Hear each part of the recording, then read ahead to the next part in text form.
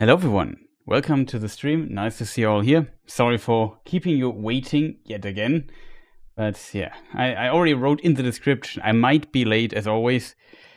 And yeah, here I am finally. Stuff works. Everything is set up on my side. That's also good. And yeah, I hope you had a fantastic, what do you call, Advent time to this point. And Christmas is very close, and last week we already watched The Fellowship of the Ring at the 20th anniversary of Return of the King. And Return of the King we will watch tomorrow, basically the same time when this year starts. I might be late again. I also hope the sound is not too bad here, but yeah, it's a bit of reverb here. I said I'm still not back in my office. So yeah, it's a different room. As a result, it's not as good, as soundproof as the other one. But there's that. Let's see, Priscilla is here, Asteroid TV is here from Mexico. Good morning. Yeah, it's pretty early, I think, for a lot of people. Let me see. Long are the crisp minutes before the chat the Gracie Council and the watch party for the Two Towers adaptation of the work of John Ronald Reuel Tolkien. My Govanen, you have come blessed, are the all. Yeah, that's some good quotes here already in chat. Very nice to see you all here. And yeah, we will start soon. Without further ado, should I post this on Discord that people on Discord know? Maybe they should know already by now. But just to be sure that every person is. The Towers Extended Watch Party starts now at all content. Just ping all the people on the Discord server. What else? Twitch. It's also on Twitch. So in case people prefer watching on Twitch, it's also there. Of course, I forgot to put in the links. Well, there's always something that I forget, but it's quite a lot of stuff you have to do. All this social media nonsense. And sometimes, of course, YouTube also does notify people, which is, of course, indeed strange. But what can I do? Let me see. Okay, now the links are there as well. Good. So that is done. I could maybe post it on Twitter. But yeah, I would say the film is long, we need to start soon. But I'm so tired. I ate too much popcorn already.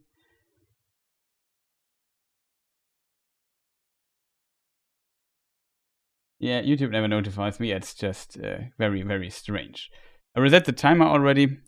When it comes to organizatorial stuff, it will be like this: that I have the Blu-ray version, and it comes on 2 discs, so I have to switch discs in the middle. I forgot where the break into Towers is in Fellowship of the Ring. It's between.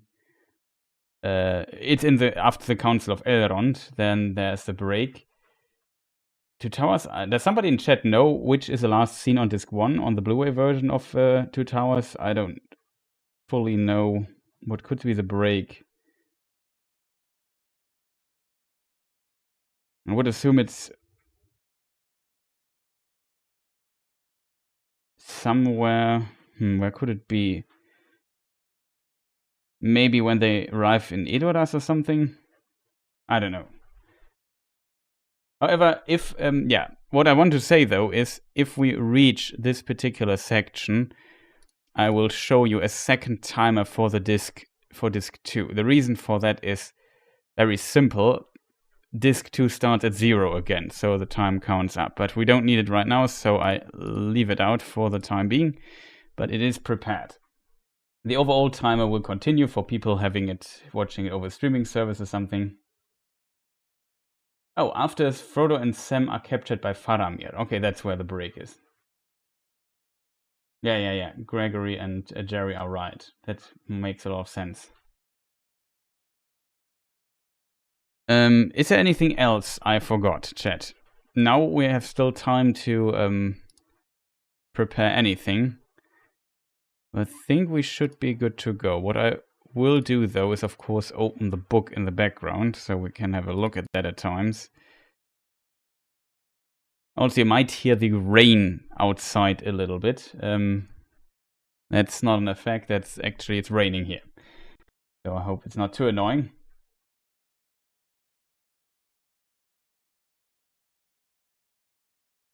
Okay, did everyone have their popcorn ready? That's the most important part. I should, yeah, maybe I post it on Twitter really, really fast. And you know what fast means in my language, it's very slow.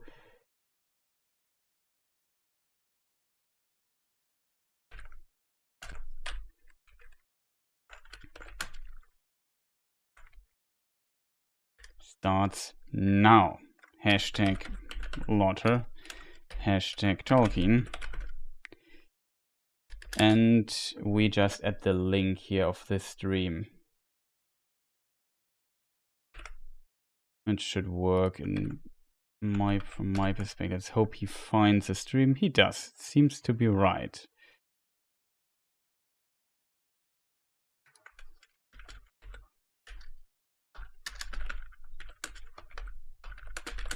I won't add the thing there as a thing, whatever. Okay, watch party. Let us remove everything that could get in my way.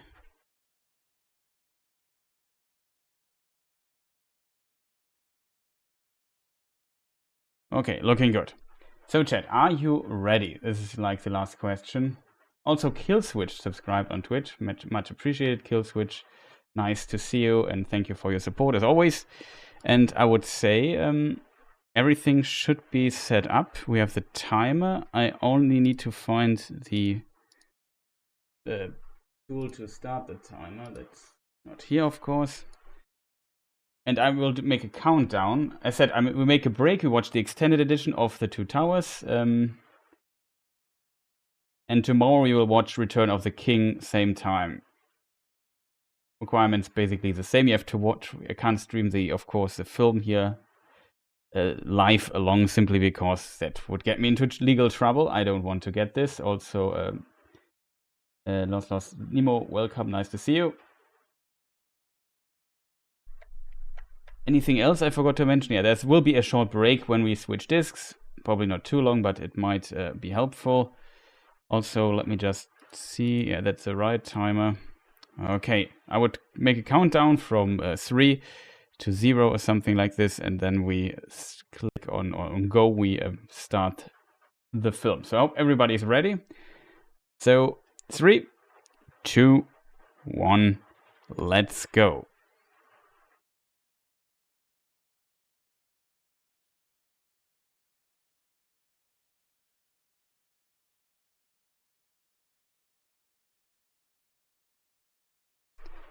Question for me is also, where shall I put the chats? No, that's too far away.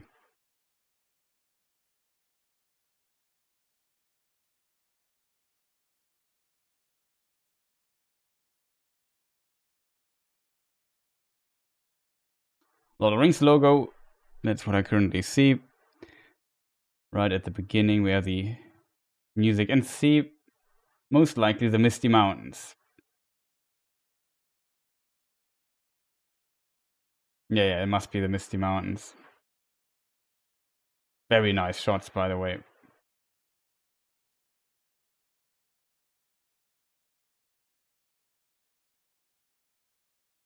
What interesting question, chat. Either the helicopter that they potentially filmed this with, the camera looks back, or they flew forward and playing it backwards. I think they just played backwards, but I'm not sure. You know what I mean?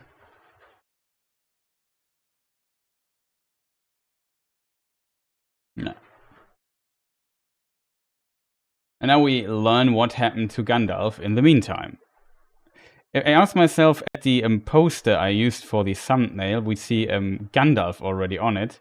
Isn't it? Wasn't that kind of a spoiler for people who didn't know the books like me back in the day, but I think it's explained very early on here what's going on, at least kind of.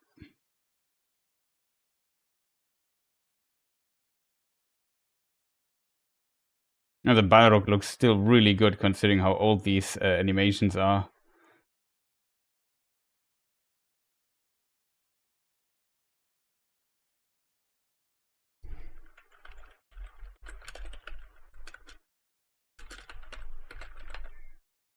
I also hope you don't hear the film in the background. That would get me definitely into trouble.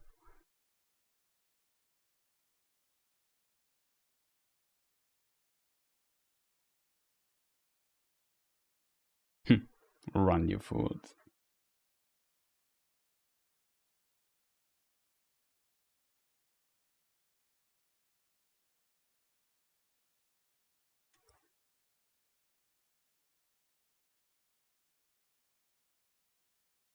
Hope sound is good, chat.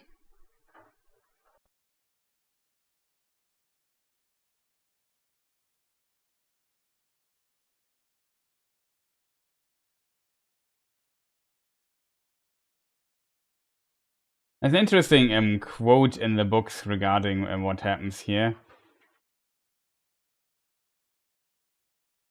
Probably tough to find for me right now.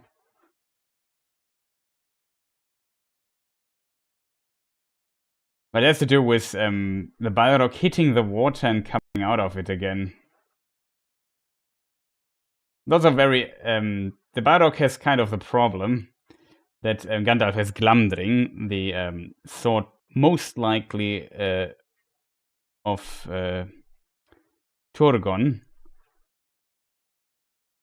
the king of Gondolin, and they were also attacked by Morgoth's forces, including Balrog, so it's potentially one of the best weapons you can have against the Balrog in the Third Age. As a result, it's pretty nice. He also has a Ring of Fire, might help as well, and he's also one of the Maiar.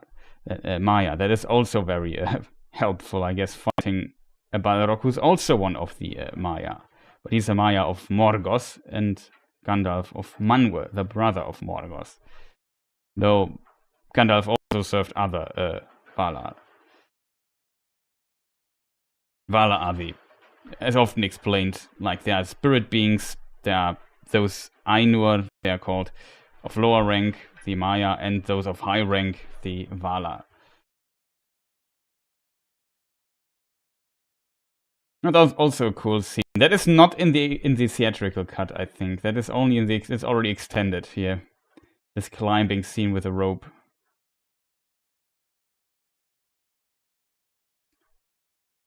I only know the Third Age Xbox game from like videos, like from Let's Plays.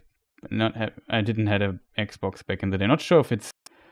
I mean, it should also be in PlayStation, right? But I think that's a game I didn't play for whatever reason.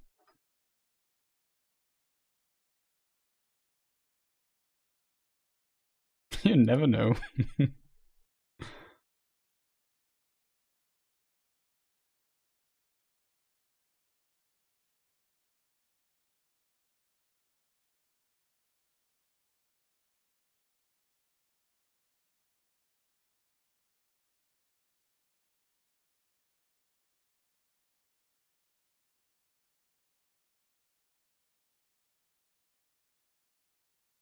Oh no.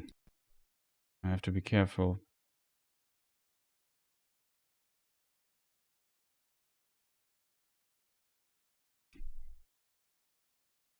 Also, no war in the north, of course.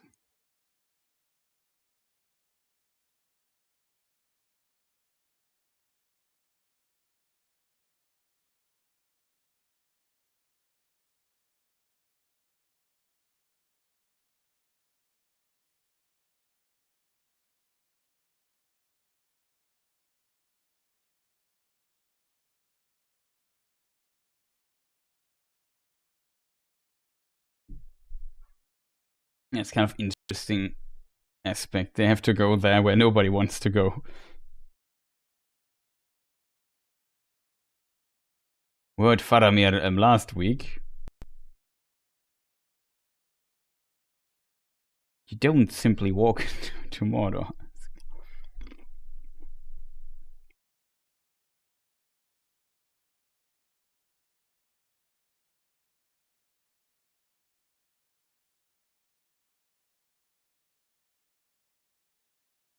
Also, in case something's not right with sound or stream, please let me know.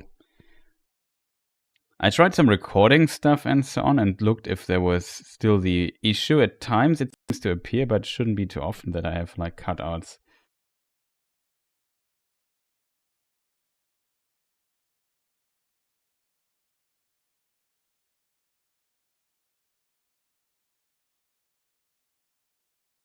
Lambeth. Well, it's interesting that he says, in this part he says Lambeth bread. In the previous part they said Lambas. And Lambas means bread, so he has bread. It's kind of strange.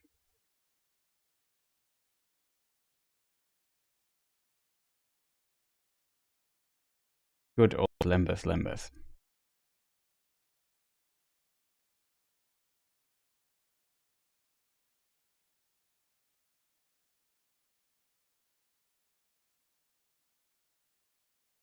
I think it makes sense to maybe call it Lambeth bread simply because then people who are not too familiar with the Lord of the Rings universe know, it's some kind of bread. It could also be some kind of cake or whatever. Or, I don't know, fried chicken or something. It's not that.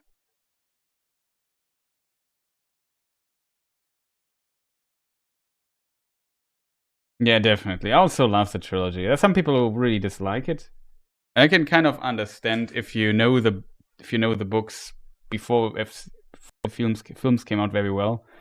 You might have been disappointed by many decisions here.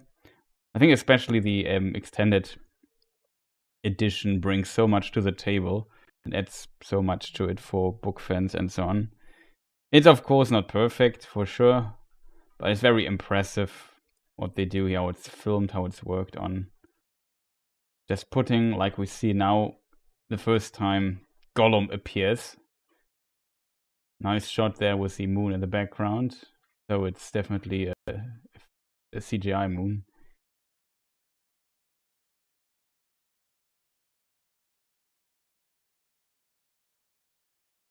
Or it's just a composition, like it could be a real moon but just edited in.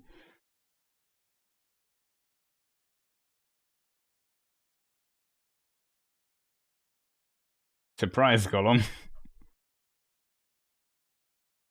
Also like how they pull him over and he lands on his feet there. I don't know why. It's cool detail.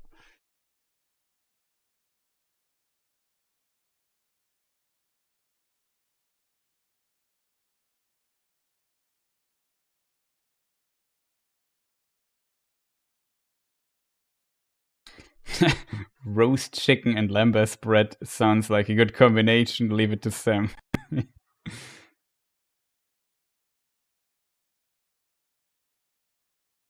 also interesting that he climbs up and jumps back down on him again. Almost like a little wrestling move or something. It's kind of funny. But this is actually technology-wise very impressive that you have a CGI creature wrestling with Sam there in this way. And Gollum really looks still good, even though consider this it's over 20 years old.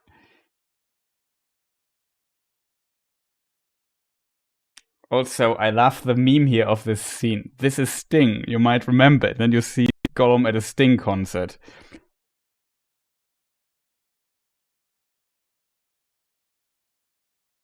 And I'm 100% sure I told the exact same joke last time we watched Two Towers here on the channel. And I will also do when we next time watch it.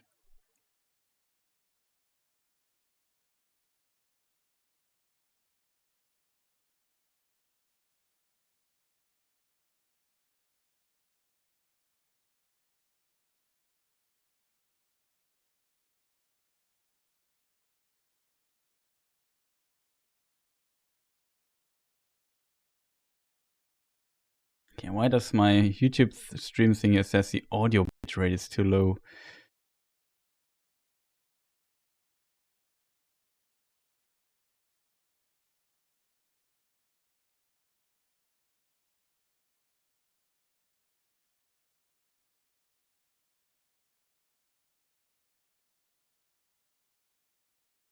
The question is where do I set up the audio bitrate?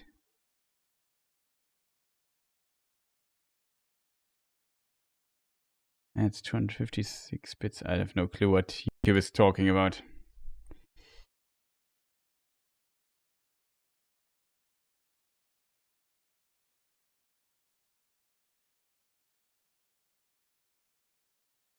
Felddienst await.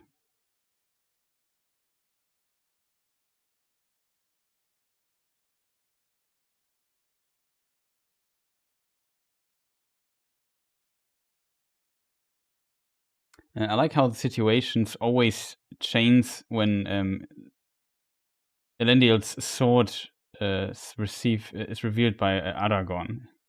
Little shame they changed that in the movie, but it depending of the character of Aragorn. Yeah.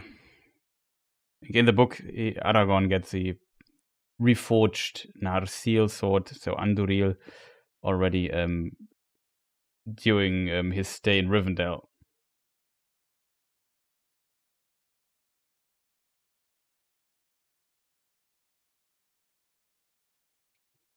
I was disappointed when the movies first came out as to how far they deviated from the books, but I've come to realize it's okay. Film is a different medium. Yeah, exactly. Plus, the movies turned millions of people onto the books. Yeah, exactly. I was also one of those. I didn't know the books before seeing the films, so they made me interested in the universe. Now I'm sitting here and telling you everything about the books, which is kind of ridiculous, I think, but it is how it is.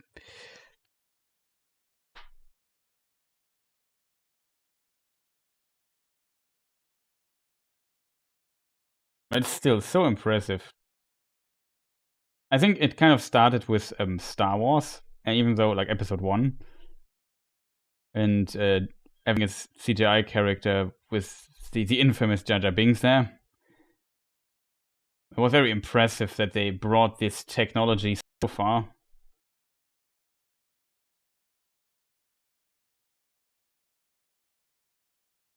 At this time already that they could do this. It's really impressive in my opinion.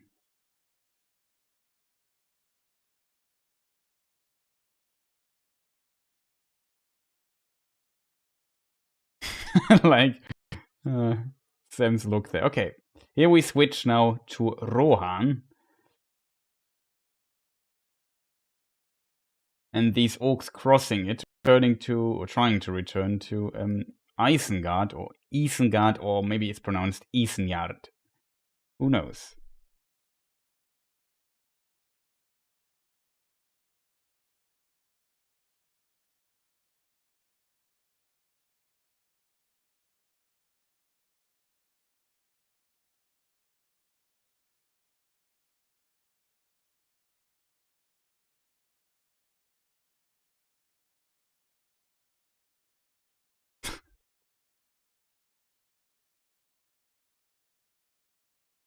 No, Pippin, don't bring Merry in trouble.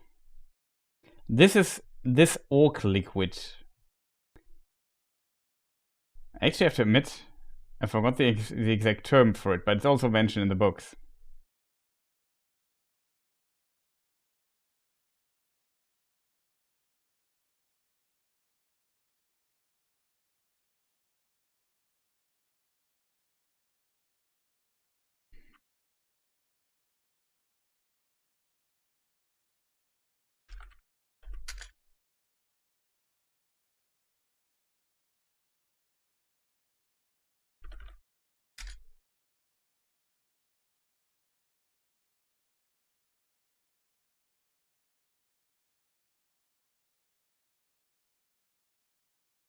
Orc Draught or something like this, right?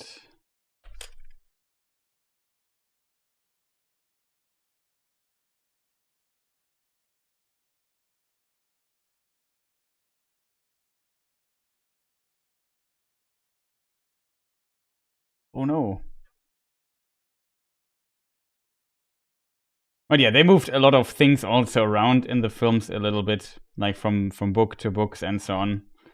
I can understand, like, it's a different medium. I can mostly understand the decisions to move stuff around. It works better. I understood the changes far less in the Hobbit film, to be honest. That made very little sense.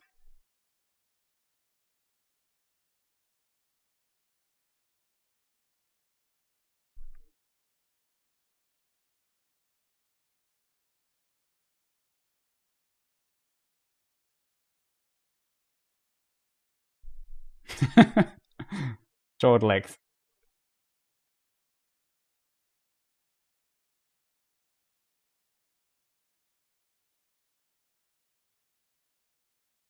Also love this theme here. Now we see Aragorn, Legolas, Gimli running through landscape of some regions in Rohan. And they're just walking and walking, chasing the orcs. We see this beautiful landscape in New Zealand and so on. And now he finds this little clip thing that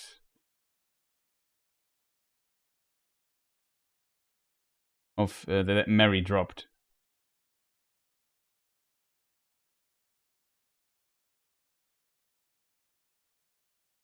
Come, Gimli.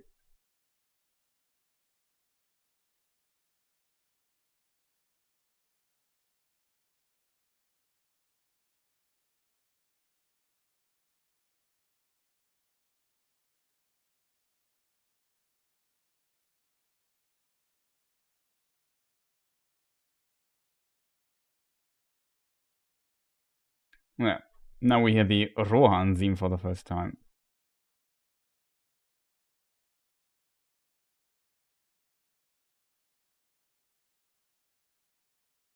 And yeah, all the Rohan stuff is really different in the books. Like here, a lot of changes happen. For example, yeah, now we'll meet Eomer in a moment. In the books, though, he fused with the role of another character that's not in the film called Erkenbrand, right? With a red shield.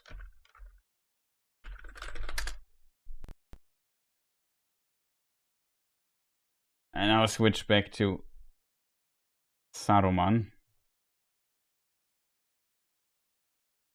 You see the armies and preparations of Sauron and so on. This looks still very cool. It's like a very tall model of Barad-dûr that we've seen this camera flight. I think it's like 2 meters or something high or something like that. It's also in the making of thing. Very nice looking.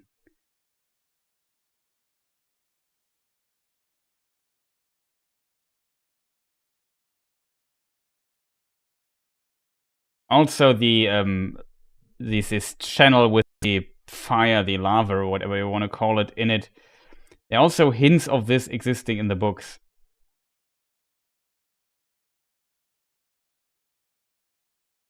Keep in mind that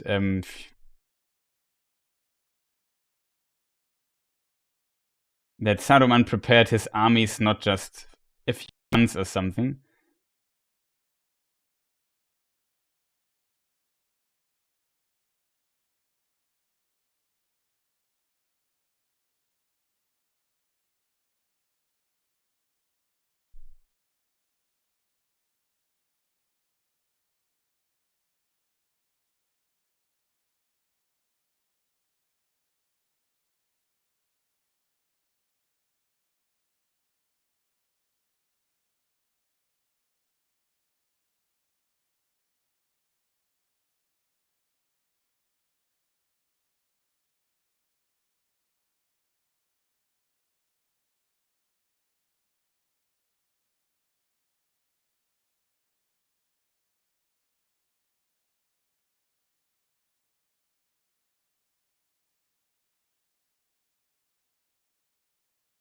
These are the dune landings.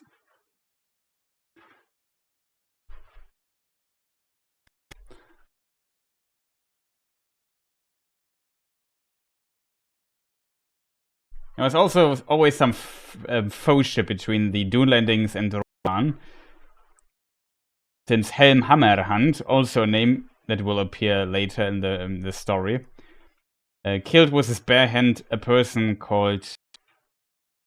Let me just think how he was called. His son was, I think, Wolf, and he was called Freka, I think, right? I'm mixing up the names, chat.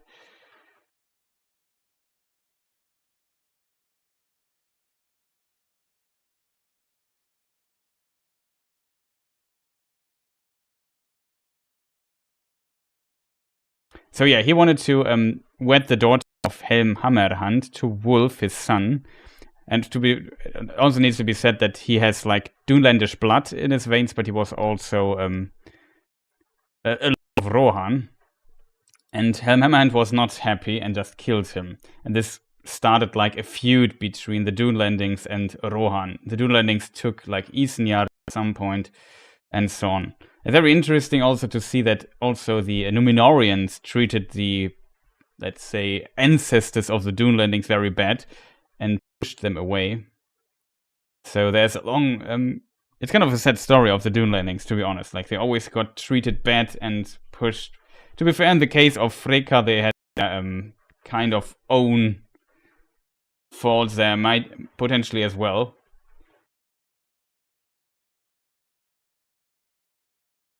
But still, yeah, they were always, like, treated in a specific way that you can kind of understand their motives and why it's so easy for someone to steer their hate against people of Rohan there and make them basically his allies.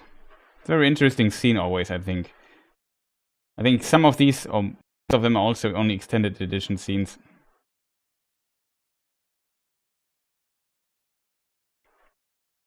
And now we see,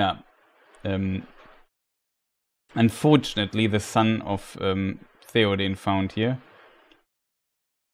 and brought to Edoras.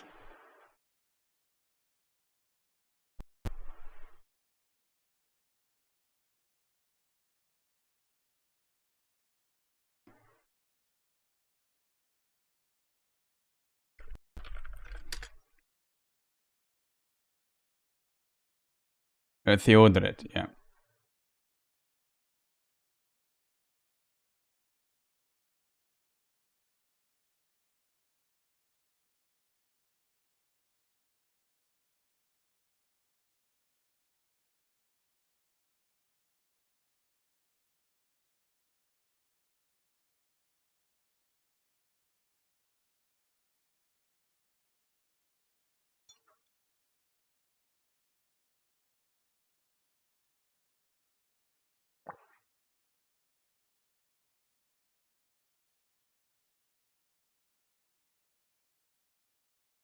In the book, it's kind of the film depicts it a bit, wouldn't say too differently, but kind of exaggerates it a little bit, how the state of Theoden is at this time. In the books, it's kind of implied that Wormtongue is actually poisoning the king. If you read a bit between the lines, at least you couldn't come to this conclusion, but it'll be just my interpretation here.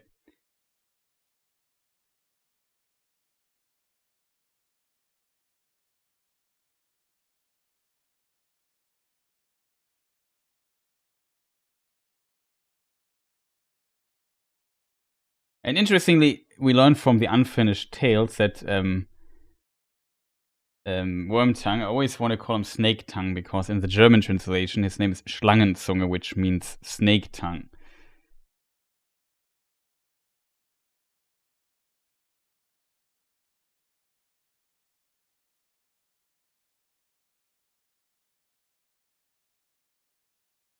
Those are kind of cool. In this scene, like, all the situation is explained very fast. Like, Eowyn is a sister of Eomer.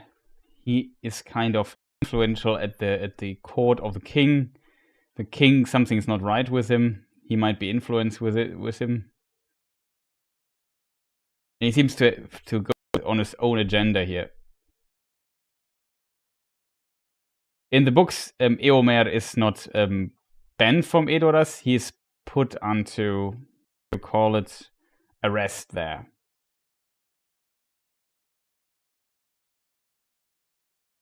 I also like the this sign that at the end is slowly losing it. The situation is quite complex, and they have to take a lot of shortcuts here. I think Peter Jackson not too bad considering the definitely little time he has to explain all of this. And he also avoids adding too many characters into the mix.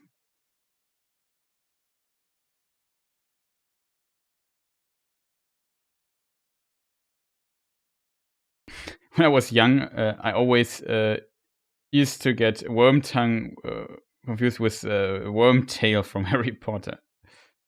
Yeah, I can also see that. Yeah.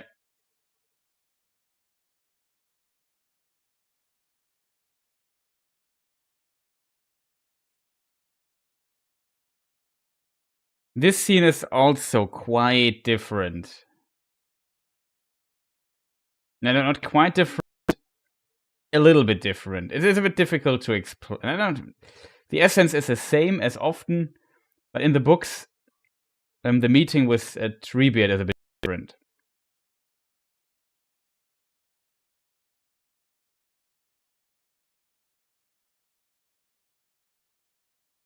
Also, the fight, like, it is longer, if I remember correctly. Like, they get ambushed at some point, and then they flee, and they kind of try to keep him off, flee a bit further, and so on. I can understand that they skip all of this. You also notice in the books how badly Merry and Pippin are treated by the orcs, and this kind of gives you an idea, if you're a VIP prisoner, how terribly you must have been treated by orcs if you ever got captured.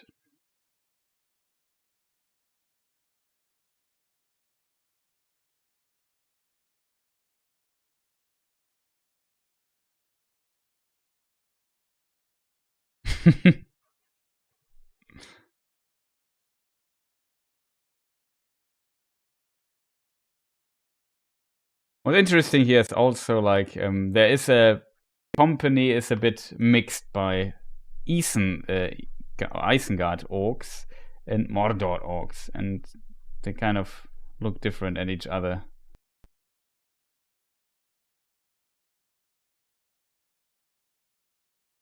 I think there's also some debate if the prisoners go to Mordor or to Saruman.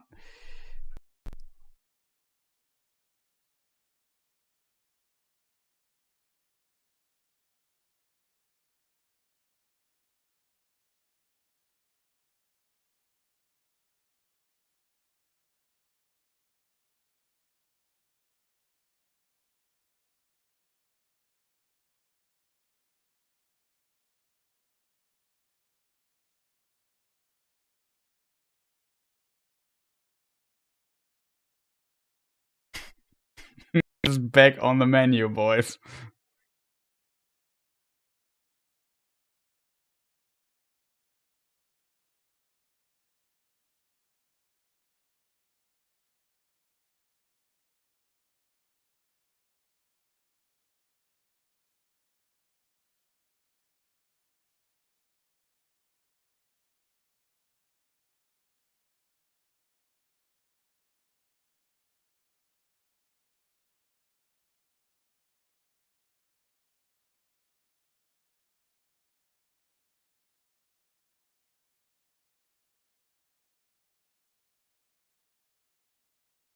And the Riders of Rohan save the day. Hello, dear fellowships. Welcome, man. Nice to see you. I'm currently seeing how meat is back on the menu, boys, and how the orcs are now slaughtered by the people of Rohan. And Pippin potentially trampled by a horse. Cut to Legolas and Aragorn. We're at minute 31 on the extended edition.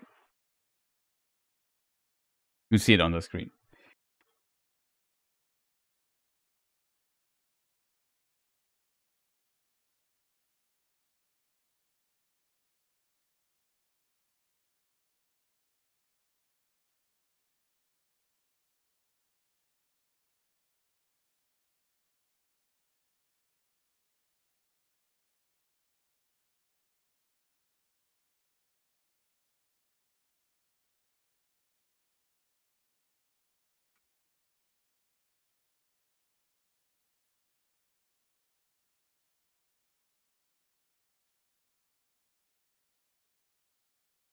Interestingly, of course, Aragorn once served under a different name.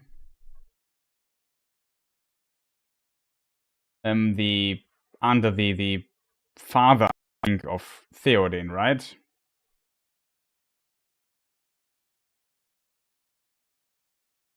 The name in my head is Thorongil.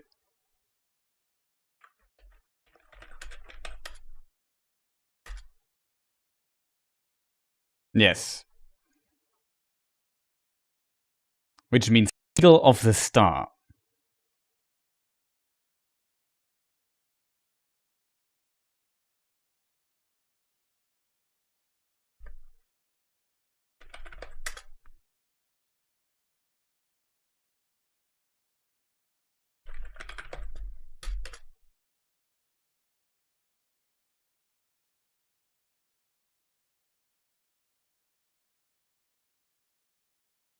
Yeah.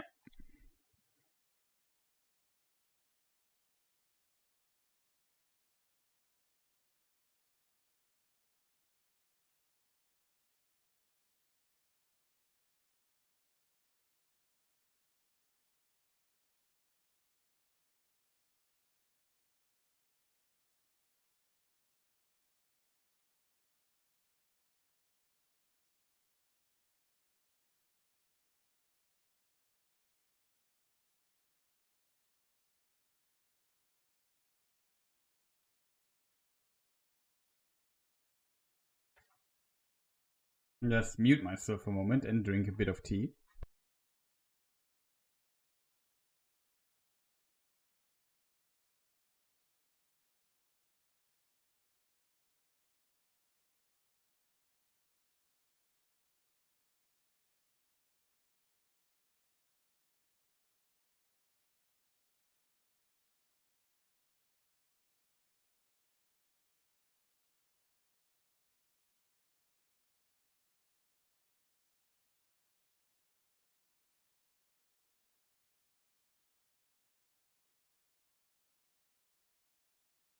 Okay, I'm back.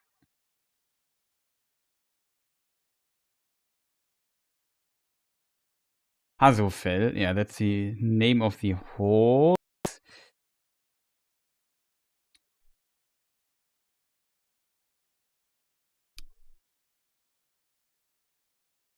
I can't fully remember horse names, to be honest. Any news about Rings of Power? No, not really.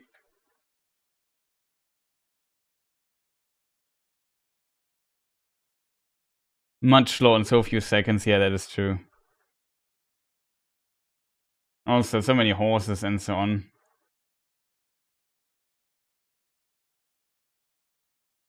I'm curious if Rings of Power might continue next year. It's supposed to, I think, but who knows? Rewrite knows. Here, also Aragorn breaks, the actor Viggo Mortensen broke his foot while kicking the helmet. And put the performance, the pain in his acting.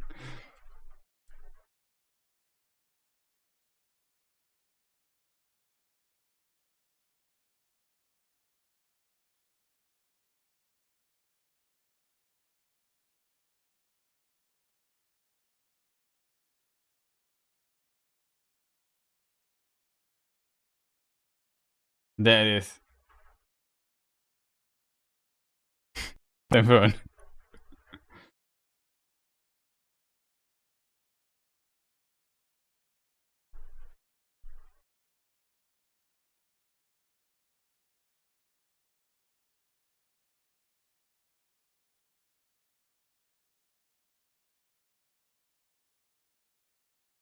It's a scene. I like that a lot. Very iconic. Now him interpreting all the what do you call it, steps and footprints on the ground.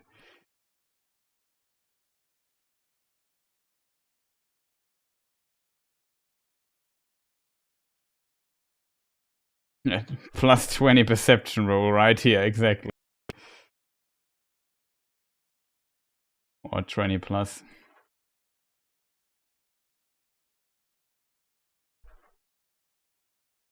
Again, like he's introduced as a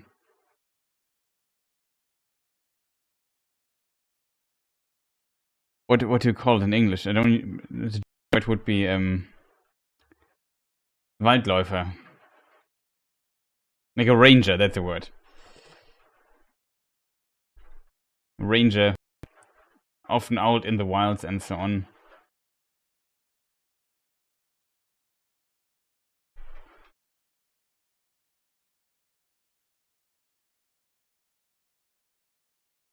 This definitely was the role model for like a lot of tabletop RPG classes. Fantasy.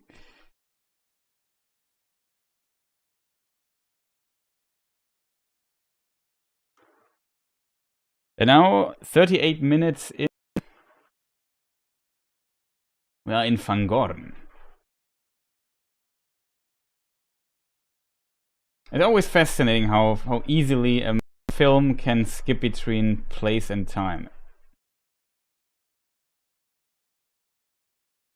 Also, Merry and Pippin still get chased by an orc. Like I said, in the book this is different. I think they go deeper into the forest and so on. And I assume they already took the hobbits to Isengard.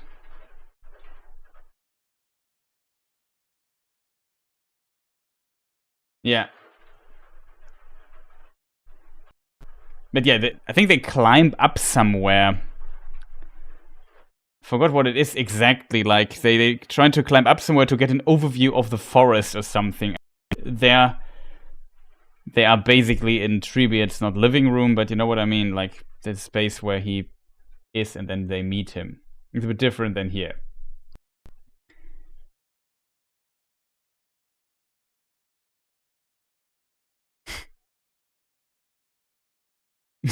Like I look.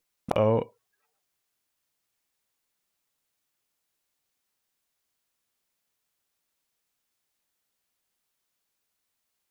Too little orc.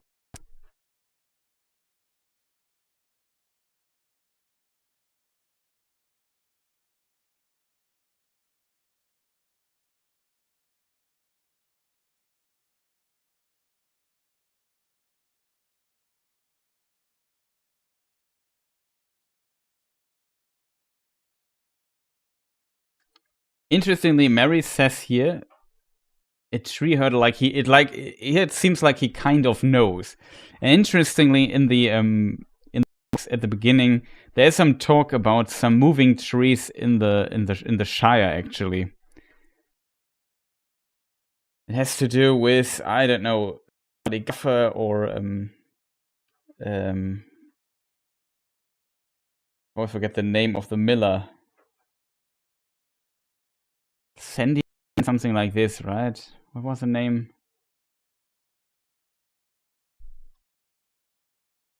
How can I remember this name so bad?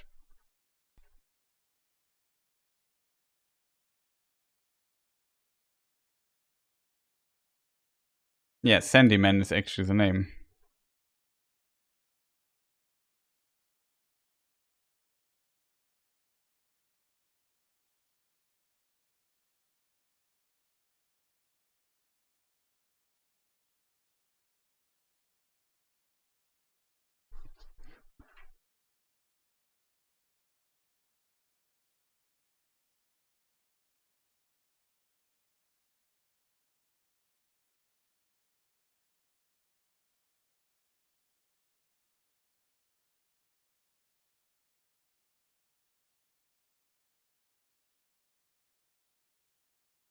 Yeah, so 41 minutes, and we get the first glimpse of potentially Saruman. Kind of interesting how they play with this, or Pete Jackson plays with this. Are the Endwalfs hidden in the Shire? I mean, potential for it, but I don't think so.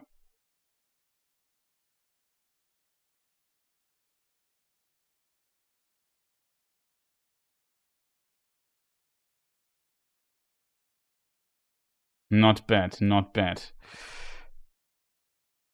Jamoxo is definitely here.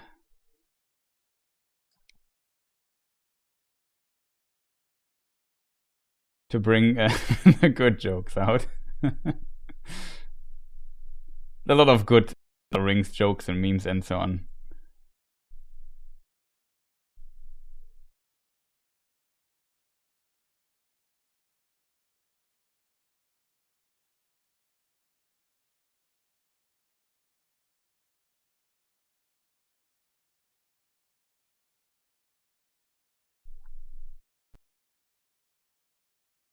Oh yeah, we have the dead marshes. Last stream we briefly spoke about the dead marshes as well. And a bit exaggerated and so on. Here in the film, but still kind of keep the core intact of the scene, I think.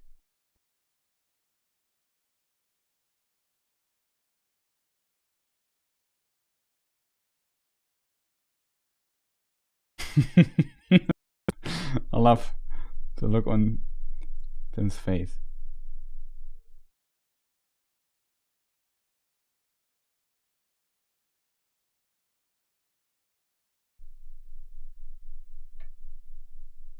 It's dry.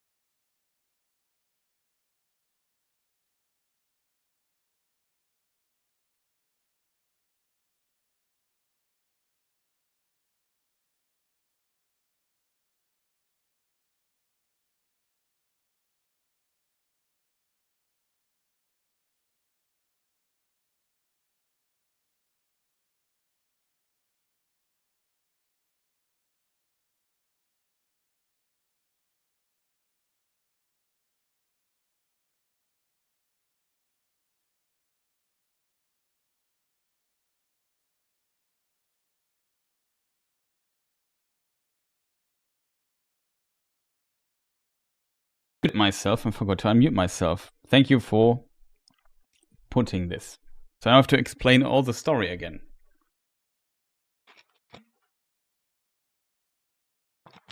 I turned my microphone off to eat a Lebkuchen. And I forgot to again. I'm an idiot, chat. Sorry for that.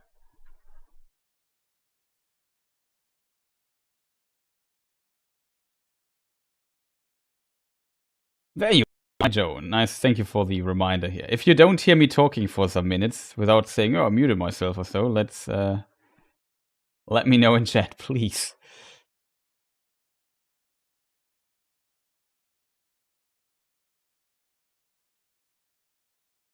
It was intense watching. It is, but my task here is to comment stuff, I kind of, else we could just watch alone when we not talk. The question is, when did I mute myself, chat?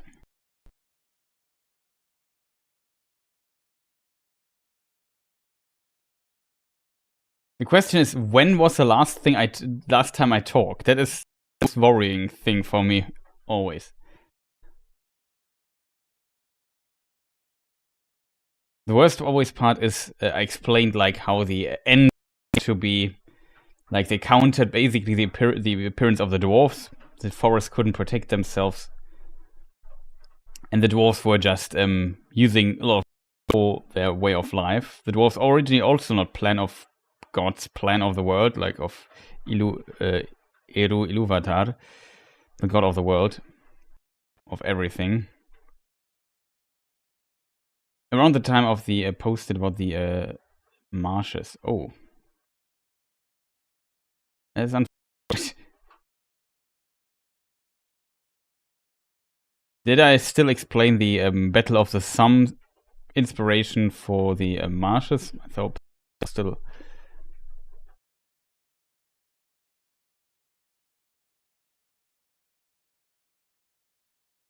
But yeah, in the book, Gandalf also, he appears, like they see a white figure in the distance, and I think he even jumps up or down some really high rock or something, and it's like, okay, this guy is a Jedi.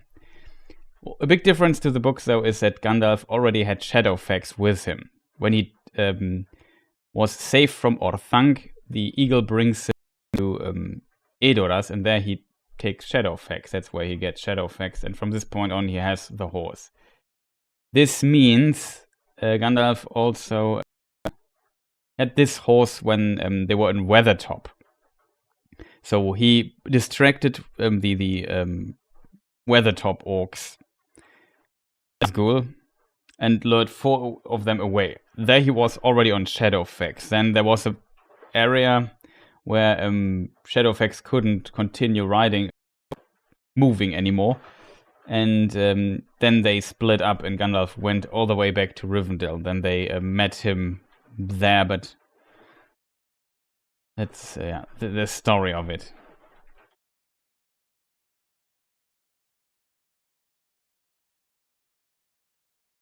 It's always a problem when my window is on the side where I never watch.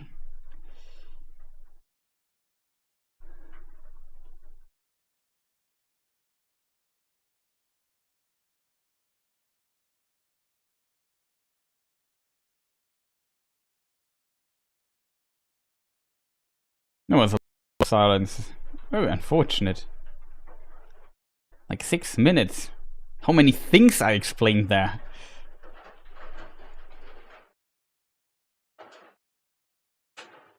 Also, the rain might become a little bit louder here in the background. It's a bit unfortunate.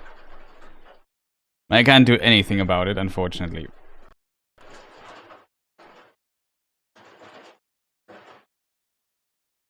So it's not raining in the film.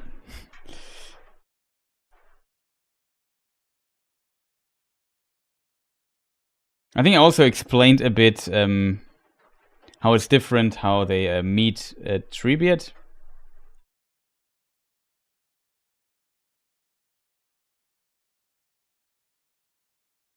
In the books it's a bit different.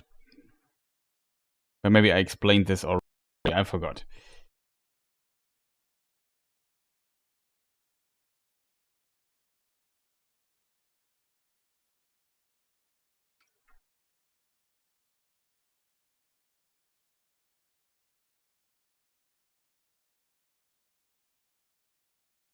Gandalf, can't you do anything about the rain? No, he can't, unfortunately.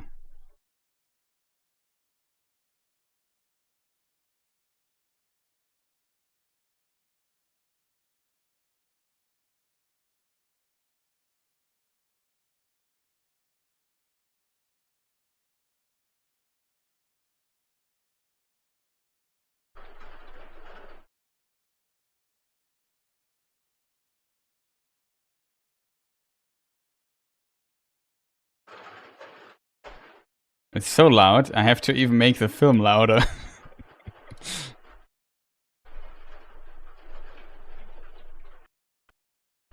But if I mute myself, I forget to unmute myself again. That's also not great.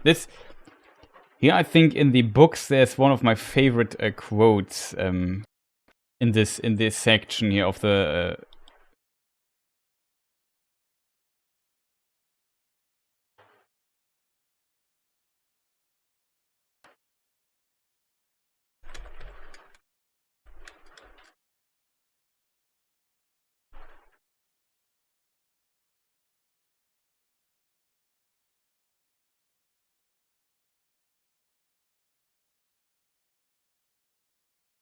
Now, there was a scene where they kind of used his powers to disarm his friends, and in the books that's kind of similar. No blame to you, and no harm done to me. Indeed, my friends, none of you have any weapon that could hurt me. We meet again at the turn of the tide. The great storm is coming, but the tide has turned. That's one of my favorite quotes in the book. I love this. The storm is coming, but the tide has.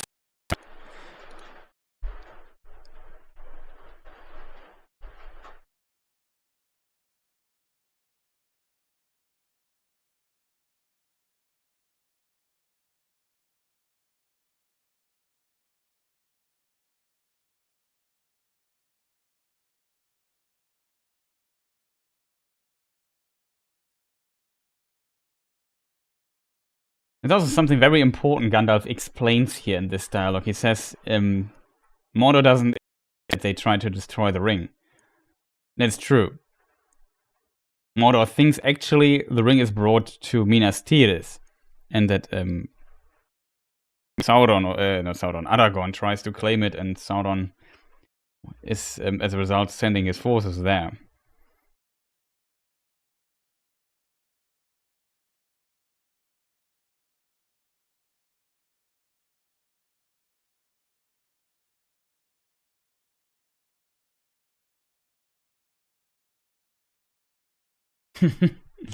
Let's find another wither.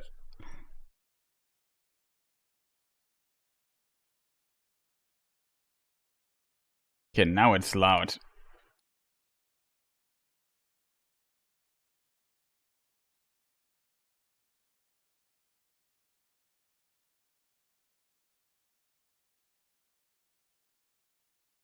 Yeah, we also two towers, left and right.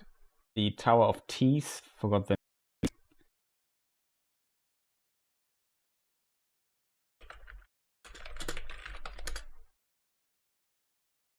Towers of the Teeth. Narchost and Karchost are they called.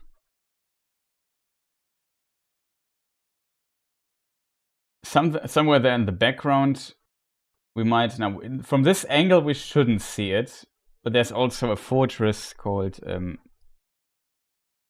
I always have to think what it's called.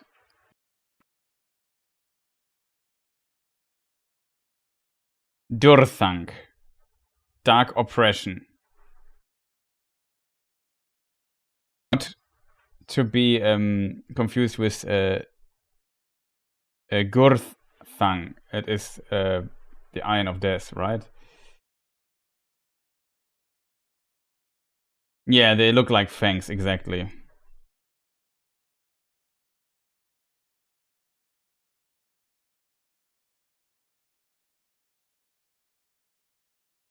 Yeah, it's open. Let's just go there.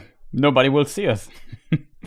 The people getting down there are the Easterlings. Every time I talk about the Easterlings, you will see this screenshot because there are not that many of Easterlings.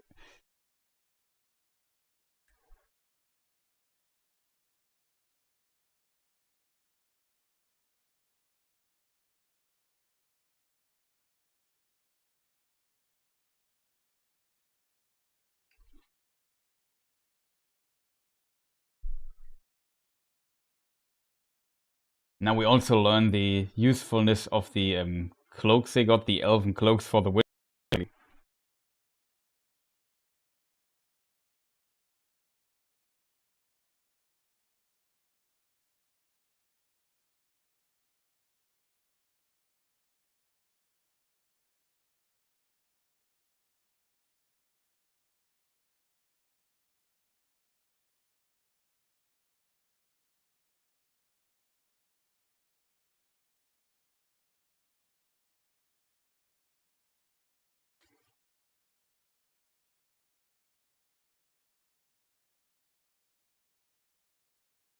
Classic suspension scene.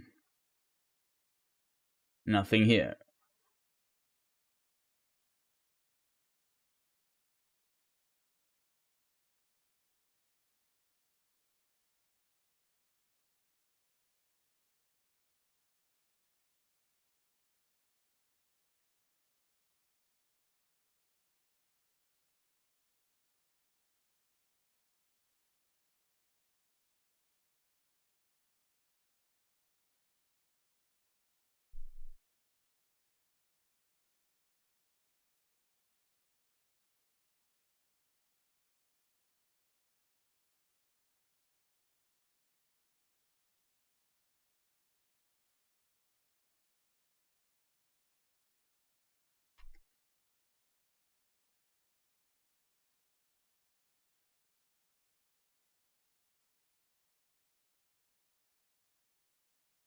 There's unfortunately no knob I can tweak. I don't know why that is.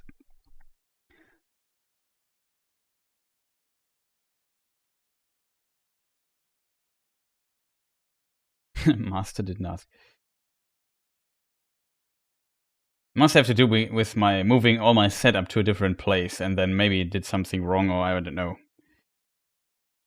Might get better when I'm back in my office.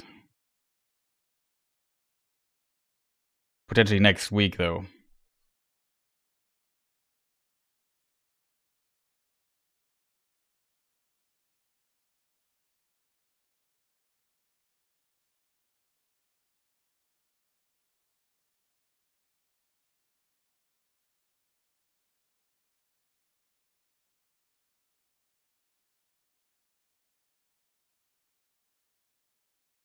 Did Gandalf intend a northern entrance to Mordor?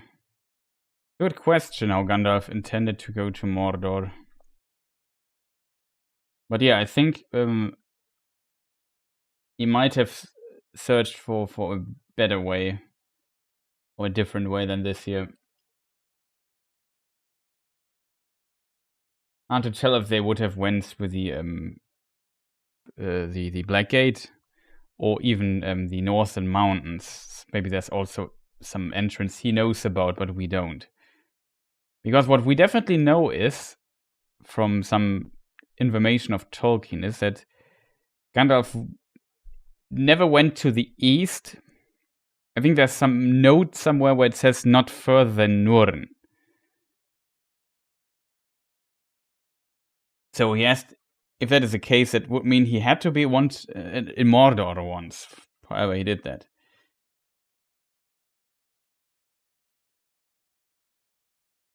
But that would also mean they would enter Mordor from the from the west or south or something.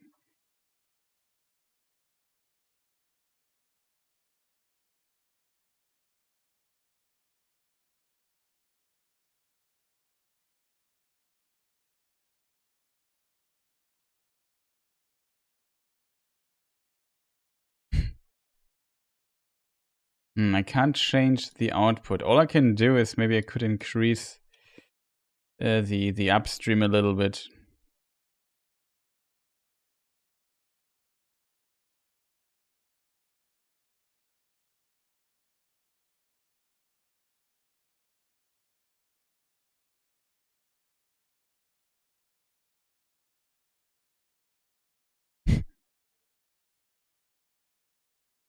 Let's hope maybe this fixed it a little bit. I'm not sure.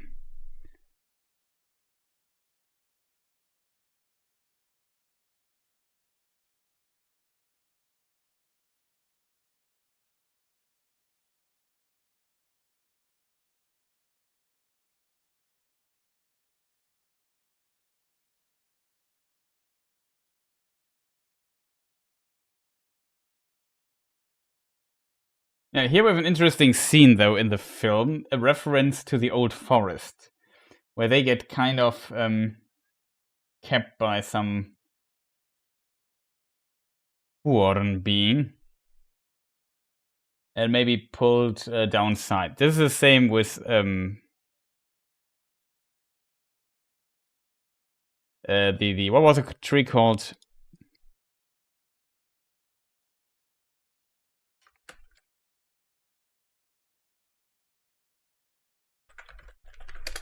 What's my name memory? Old Man Willow, right? But here it's Tom Bombadil who frees them. But it's clearly a reference to that scene. Old Man Willow, thank you, Gregory.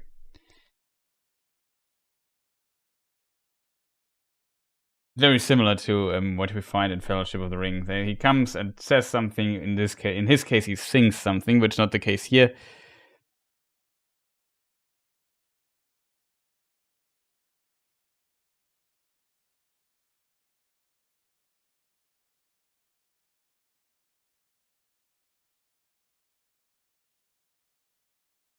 Once I hope the sound issues got maybe a bit better. Maybe not, I'm not sure. Always a bit annoying when stuff like this happens all the time.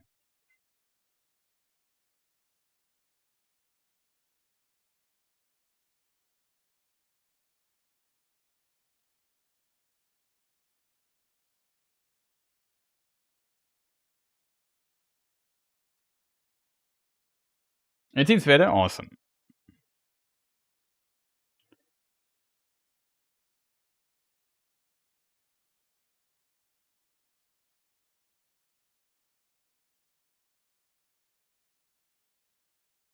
Tolkien wrote, like in the letter, if I remember correctly, that maybe at the time of the Last Alliance, like at this time they lived where now are the Brown Lands, or maybe a little bit east of that.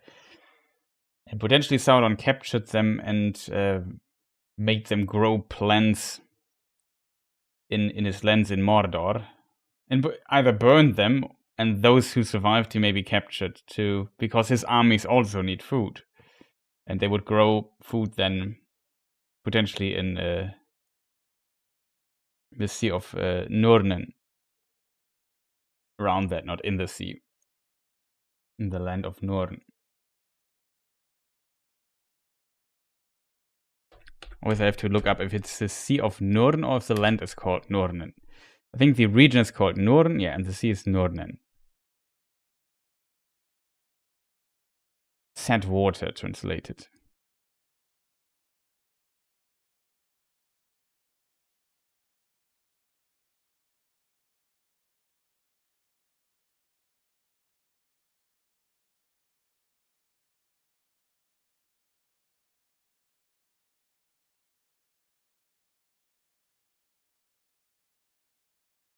Yeah, crazy sorcery poison on Theoden. We talked about it earlier in the book.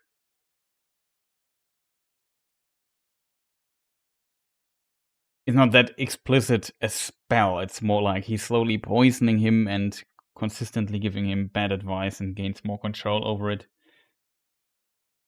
Though of course there's also like a scene, a supernatural scene with Gandalf at described in the book. It also has to do with light, if I remember correctly, but Saruman is not mentioned there. He is mentioned, but not the way we see it here depicted in the film.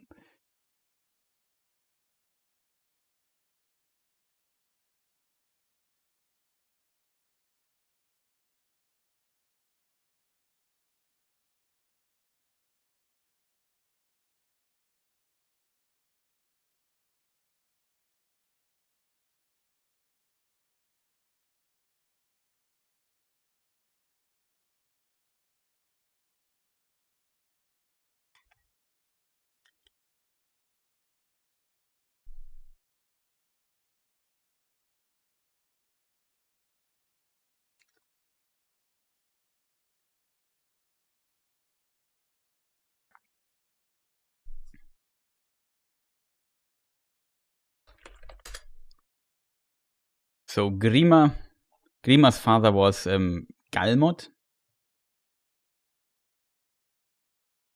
And that was also, like, it was a man of Rohan. Here she mentions poison, interestingly.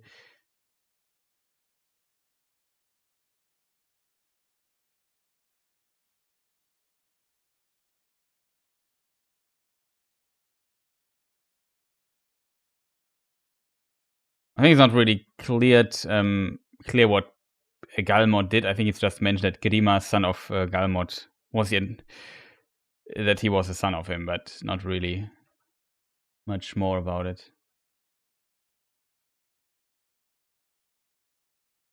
Interesting, the flag here, or the banner of Rohan, comes down here.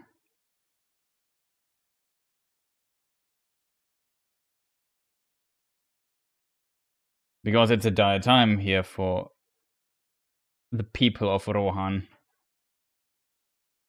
It will be an incredible, difficult task to survive what is coming. Should I forget to hit the like button?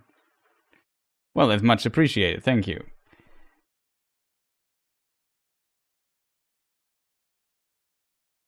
Yeah, we are 1 hour 60 minutes in, and I started late, so if you're still watching, you could for sure press the like button, but let's not get distracted too much here from our film here.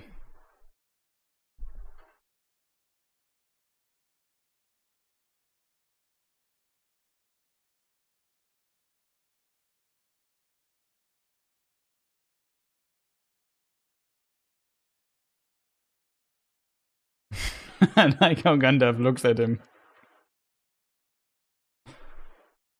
Gandalf, as many names, Gandalf.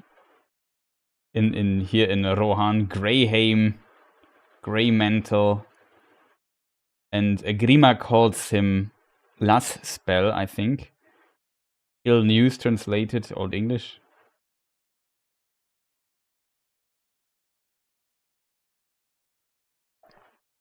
It's described that Gandalf looked more bent than the other Istari, and potentially leaning on his staff, and his name translates also to Wand Elf. It's Old Norse. So here it's kind of a funny maybe reference to that yeah, he looks like he's leaning a lot. He needs his walking stick. He's bent a lot and leaning on his walking stick. That's maybe where I can keep it.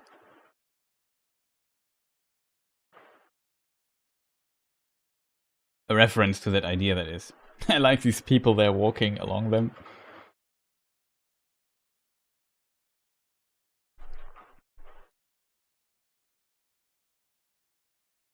He also calls him Theoden King, which is of course very common for the people of Rohan and Old English.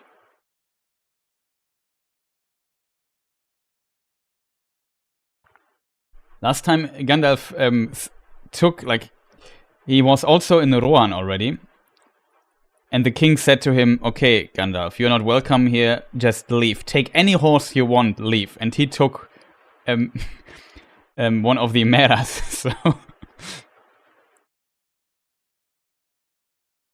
He made a good choice there with Shadowfax, for sure.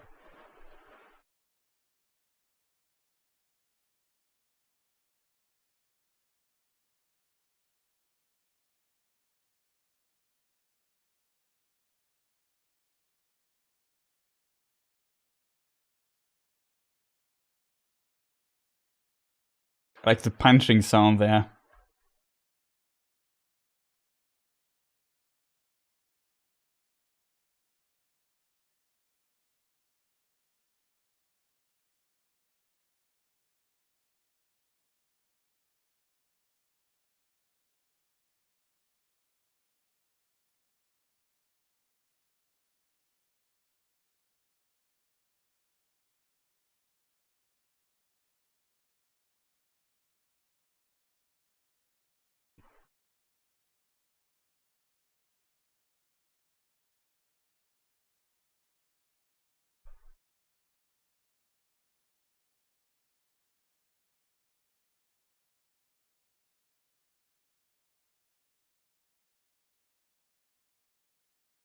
And it mentions poison again here.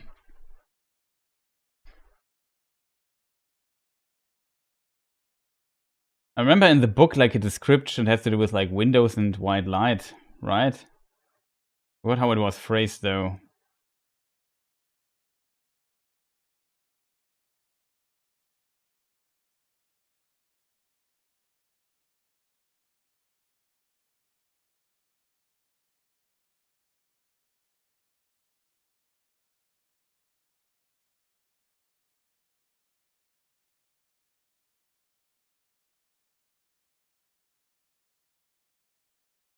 Another example of time and space switching back and forth in film so easily.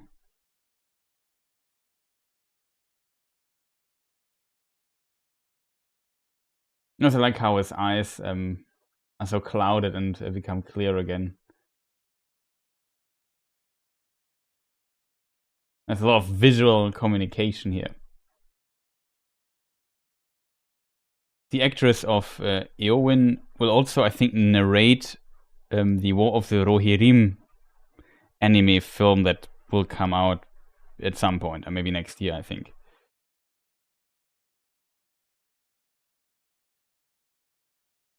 I think Miranda Otto is her name, right?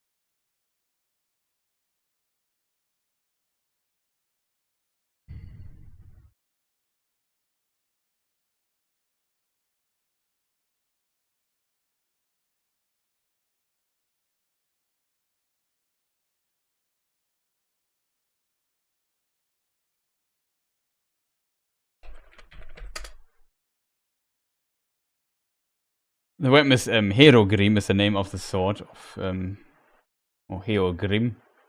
Herogrim. Not sure where the stress is, but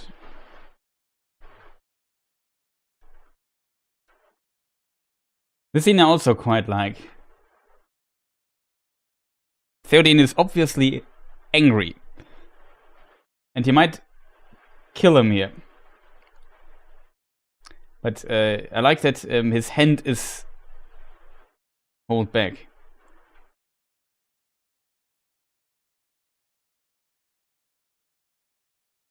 Yeah, the actor is fantastic.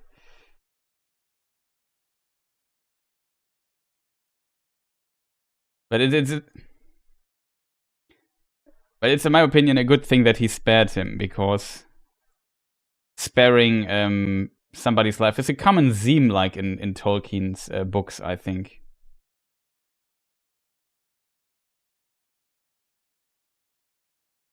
Oh, he was a villain in the video game Myth 3. That's interesting.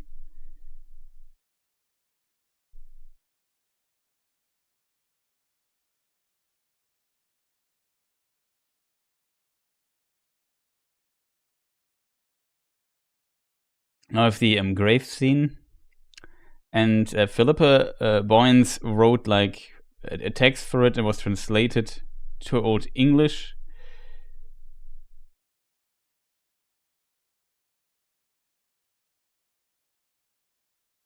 I think only a short section of this is not the full song here in the film that she has to sing.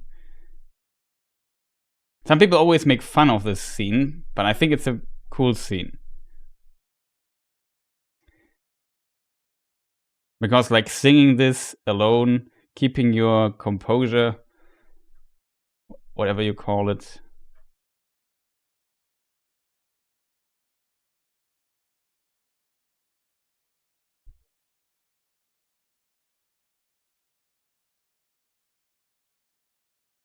An evil death has set forth the noble warrior. A song shall sing the soaring minstrels of Meduseld. That noble cousin who always held me dear now is held in darkness enclosed. These are the last three lines of this song. There's a little bit more written to it.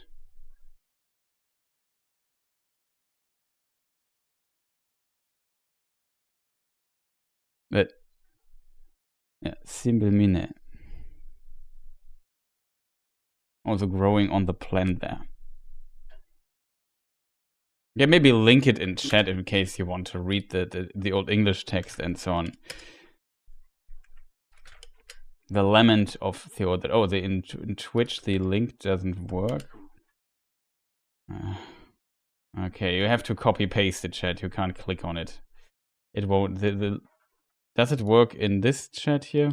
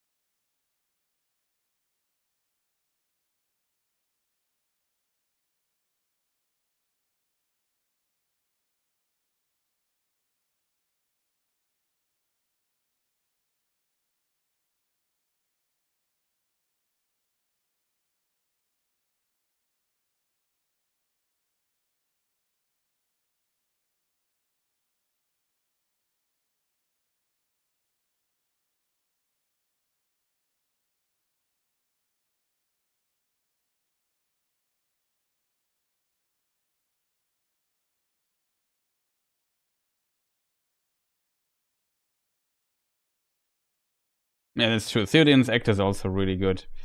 I think the actors around in the film all perform pretty well.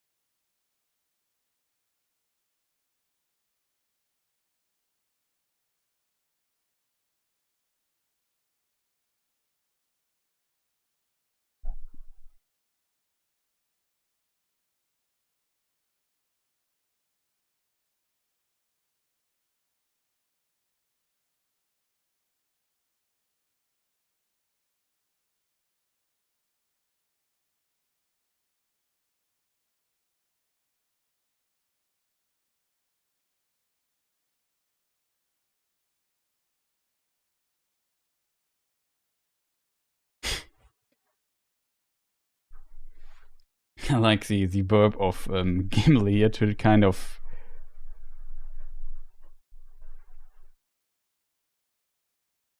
to lighten, brighten up the scene a little bit, because it was pretty grim so far.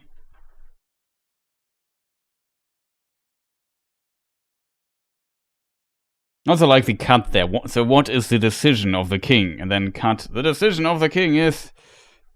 It's kind of cool cut in my opinion.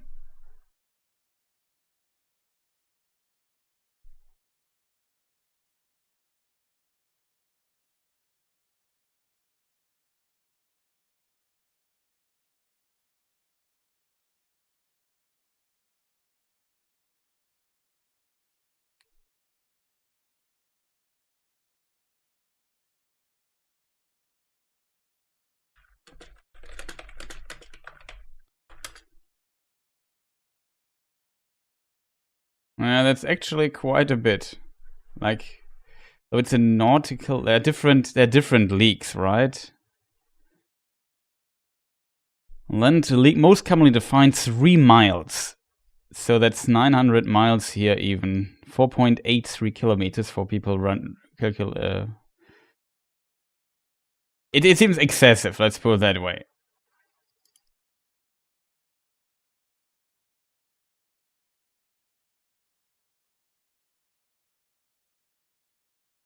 Like, Germany is not 300 leagues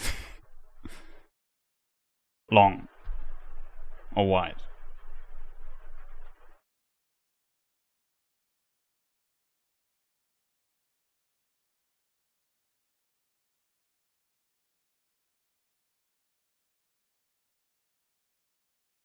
Though, to be fair, if they would travel with the German rail service system here, Deutsche Bahn, it makes sense that they come so late to the battle at the end.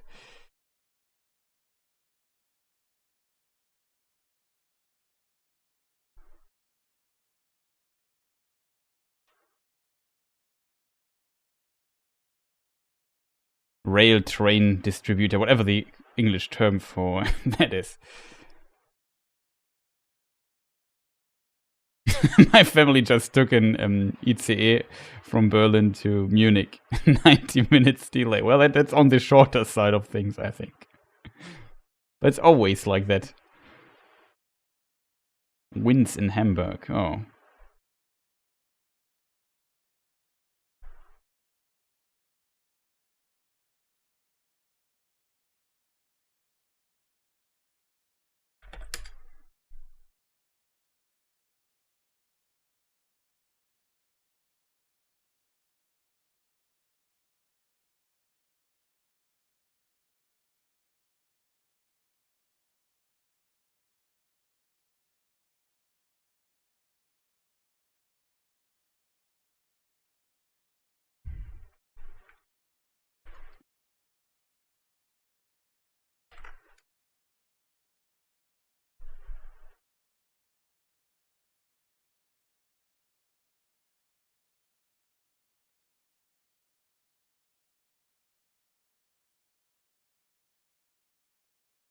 But yeah, the name Hasofel also is in the book, by the way, of the horse.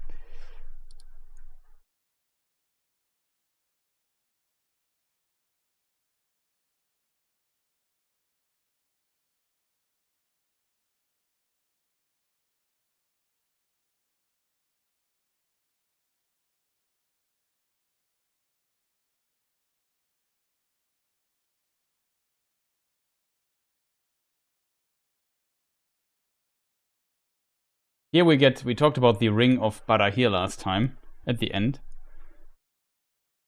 Brego is a father, or Brejo, I'm not sure how it's pronounced. It's an old English name.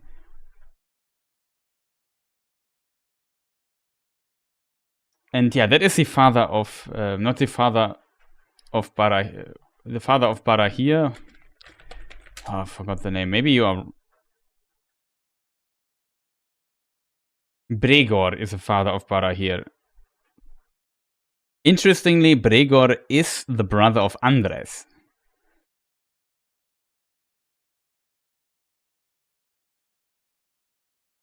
But Brego is the second king of Rohan.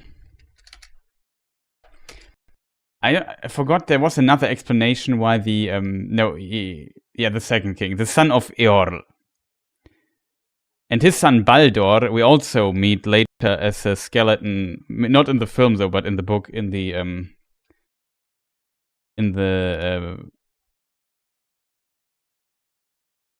the dark door, you know.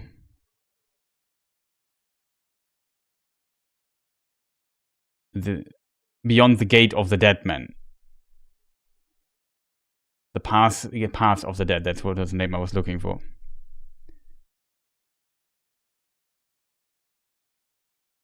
But I somewhere read that the name for the horse, like there was another more simple reason why it was called Brego. I forgot though what the reason was.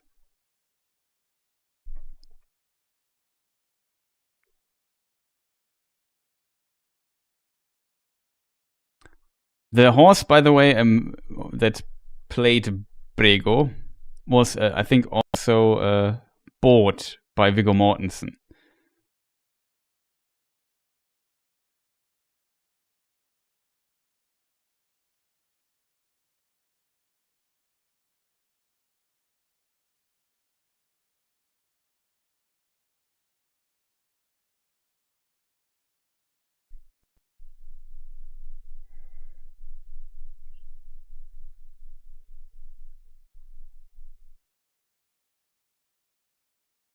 I can't remember what it was. Like somebody had a suggestion somewhere on Reddit or something why the horse might have called Brego. It might be a reference to the second king of Rohan, but there might be also a different reason for it. I can't remember though, and I thought it was interesting, but I forgot.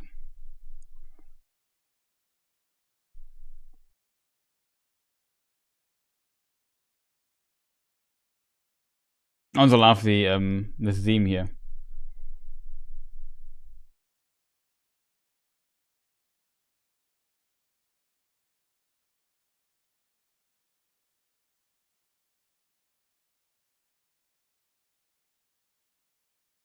Helm's Deep. Named after Helm Hammerhand, we mentioned already him. Maybe the Dunedain section, the Dune Landing section was skipped.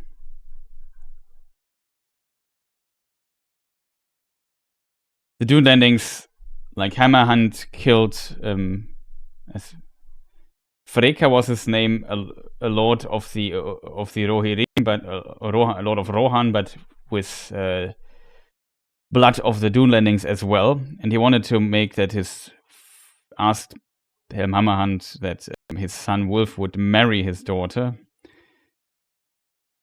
the daughter of Helm Hammerhand. And yeah, he was not happy. Hammerhand punched him in the face and killed him. That he was called Hammerhand for a reason. And then a huge war against the Dune Landings started from this. An invasion and so on. It was very dire for people of Rohan in the end, though they could win.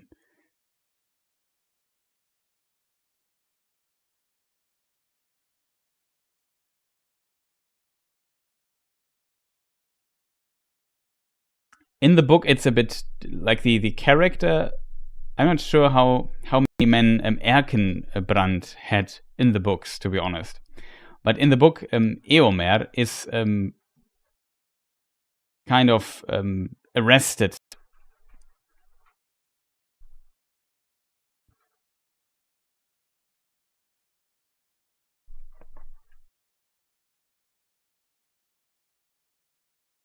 And he has his whole household for sure, but yeah.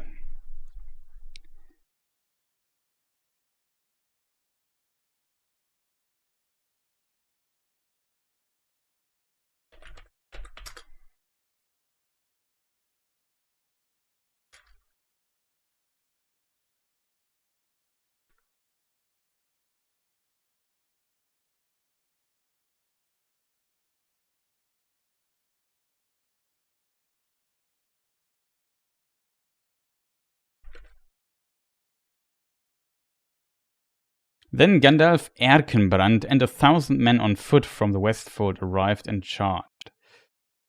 So it's not 2,000 men, but 1,000, but maybe to make the scene bigger or so.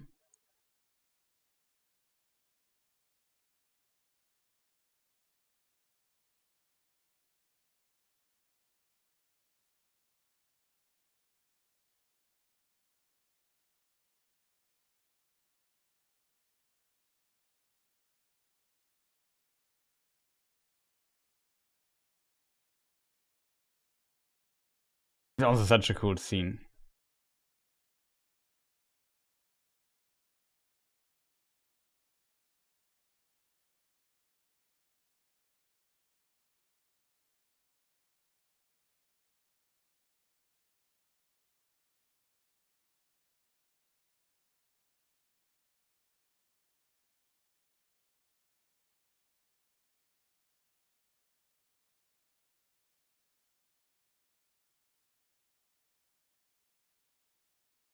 This is a very interesting scene. Because they break the what's the name of it, chat? There's a rule in filmmaking how to make these shots. You always keep one angle, the angle rule, or whatever it's called. He talks to himself, and it's filmed like it's normal, but here they filmed from the right side, and here from the left side of Gollum. So they switch between left and right, back and forth. It's very interesting, but it seems like it's completely normal as we know it. Such a cool scene, in my opinion. Then he's gone.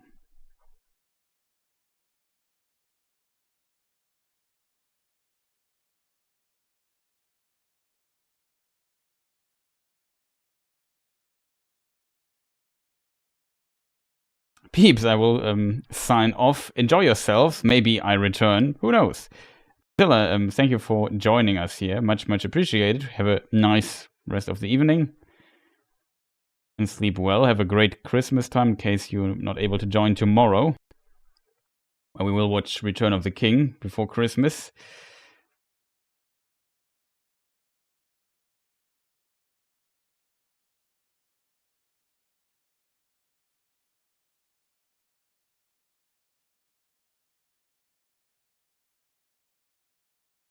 Like the scene.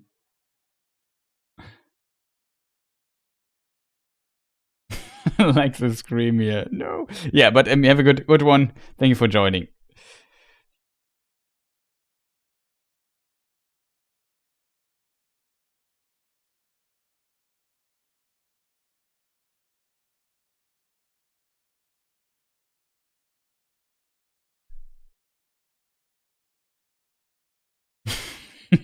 Potatoes.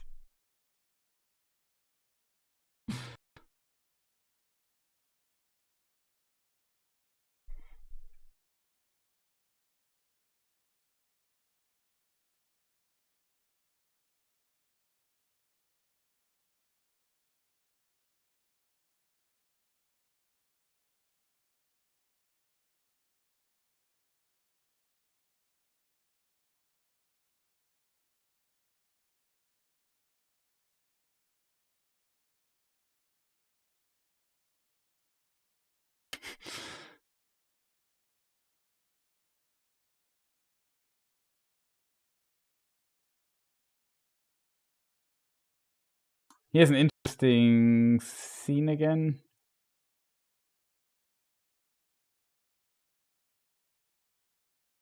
Because now we come to a very important scene. Look, it's a very small one, and I think it's a very important one. More on a,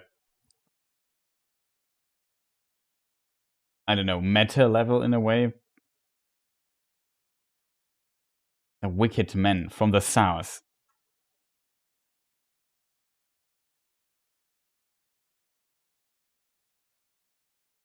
Yeah, that's true. Movie Golem has no aversion to sunlight as well.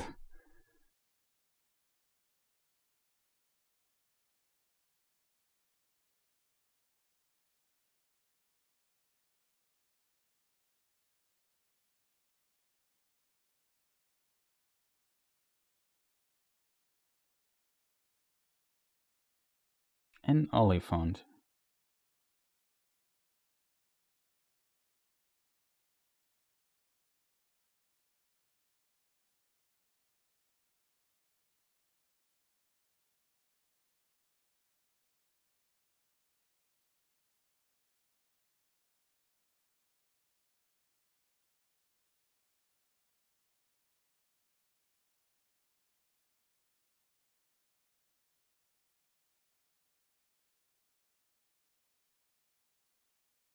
Oh god, it's loud.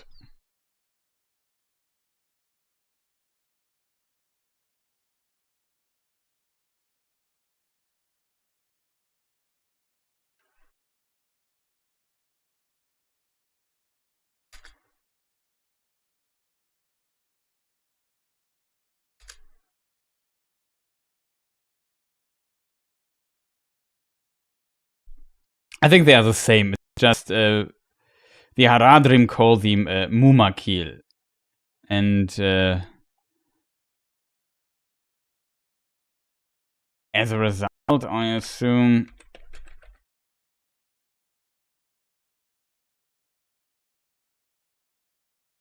they have both names. That's basically it.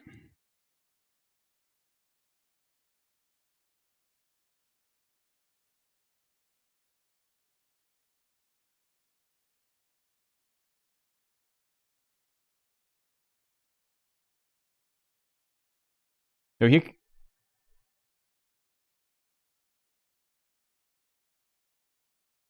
here's now the interesting scene. That's only in standard edition.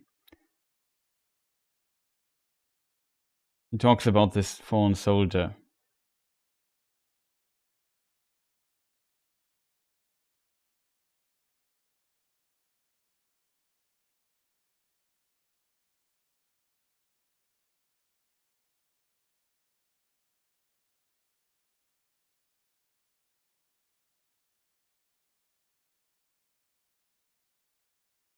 Yeah, he questions basically if this man from Harad, from the far south, is really evil at heart. And in the books you also have this particular scene, and I think, if I'm not completely mistaken, that is the pause. I have to pause the thing here, chat. I have to be fast. Stop. I can go here to the disk menu and switch things again. But yeah, that's maybe a good point to kind of stop my point of thought here.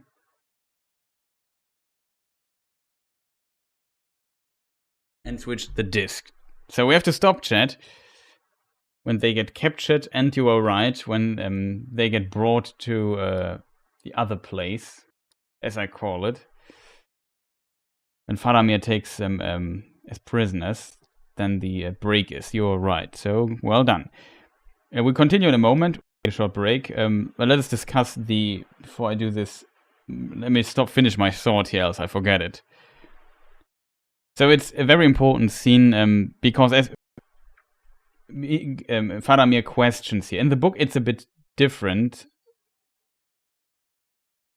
In the book, it's a little bit different. It might be that also Gondorians have called them Mumakil or so. I think there are different etymology ideas for this. The name Mumak, plural, is Mumakil. It was the name of the language. This name and its plural were also used by the men in Gondor, it says.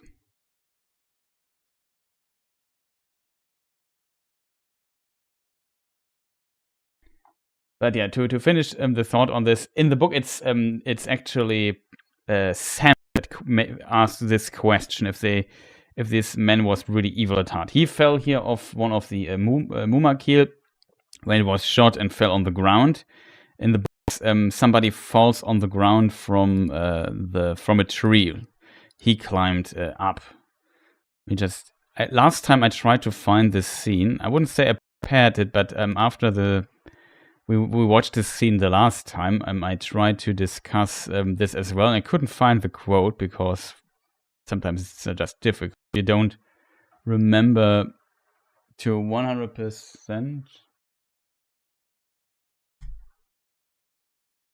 what is going on. Okay, now I'm confused as well. Let me just log questions here. It should be here.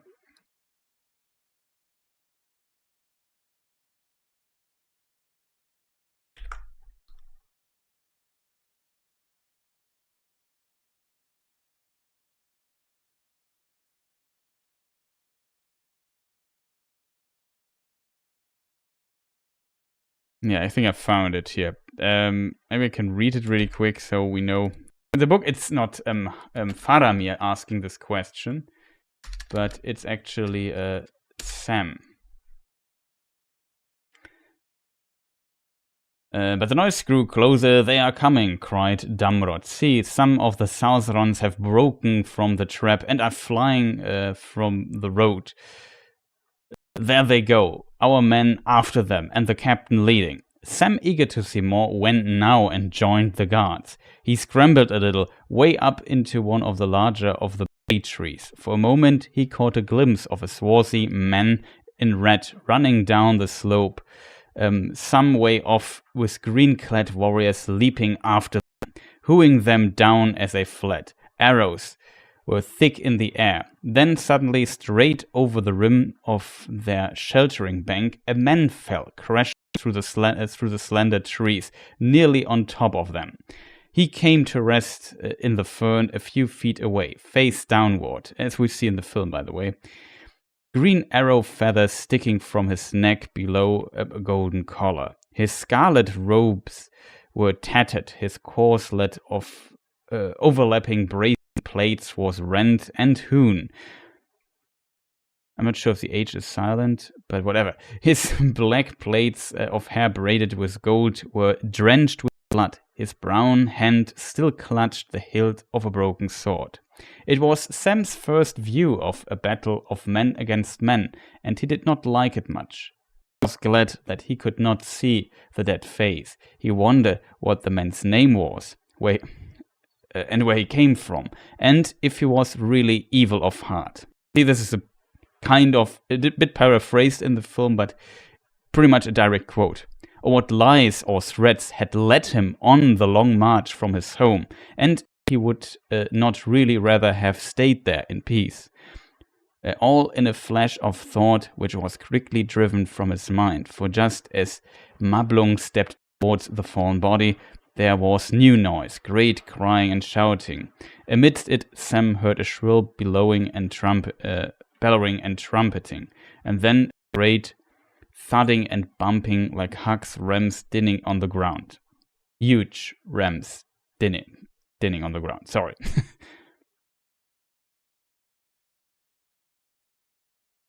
Yeah, where, cried Damrod to his companion, may the Valar turn him aside. Mumak. So here the Gondorians call them Mumak as well, but the name Mumak is definitely the thing. So we got all the answers here, but you see how close this is.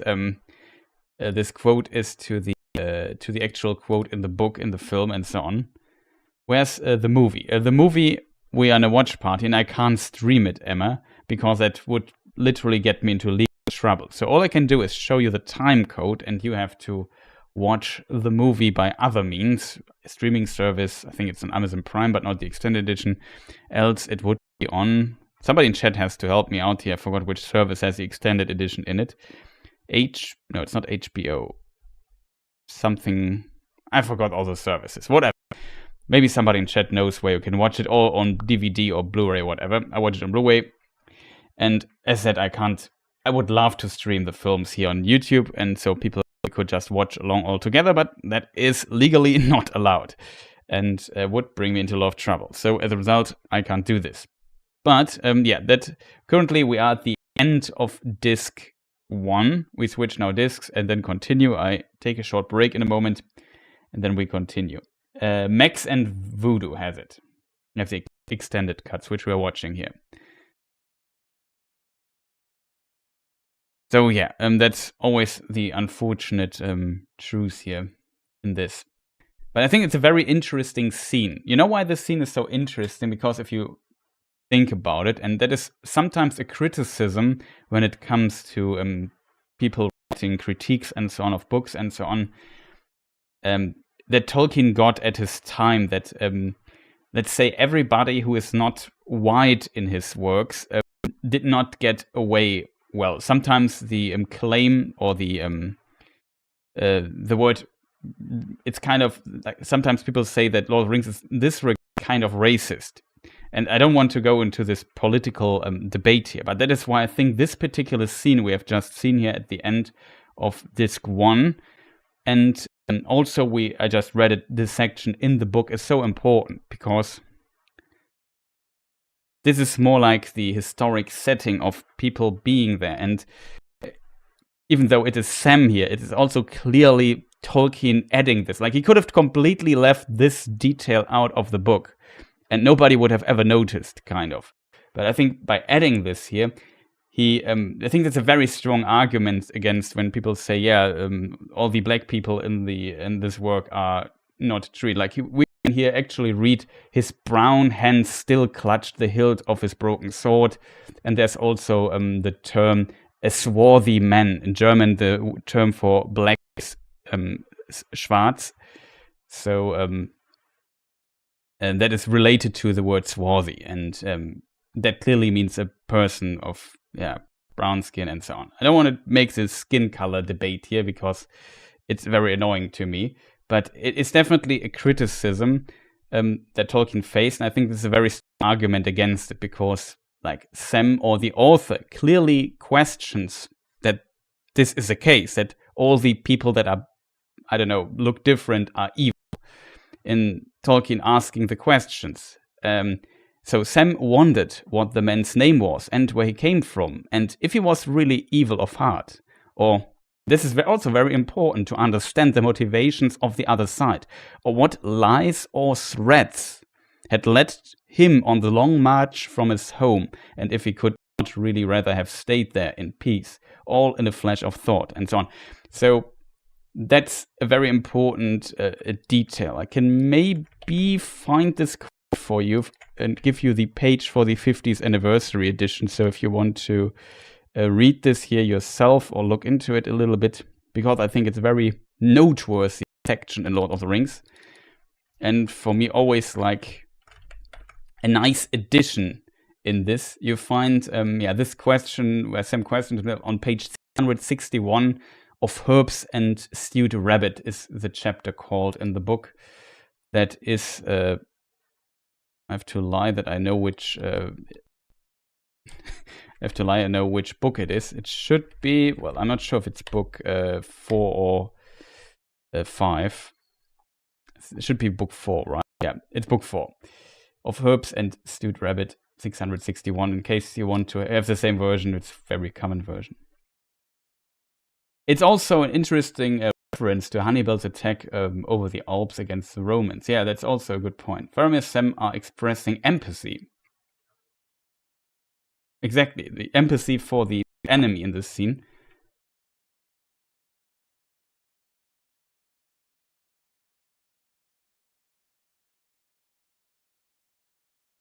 And I think also, I was doing something. And I think also that you say it's an interesting way to phrase it. It's a powerful anti-war message. I think because Tolkien fought in World War I, he definitely knows how terrible it is. I think it's not true for all authors, but a lot of fantasy authors, maybe not a lot, but some for sure, never have seen war themselves. But this was different for Tolkien for sure. And I think in the way Tolkien thought about it, it was definitely something that where he thought that is not good. There's no way to glorify this in any way. And that is why you definitely find these scenes that kind of question this question if the enemy is really evil and so on. And as you say, expressing empathy for the enemy in that scene and so on. It's definitely one of the, for me personally, a very important scene in Two Towers and the whole Lord of the Rings because of that for sure. And I think we often have this, not often, but we sometimes have discussed the philosophical concept of Tolkien that he called the machine. And I think war is also potentially kind of part of that. Like usually the machine, what Tolkien means with this is a shortcut to power. Like the One Ring is also a good example for the machine. Like you have this magical artifact, you take it as a shortcut for power because you greed for power. You don't grow it naturally. And in war, you also put all your efforts in this basket and just, fight, win, and then increase your power that way if it works out at the end. It's difficult to tell if the war is a shortcut for power, but it's definitely something that Tolkien has seen in World War I that also changes the landscape, literal landscape of an area, destroying all the nature, the trees, the things Tolkien loved so much. And we see this expressed further, I think, in the Scouring of the Shire, if you think about it.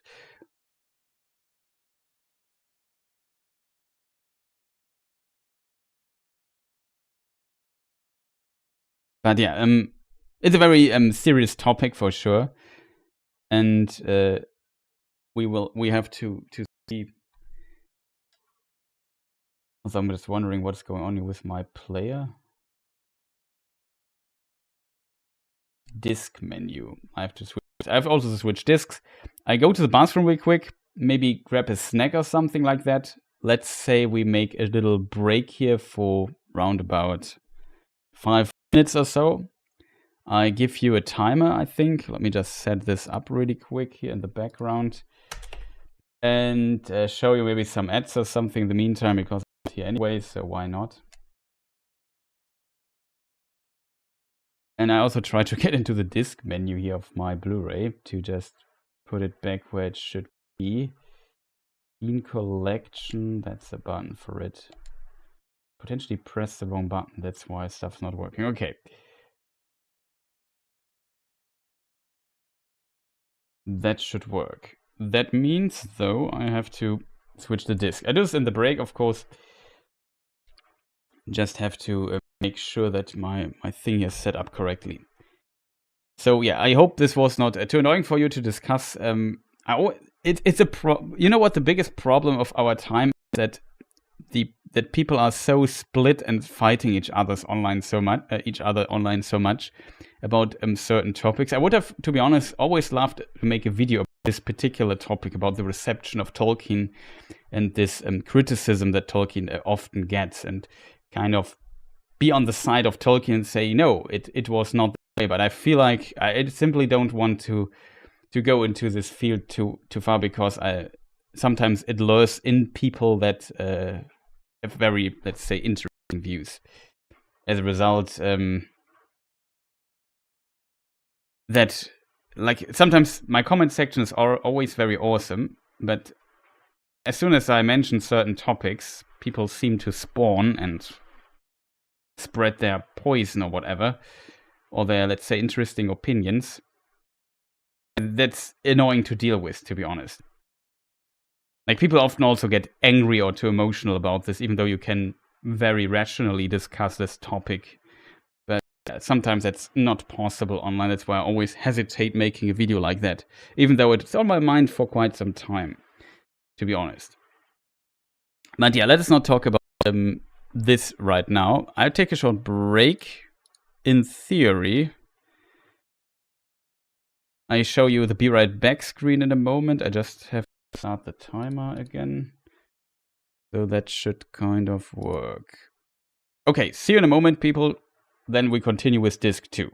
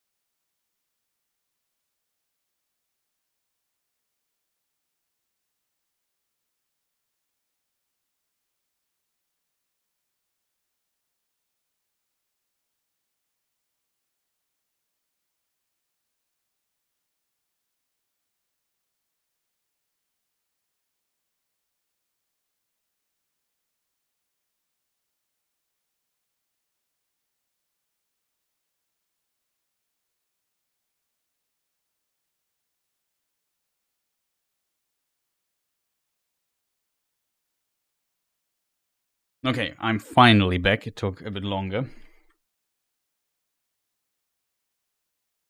But yeah, now we can continue with Disc 2. Mark says, I'm looking forward for the next season of Rings of Power and the detail in the discussion. The discussions made it great. I think that's definitely, even though a lot of people might be disappointed in this show for different reasons, I'm also not really happy with the show, to be honest. Especially the last episode kind of killed it for me a bit. And also the weird myth stuff, but that's, I guess, another topic. Still, I know what you mean. It's kind of cool if all the Lord of the Rings fans come together discussing Lord of the Rings and drawing in new people that might not be into Tolkien's works and so on. That's always interesting that suddenly Tolkien becomes a very popular topic. I like that as well. Though I have to admit, also some of the political discussion around all of this stuff, which I find immensely annoying. There's so much, like the effect on this is just so great on a lot of channels that a lot of channels on YouTube and so on that have a more neutral view on this that way rarely dare to even mention Rings of Power. I feel simply because they don't want to start this discussion again because it's just insanely annoying. It's just there are a lot of different political views, of course, and reasons and whatnot.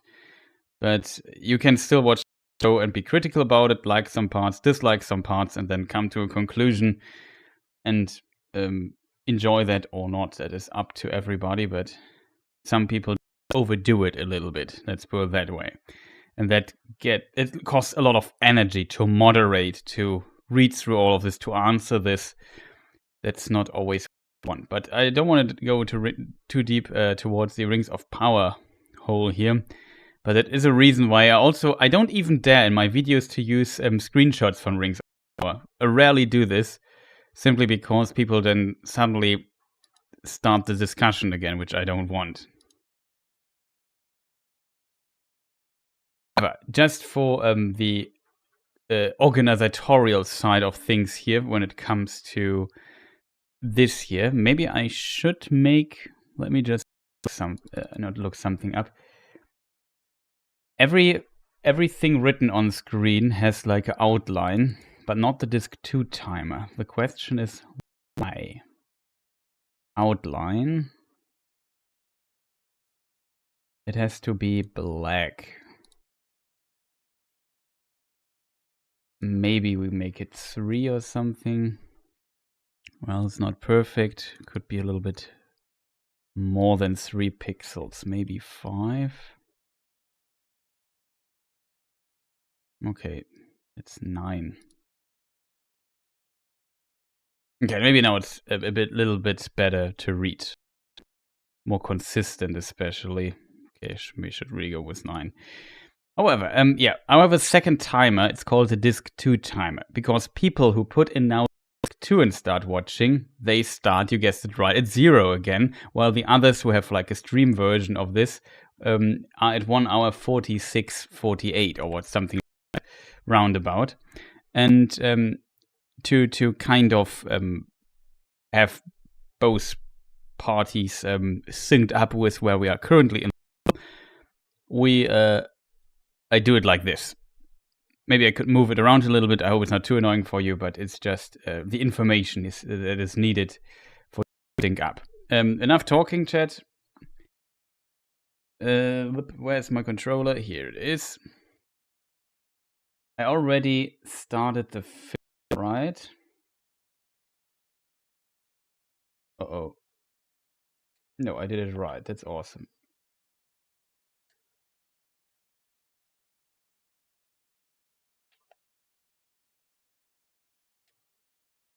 Okay. So yeah, my Blu-ray thing here is at 0, and we see the scene where we see the grass, the camera moves up, and we see the people of Rohan and so on moving to Hornburg. In case people want to know what we currently see on screen, that is our roundabout. I would say I count down again, and we start on go. I hope sound is good. Everything else is good. Maybe I should do it small. seems to be okay. I would count down from 3 and then we start on go already. I have to start to timer, so it might be a little bit off, but yeah, it should be close enough, I think. So we start in 3, 2, 1, and go. Okay, it seems both timers are running.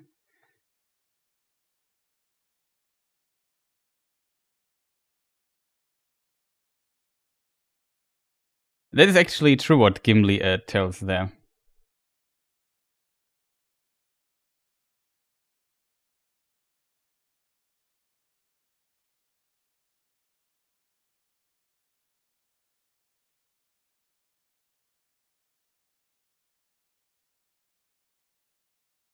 It's kind of nice to see the people laugh again after all these heavy scenes. Theodred died and so on. The heavy to leave Edoras behind and prepare for what is coming. It's also a cool scene. And it also gives a bit of lore because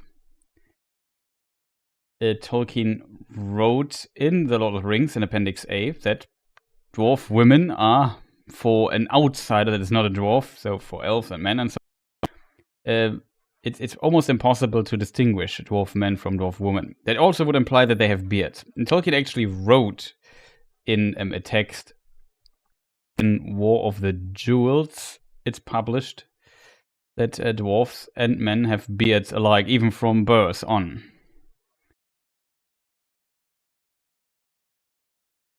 There's only a text, The Nature of Middle-earth, that could be interpreted in a way that Tolkien changed his mind. I don't agree on this, though, but some people think that's... that looks not delicious.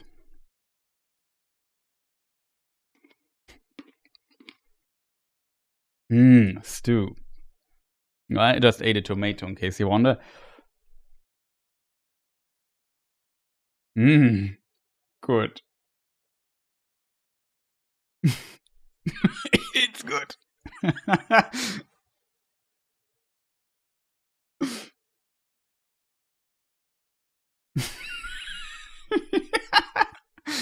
Oh man. From birth on whole, yeah. And Twitch does somebody an EVS sub from birth on whole. Yeah, it's an interesting quote. Maybe I can find it, but it would take a moment to read it.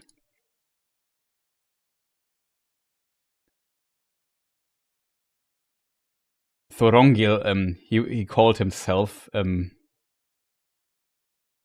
many years ago, and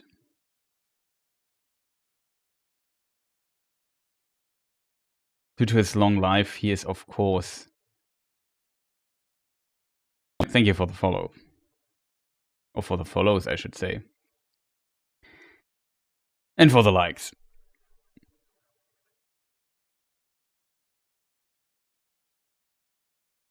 Please eat. Cool.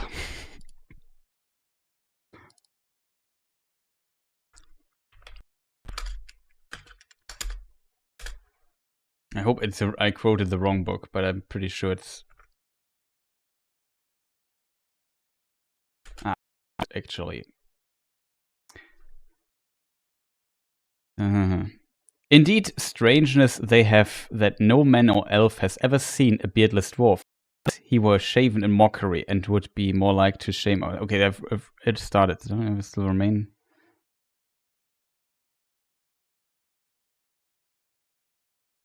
Okay, I can continue reading. It's not too far into the quote already. Beardless, unless he were shaven in mockery, would then be more like to die of shame than of many hurts that to us would seem more deadly. For the Naugrim, that is the elvish name for the dwarfs, have beards from the beginning of lives, male and female alike. Nor indeed can their womankind be discerned by those of other race, be it in feature or in gait or in voice, nor in any wise save this, that they go not to war, and seldom save at direst need issue from their deep bowers and thoughts. That's an unpublished text from Tolkien.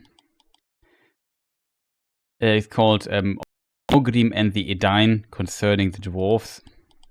The text is called.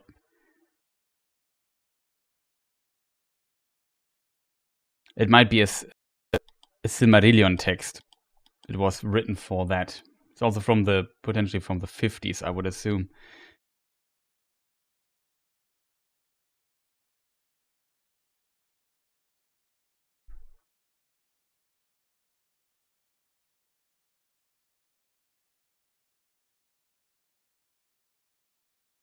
Lying doesn't come easily, Aragorn. Yes. Did you bring some of the stew for a snack?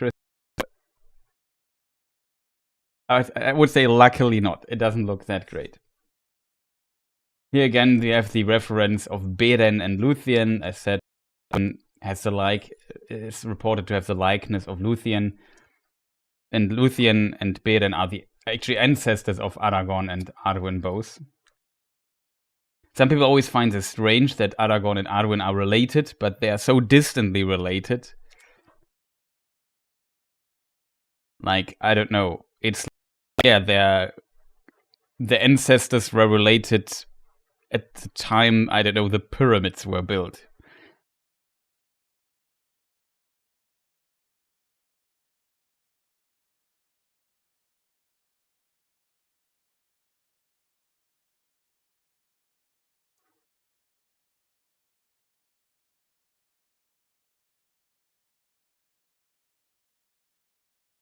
Elrond is a little bit changed also in the a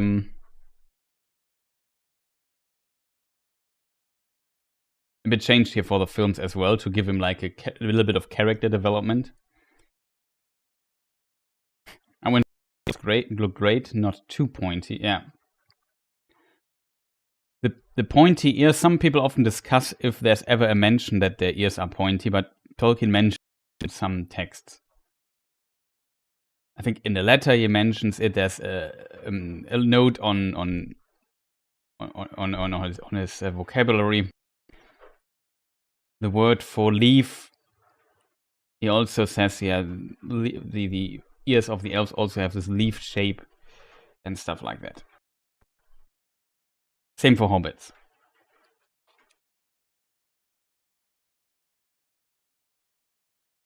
But it's still a very interesting, like a lot of the connection and there's a dialogue between Aragorn and Elrond very early on. Not at the time of the Council of Elrond, but much earlier.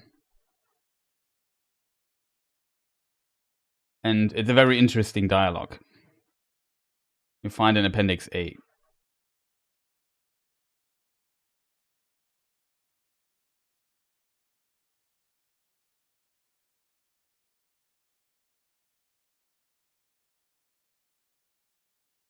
Liv Tyler was perfect for the cast of Arwen, in my opinion. What do you think? Yeah, for sure. She looks like Arwen. To be fair, though, I knew before I read the books. As a result, I'm biased in this regard.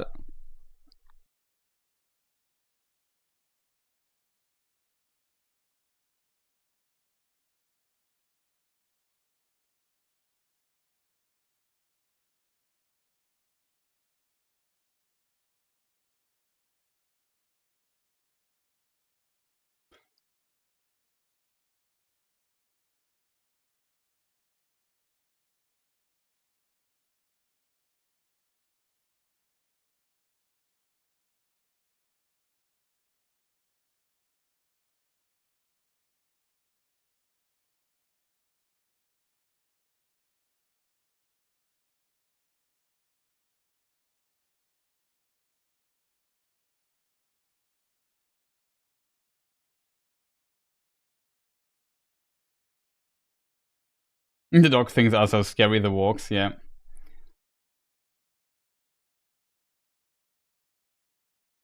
I always have to think of the Hobbit scene where they kill this walk guy at the beginning when they're on the way to not Rivendell, but to Rivendell. Because the dwarves don't want to go to Rivendell in the film. And Yeah, they just kill him, and he's very loud while killing him. I think that's like this also somewhere else, isn't it? I forgot, but they try to be very silent, and then the death cries or can be just echoing through the place.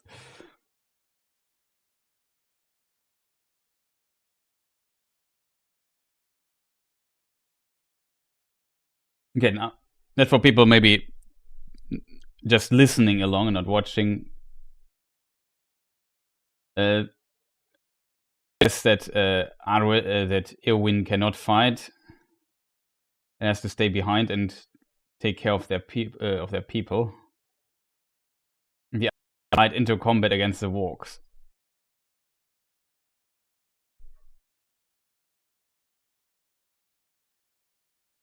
Oh, a little bit of choppiness again. Unfortunate.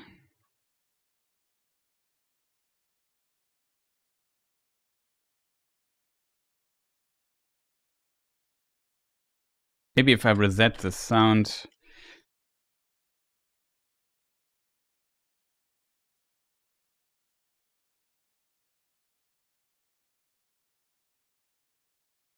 Maybe now it's better. I hope it is. Let me know if it gets worse. I have to find some means to fix this.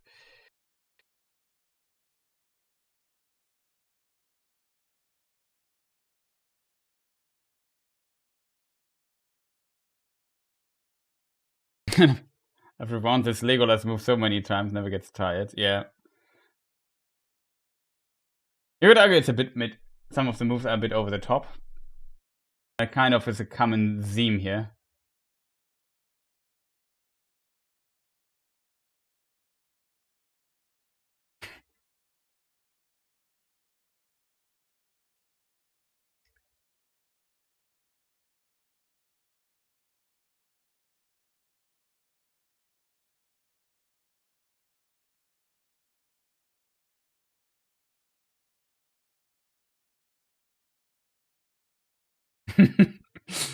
Oh man. I feel like though in the first film the comedic elements were still a bit more subtle. Like in Two Towers it amps up a little bit, but it's my opinion not too much.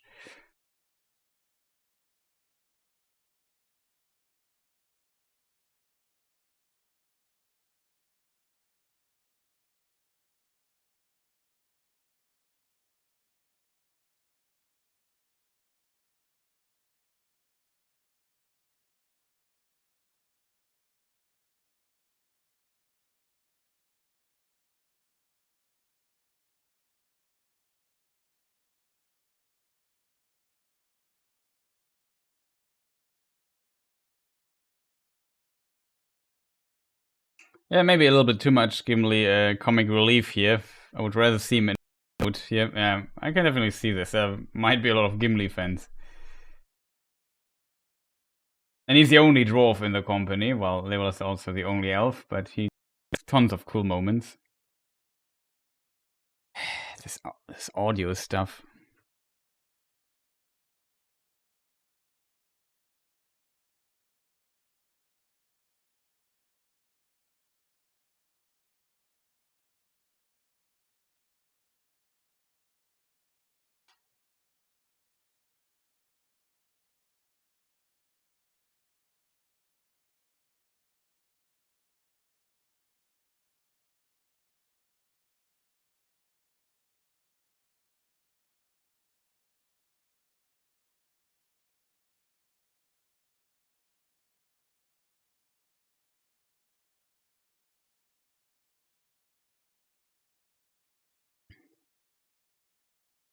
Gimli is part of my email.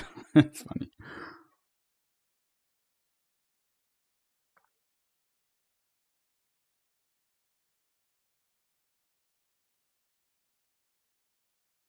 He could use a bad as. Yeah, that's true.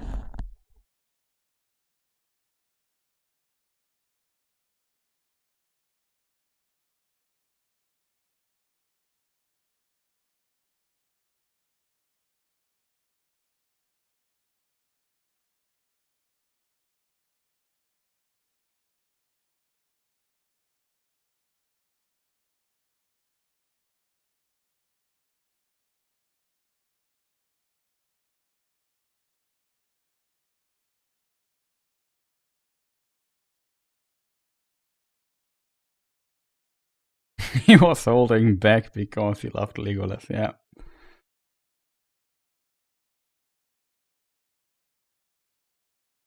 Yay, Helm's Deep.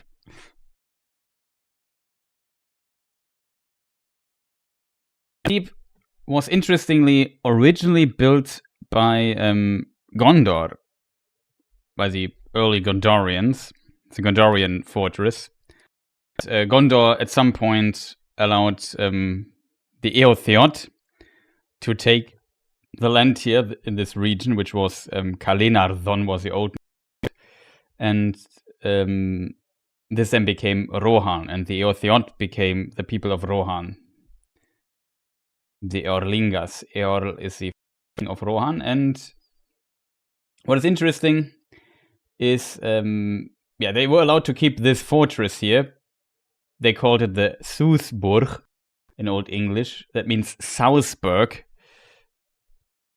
And I forgot how this thing is actually called in Dorians.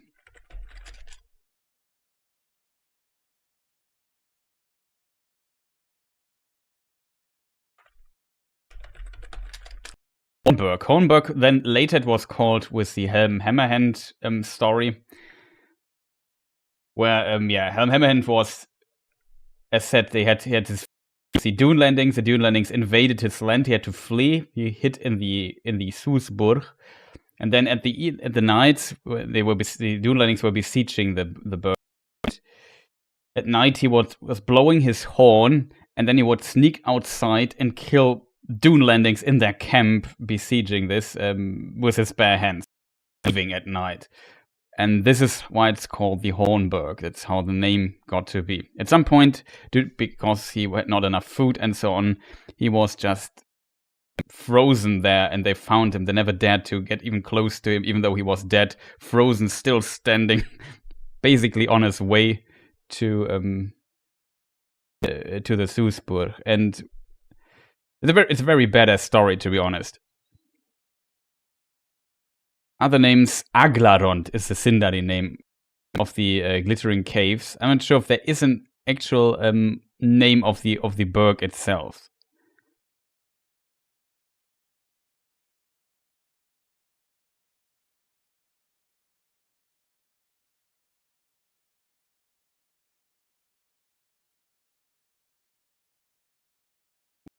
Tom Bombadil answer the phone.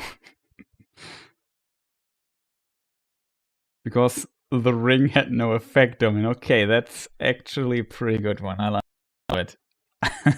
The ring had no effect on him.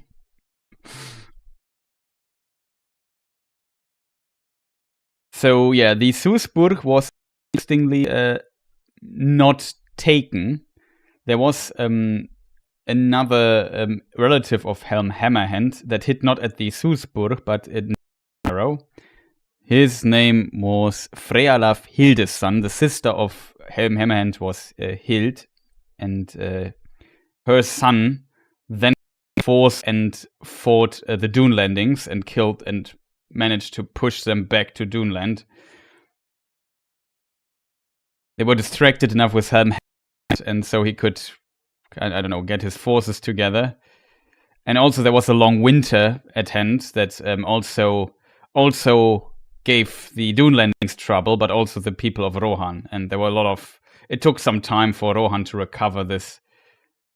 This is also a very powerful scene.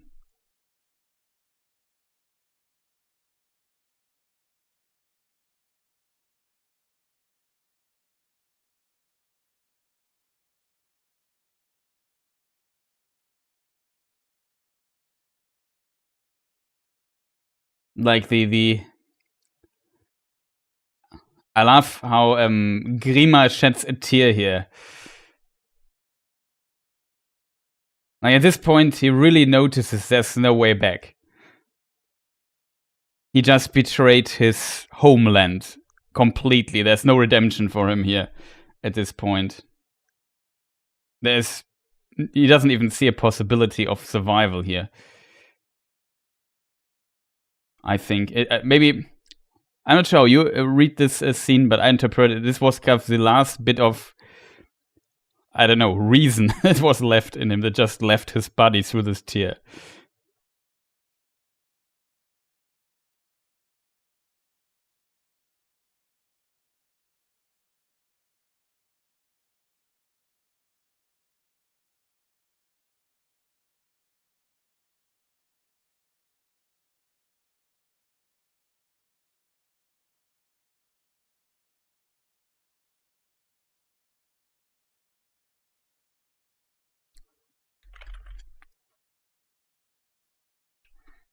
I noticed lots of cracks in the main wall, implies Helm's Deep has fallen into disrepair.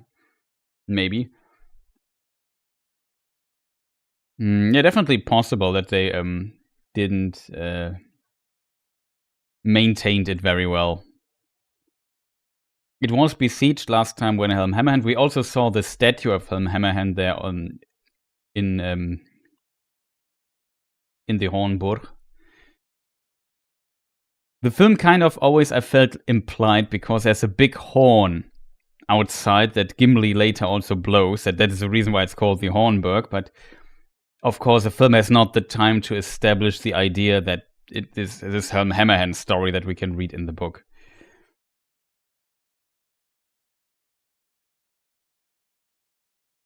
But we see at least a statue of him standing there in the film.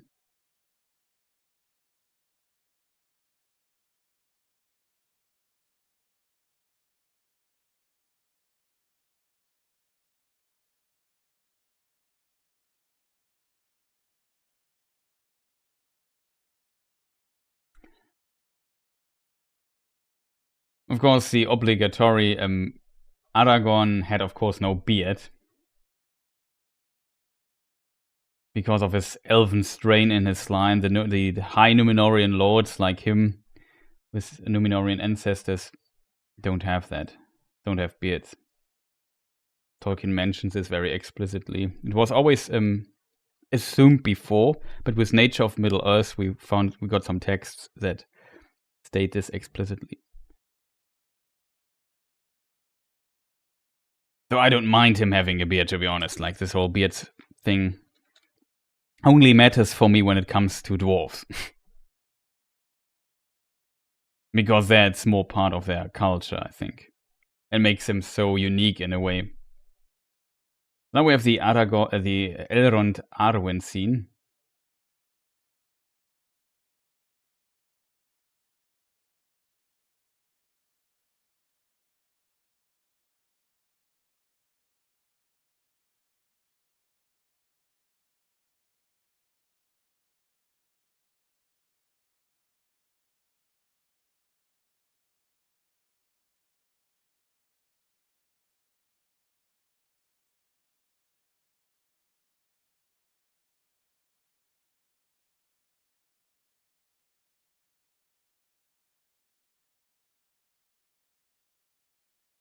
Aragorn is sick from the stew, not the fall.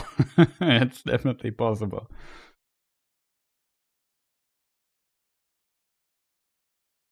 So yeah, from this we can later read about this after Aragorn's death. Aragorn was like, he had the gift of allowing him to die at will, if that makes sense, to say, okay, this is now my end. And at some point he did that, and then Arwen went to the land of her grandmother, Galadriel, and there laid down on a hill and also died.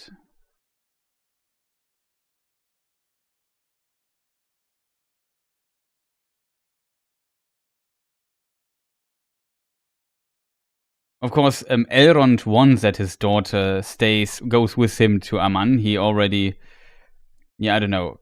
I wouldn't say, his wife is already there and so on. He wants to keep his family intact. But he said to Aragorn that only the king of Gondor would be allowed to marry his daughter. It's also not in the film, but in the book, he makes it very clear that that is the condition. And that is kind of smart by him, because with this, he ties the victory over Sauron and the victory of Aragorn and so on to this particular fate.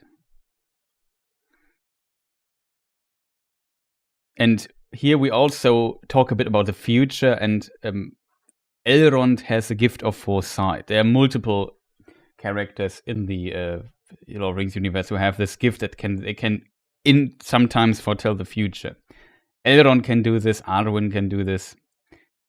For sure, Galadriel might be a character. Here in the scene where she leaves, we also have, I think, a guest appearance of an elf that might be Glorfindel, who was unfortunately not really here. He's like omitted in the films, and his role is often replaced, especially at the beginning in Fellowship of the Ring, replaced with Arwen, which is unfortunate. His voice is there, though, as follows.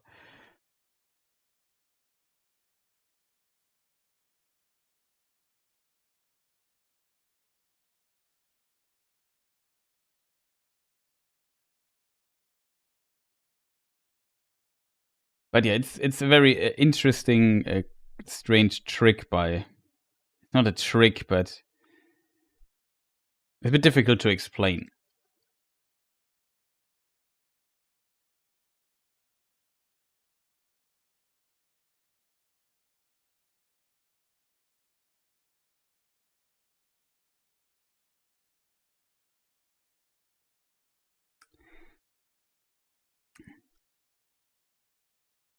The difficulty to explain this, there are multiple prophecies. I'm not sure if I find the prophecy of Malbung. I think is his name. Let me just see if we find it very quick. I'm not sure where it's...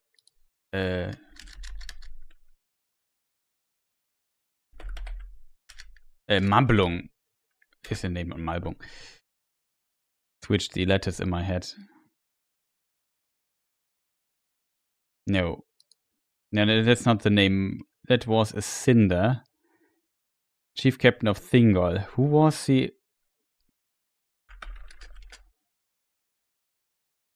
Malbes is the name. Not I wasn't wrong. The wrong realm. Malbes is here.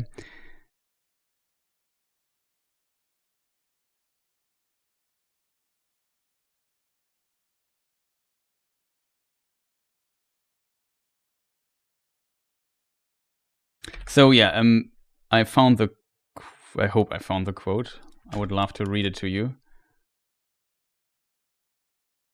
So Malblung made a prophecy very, I don't know, long before Aragorn was born. At the time, Arnor kind of fell, or Arthedain as it's what's called at this point.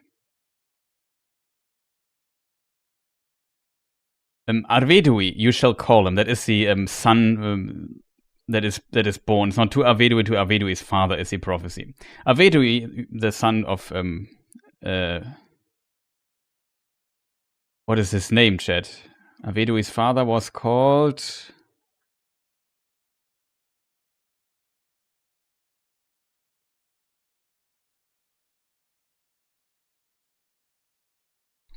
Oh, man, my memory currently is sometimes... Arvedui... He also starts with an A.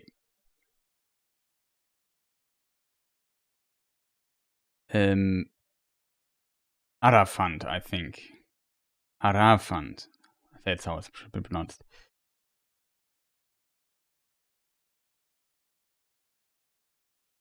But yeah, let me just read it really quick.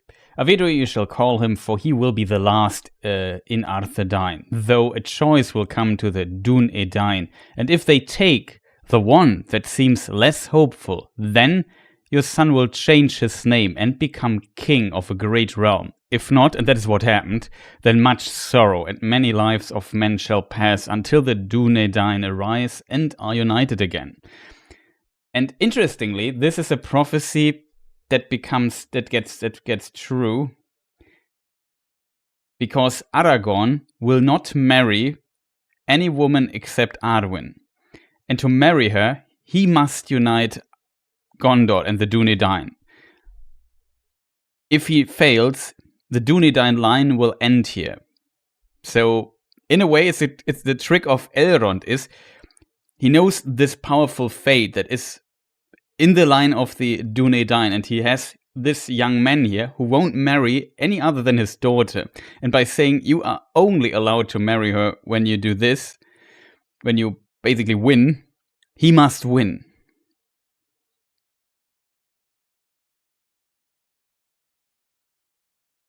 And Elrond pays a very high price for this.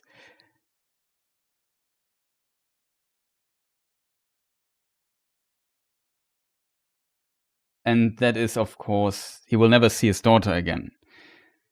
Even though he's an elf or half-elven, like his daughter's. Arwen is also half-elven.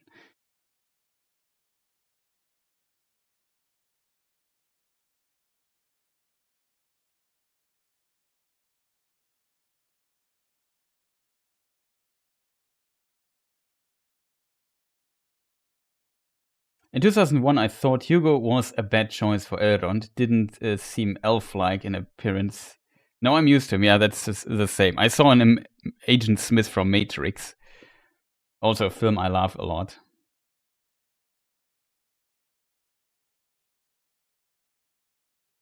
But yeah, he's a fantastic actor, though. Like, also his pronunciation of names is really, really good. One of the better ones in the films.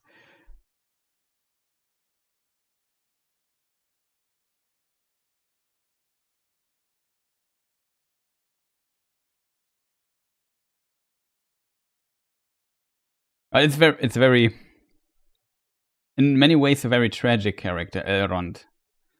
He's one of my favorite characters, obviously, in the films and in the books as well. Favorite side characters, because yeah, he's so tragic, but he never grows bitter. And that I find very, very inspiring. You know what I mean? Like, life has not treated him well. In many ways, he had to sacrifice a lot. And he could have at every time said, well, screw all of this, I'm out of here. He never did. He could also let his frustration out, which he does in the films a little bit, at the failure of men. But in the books, he does not. He's always there to help, to give advice. He always has his hospitability, I think you call it in English, that he let people stay in his realm, rest there, get advice, heal people, and so on.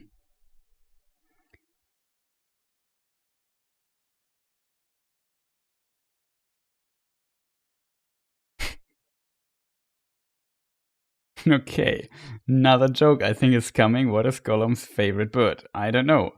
I'm curious. Although this scene is also extended scene, pretty cool. They're drinking some beers here. A Smeagol. Okay, did not see that one coming, but I like it. Look how happy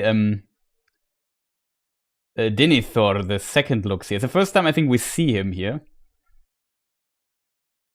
And also something that in the books, in the Fellowship of the Ring part, Boromir comes to Rivendell because he had a dream with a weird message in it, and Faramir had it as well. Both had it, and that he was sent there to ask for advice what it could mean.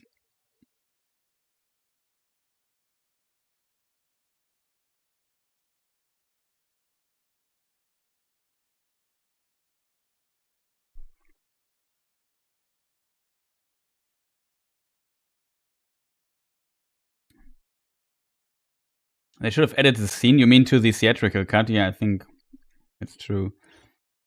Elrond is a great-grandson, I think even the great-great-grandson of Turgon. He says Elrond has called a meeting. That is not the case in the books, though. Elrond hasn't called a meeting. They just are there by chance. Legolas to report that Gollum has fled. Gimli to report that in Erebor the Nazgul were appearing and asking for hints towards the One Ring. And Gollum and the Shire. Boromir because of the dream. Gandalf and the hobbits just went there on their own.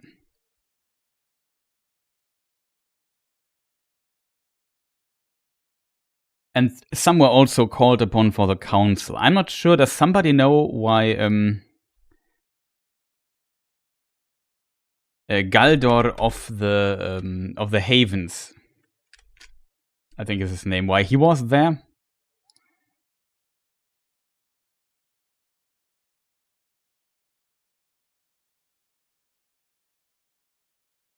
But yeah, he's the representative of Círdan. That's unfortunately also only seen once or twice in the film.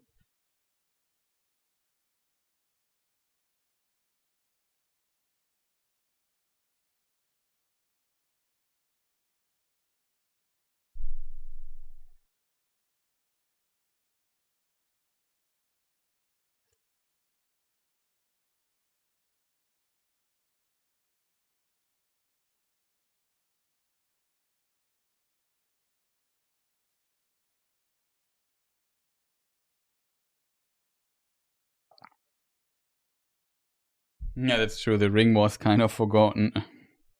But to be fair, it's gone for a long time and doesn't play a role for such a long time anymore. For like hundreds of years. Like at this point here in time, it's 3,000 years that it was lost.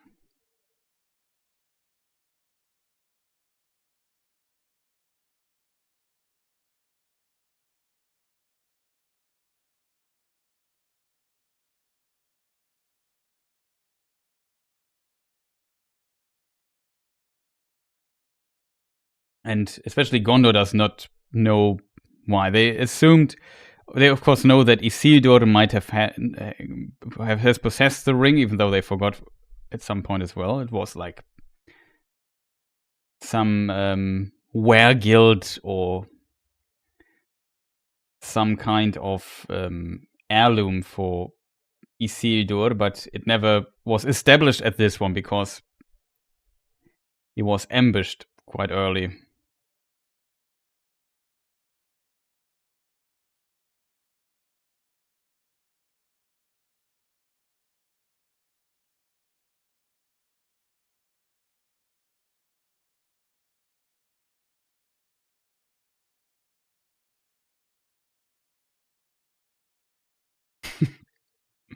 I like the contrast of him singing happily, eating his fish, and the bowman just aiming at him.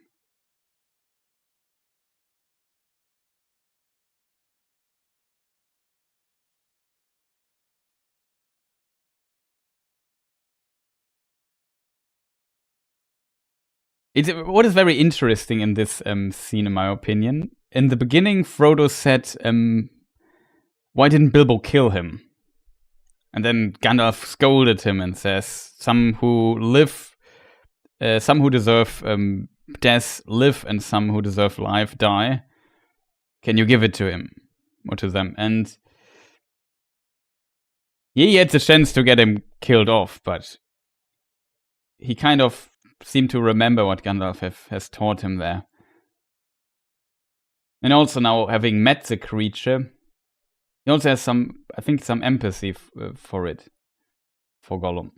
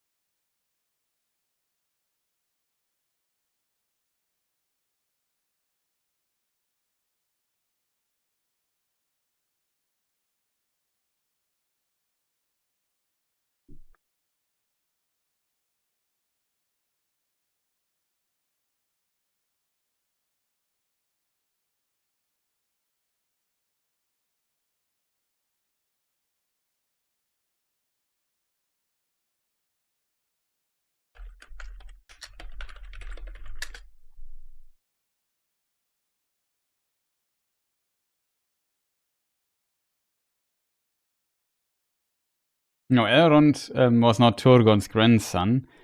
The grandson of Turgon is Eärendil.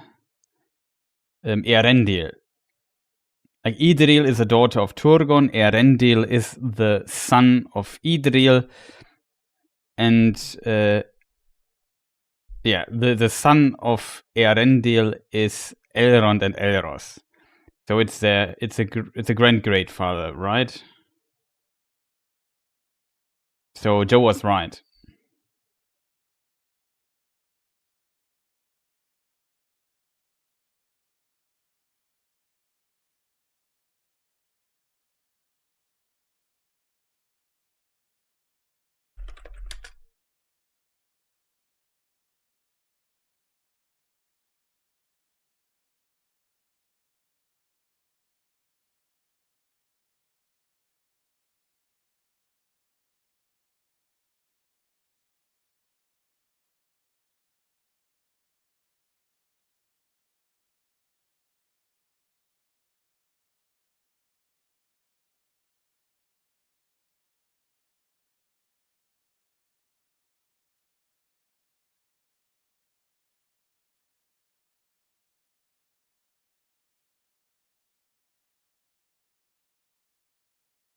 Do you have a video on Faramir? No, I have not, I think.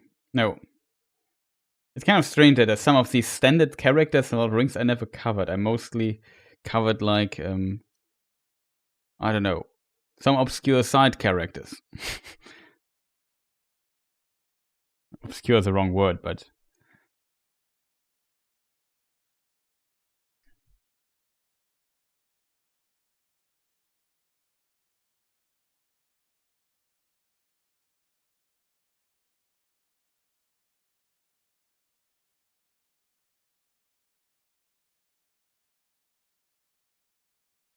I think, though, in the extended edition, Faramir is explained a bit better. Like, his motivations you understand far more here. He's always plagued by the scorn of his father and always treated badly. And he now has, like, the ultimate potential gift for his father to prove himself. Especially now that his brother is not there anymore. And now he has to basically fulfill the superhuman task to not get tempted by this ring and let it go, which is difficult.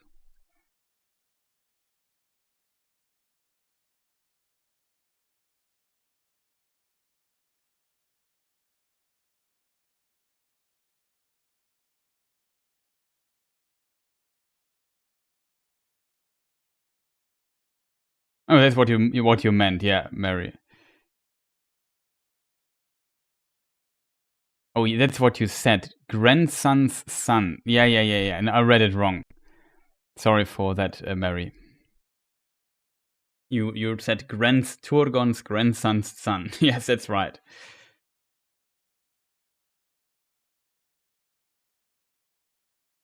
My mistake. Sorry for that.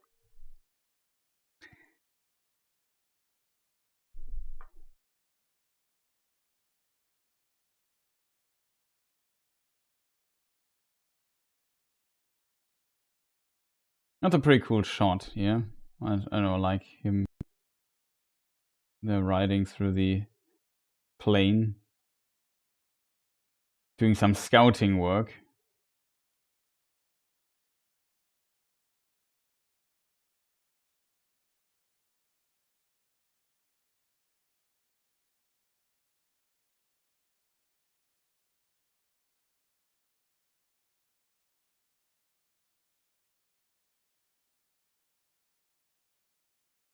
Also cool music.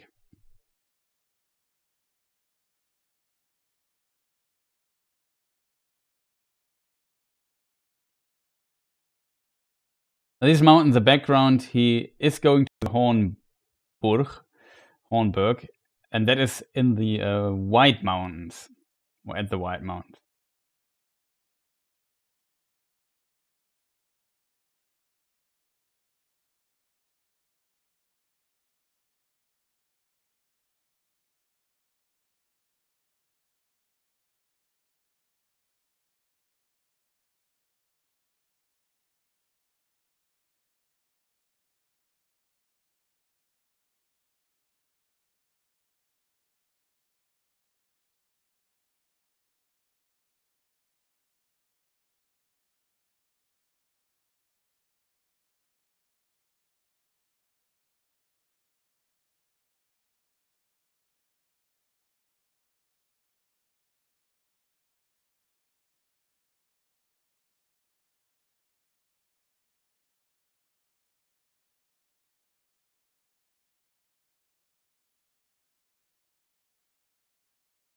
No, that is true, Tirza. He has to make a lot of decisions in a very short amount of time and think to it. Needs a lot of wisdom to also come up with the solution he comes up. You always have to keep in mind, if he takes the ring for himself or for his father or whatever, the cause is potentially already lost.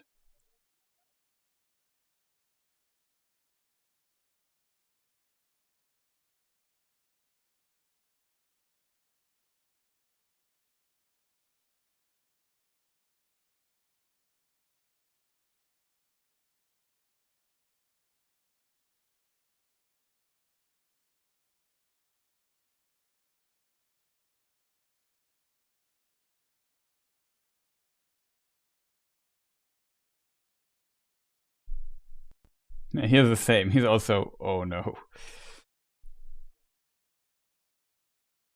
10,000.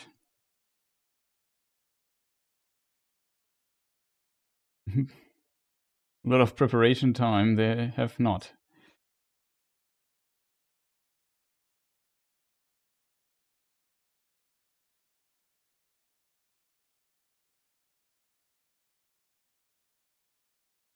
I love how deep the book goes into his character. Yeah, for sure. I also know somebody in my community who really always dislikes Faramir for several reasons. Especially film Faramir. Not sure if Xane is here. Shoutouts to her.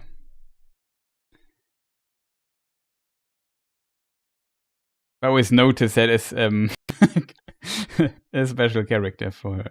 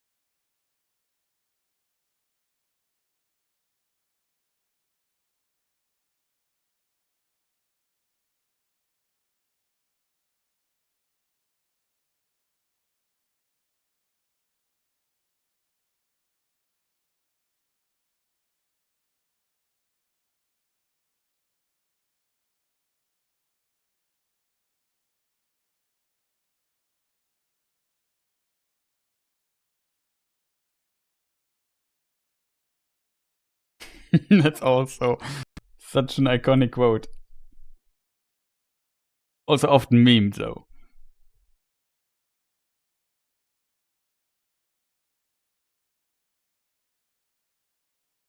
Where was Gondor when Chris forgot to unmute his microphone, for example? That is a question I would ask here.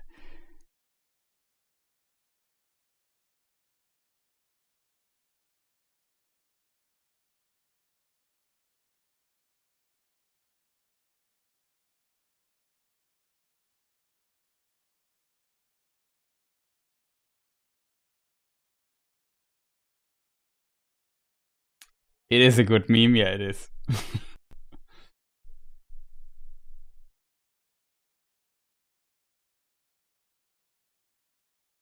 Also, the film just will continue for 1 hour 20, I think. We still have left to watch. So it's such a long movie.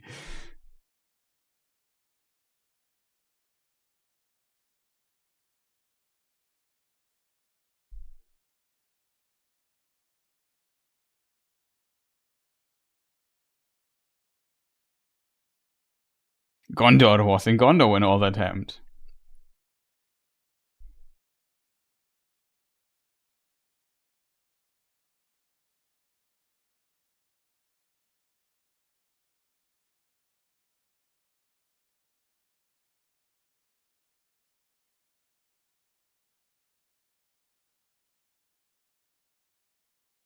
Not the ends.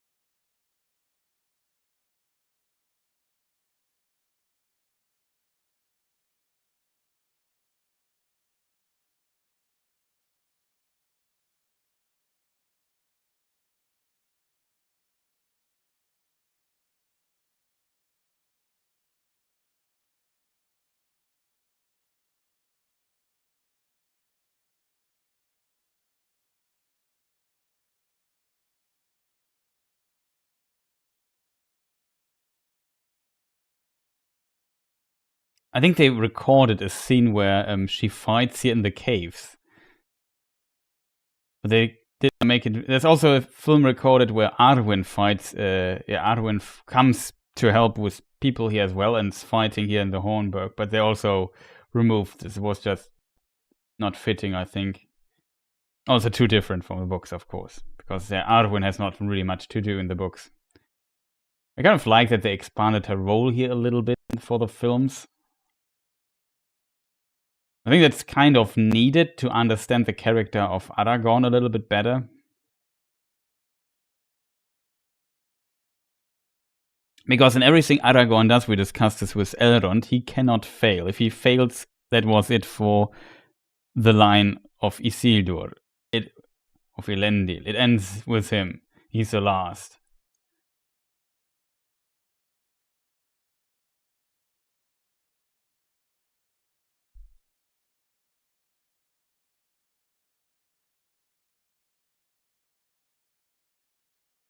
Yeah, these where the woman hiding, these are the glittering caves in Elvish Aglarond.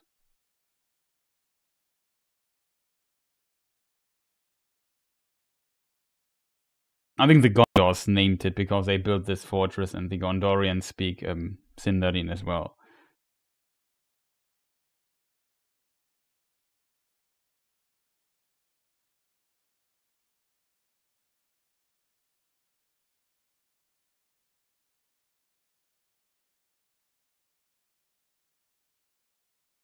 It's interesting that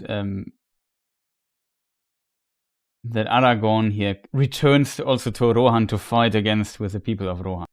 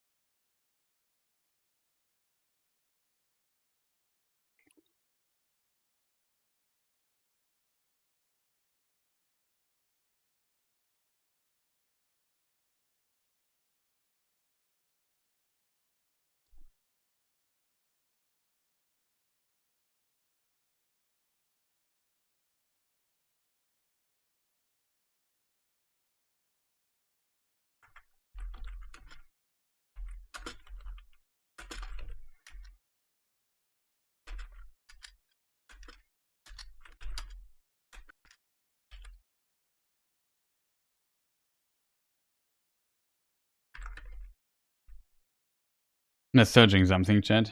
So I didn't mute myself, I think.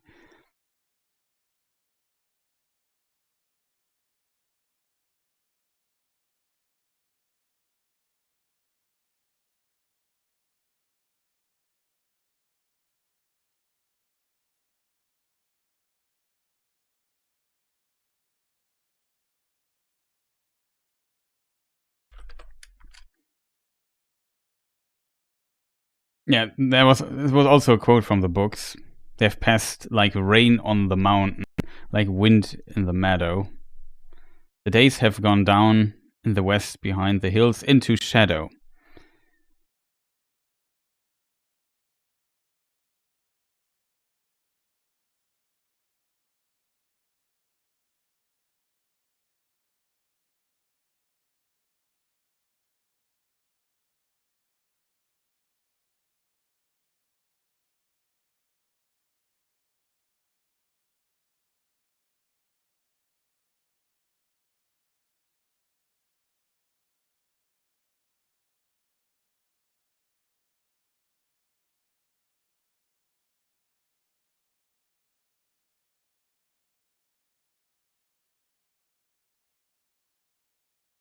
I think it's a quote from Aragorn, right? As currently looking who said this, what Theoden just said, but it's kind of fitting for him as well, I think.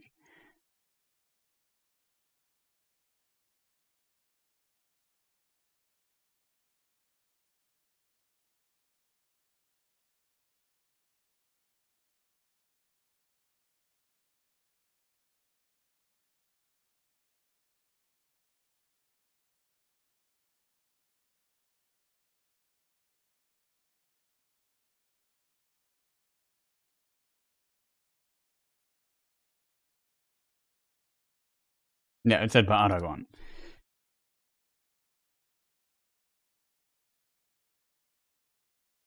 Done. Secret Dingle Smallwood Valley. Oh.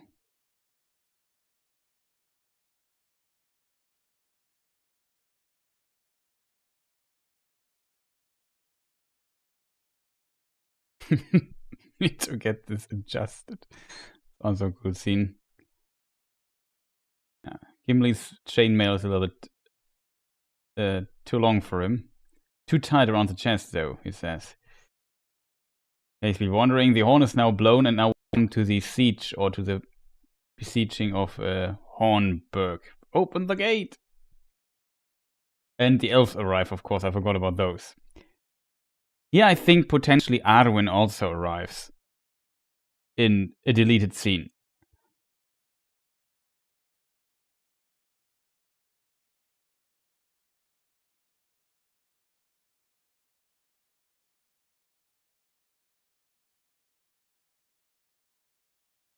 This is though not in the books.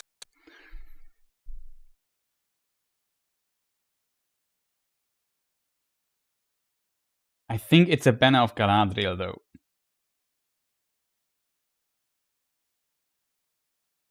And Elrond.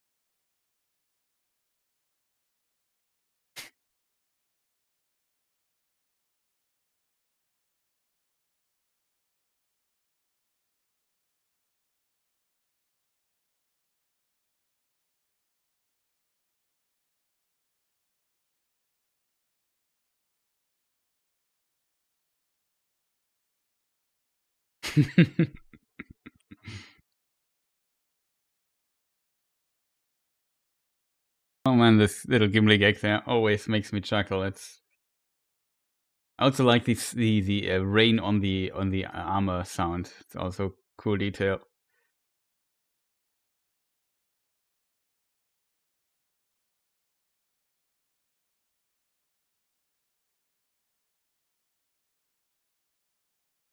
How did the elves get there before the orcs of Isengard? Wouldn't the elves have to travel further to get there? Potentially, yes. I think that's again the daughter of Peter Jackson, right? Not sure if it is.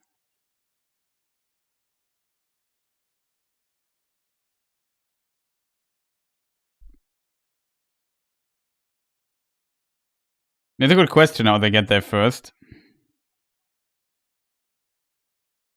But maybe they just found the right time to walk. Isengard though is closer than it's definitely closer than this place, than Rivendell. They could have maybe went over the high pass and then ran down, and came from the other direction or so. Really hard to tell. I don't think they would go over the Red Horn Pass, to be honest.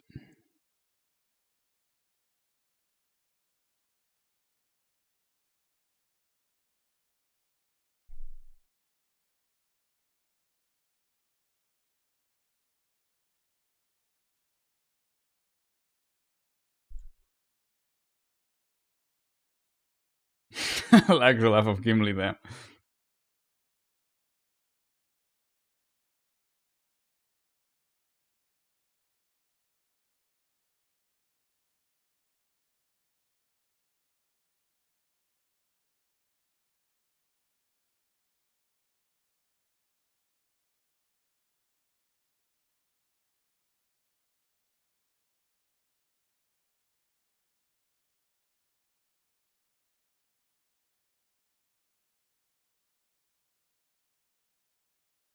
Good shot.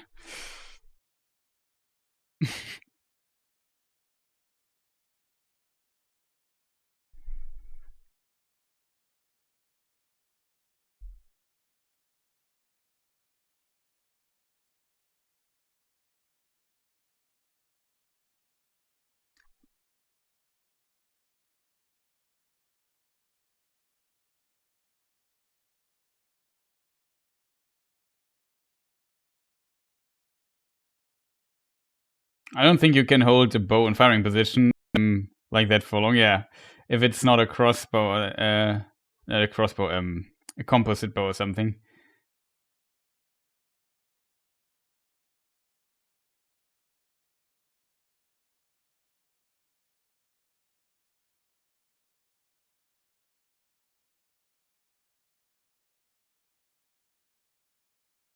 How many times do I have to phone Sauron? Once. It only takes one ring.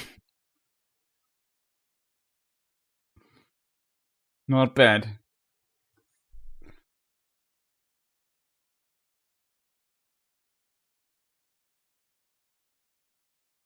It's strange that Haldir brings message from Elrond, not Galadriel, his own ruler. Yeah, that's kind of strange. I think because originally they planned to have Arwen here as well and let her fight here.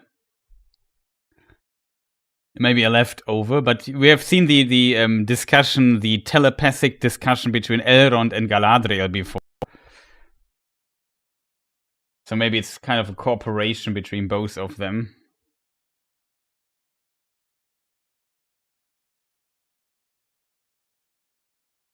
But as I said, it could be like a little leftover of this idea.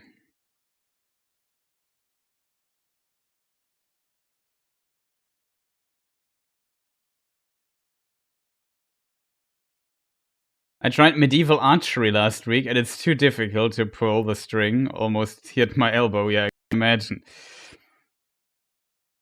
Like those strings can be really hard to pull. I've also not a medieval one, but the Wilhelm screen. Yeah, we have several of those. I used a normal bow, like a longbow once. That was like, I don't know, an what do you call it? A vacation somewhere with class or something, and there was like you could participate in a archering little crash course or whatever you call it. That was interesting, and also like a friend of mine had modern composite bow. Was also interesting. I think I think it's called composite. But then once you pull the weight of the thing, it just stays there, and you don't have to use all the power to hold it.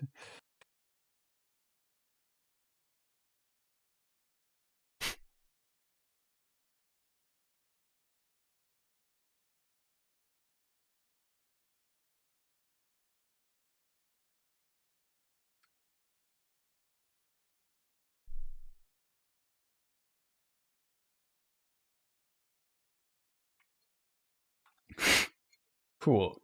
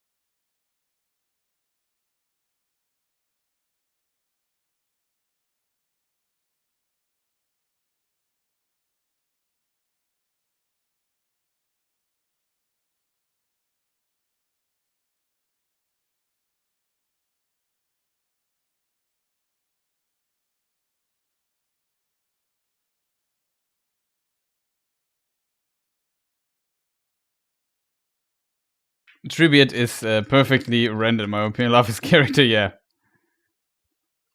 Note the light in Tribute's eyes, yeah.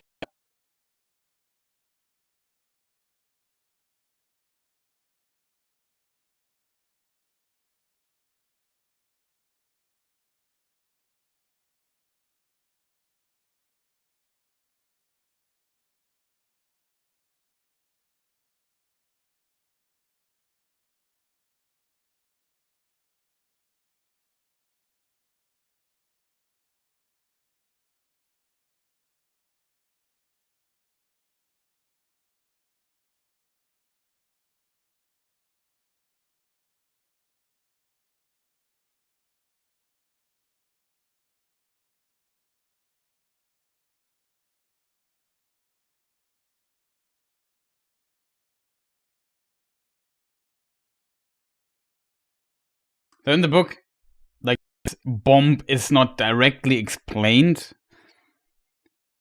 only that there is some device of Saruman, whatever that means. The film, what do you call it goes a bit further than this and gives us like a reasonable explanation for the explosion here.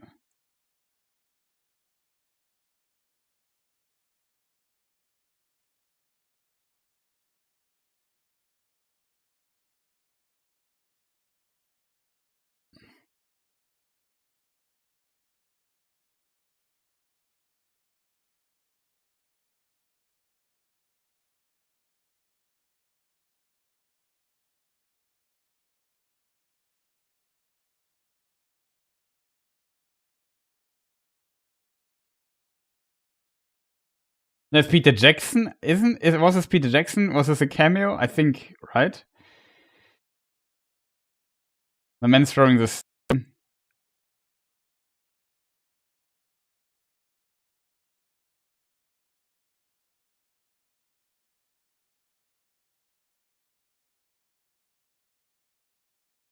The little door Aragorn and Gimli will go out soon is called Sallyport. Sallyports are a feature in real-world castles for making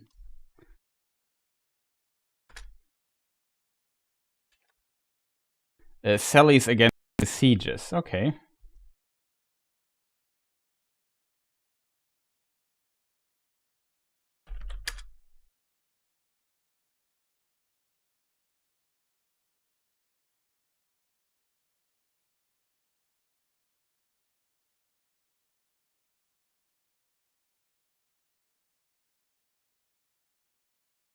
Good to know.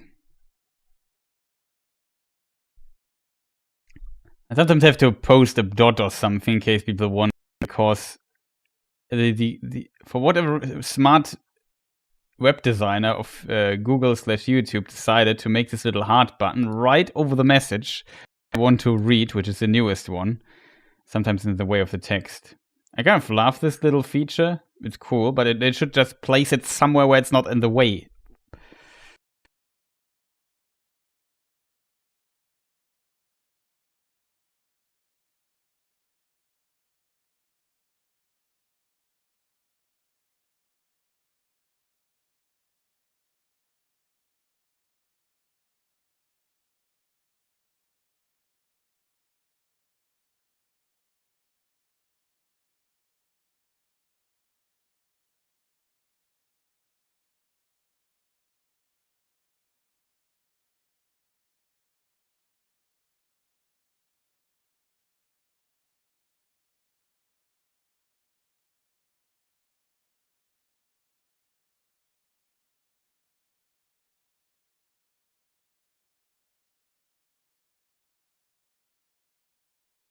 Don't give up so fast, Pippin.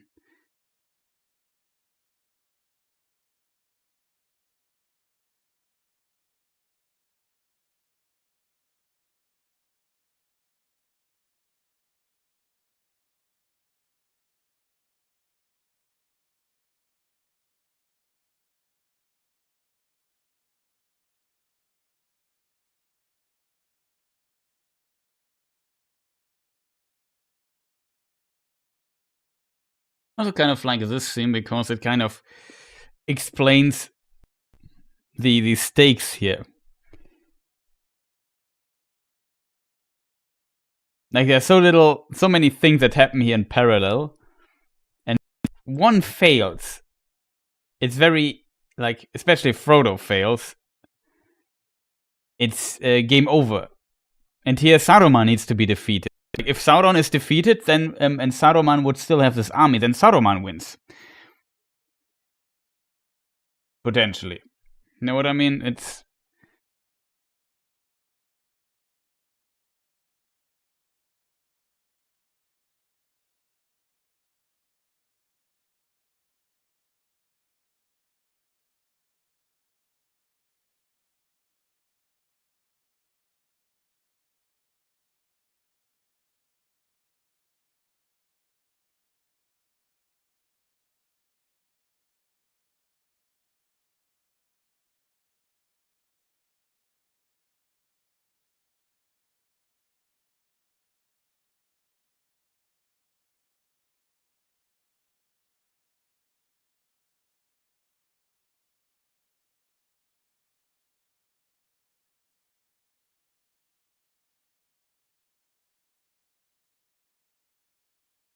rest in peace.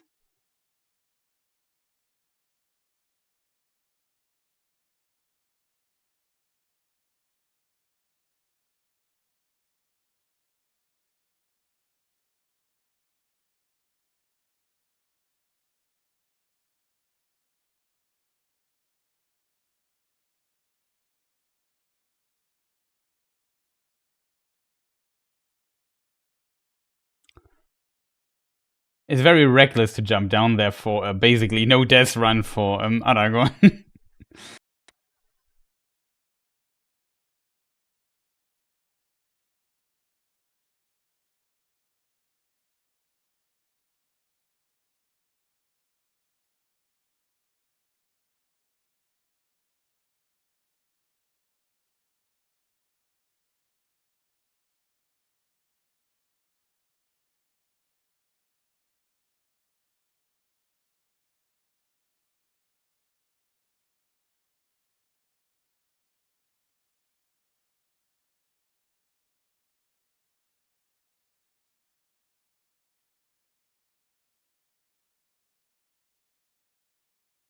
So this is Sally Port, as we just learned.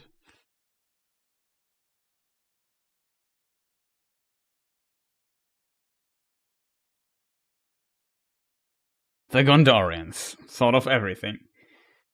Building this thing here.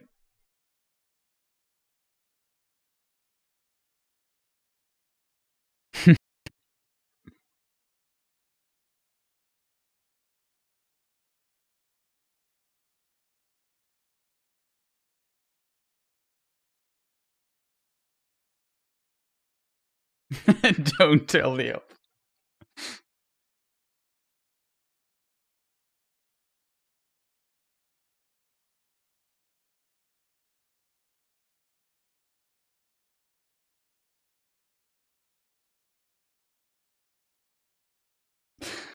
Yeah, so there's such a fierce look. What a wonderful actor. We are fully immersed in this part. Yeah, it's pretty awesome.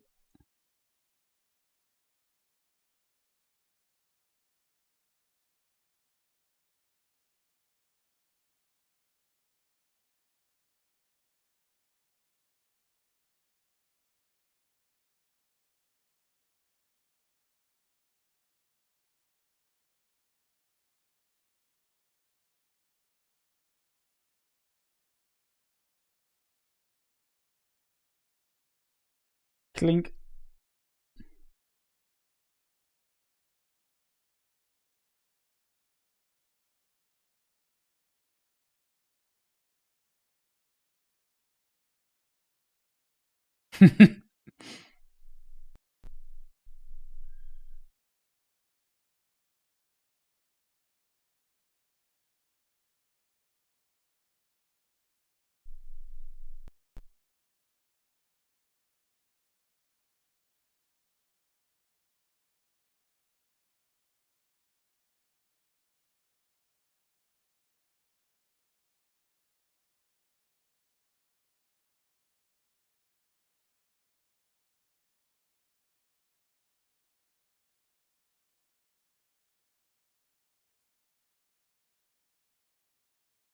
The grip strength of Aragorn must be truly insane, holding this dwarf and himself with one arm on this rope.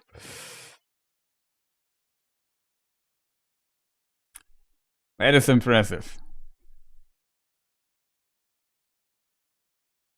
I think it might not be impossible, actually, but it's impressive nonetheless.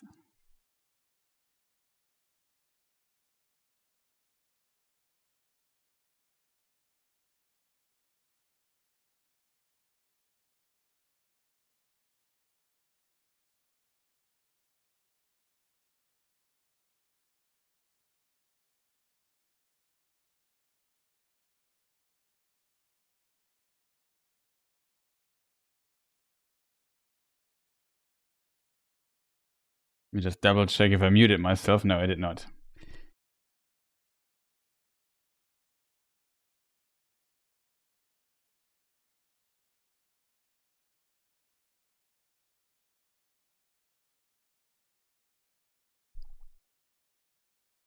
Like the Pippin has the idea.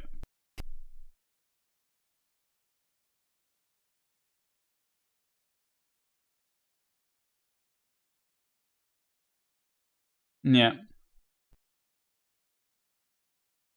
The light in Treebeard's eyes.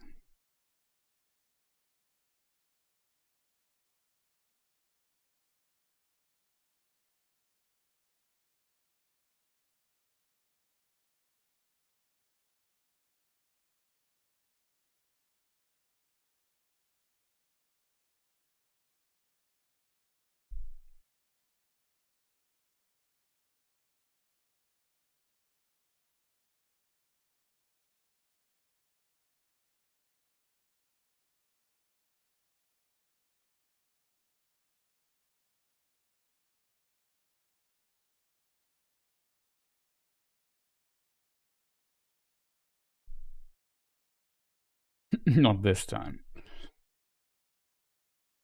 Another interesting scene with Gilead here, if I remember correctly. And then in the background, Minas Tirith. So we get the idea where we are. We are on Ithilien now, east of the river, and Osgiliath in the middle. And west of it is Minas Tirith.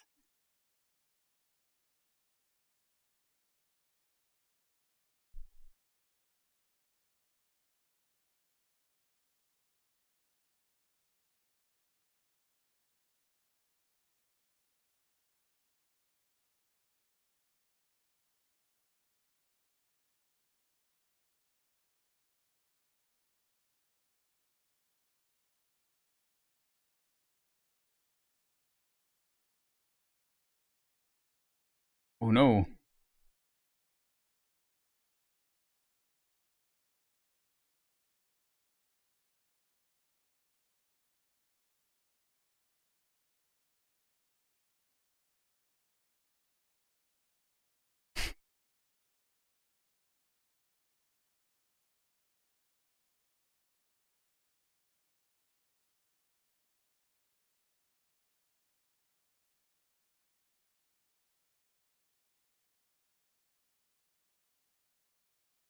Who have mumbled Legolas during her sleep.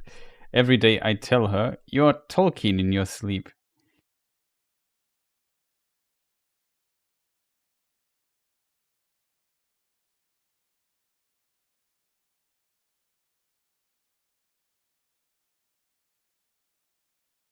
Yeah, it's actually an important part of the Battle of the Burg, I think, that also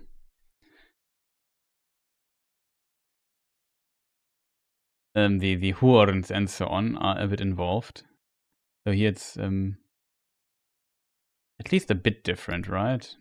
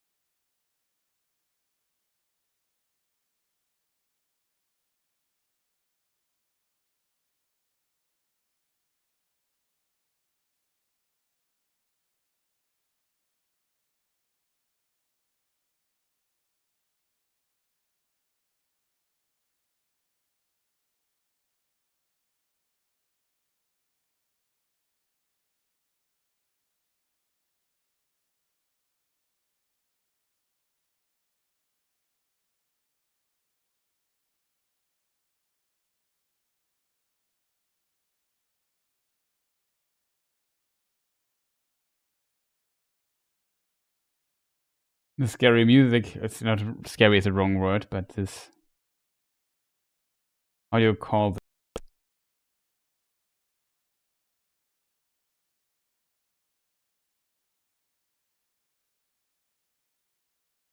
Like it's like the dream when something like this.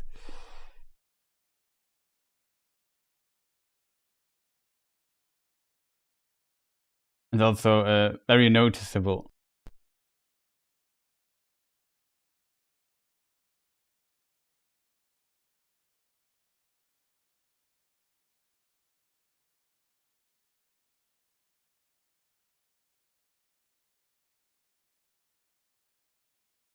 There's the statue of Helm Hammerhand. Question is, who's the other statue that was ripped off? Maybe it was also Helm, or it was his nephew, Frealaf, who...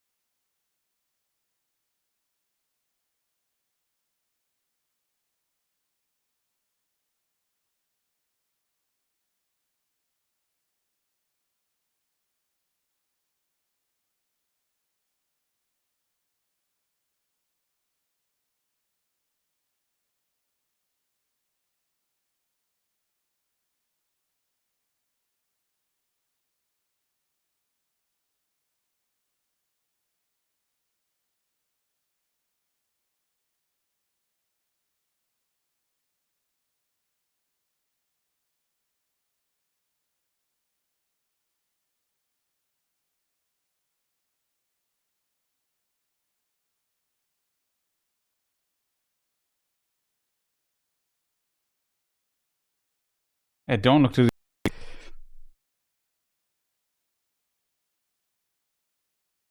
I always think, I mean, from a filmmaking perspective, it makes sense to repeat this. We are in the film. You might have forgotten what Gandalf said in 1.5 hours ago. You know what I mean? I think it would have been more subtle to just mention the sun and not have Gandalf in an off voice repeat what he said before. I think it makes sense for such a long movie, you know what I mean?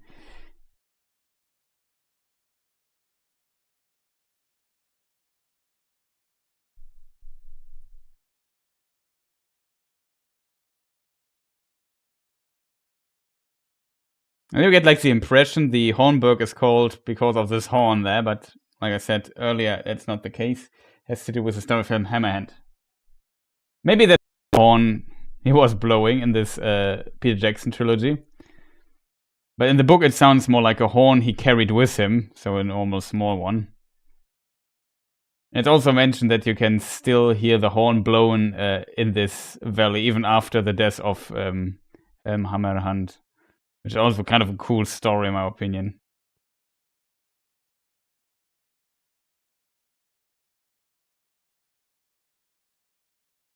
Kind of impressive how many orcs there are still left.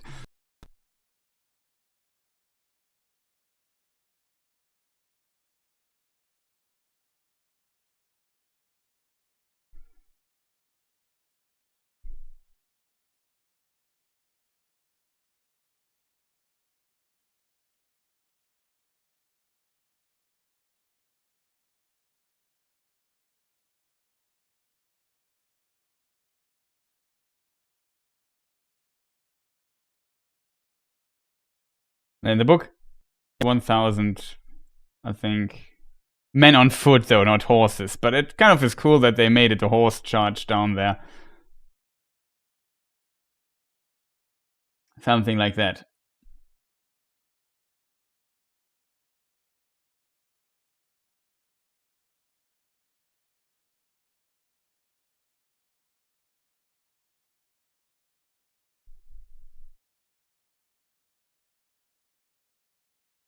Yeah, the climax of the music fitting the what we see. The poor horses.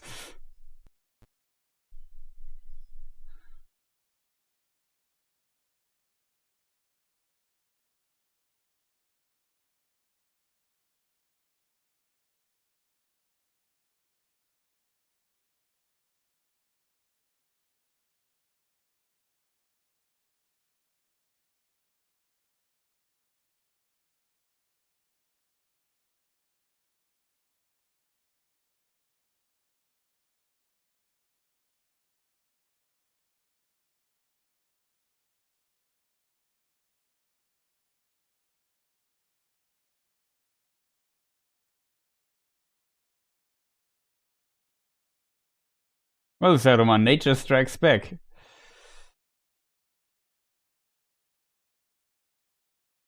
Bonk.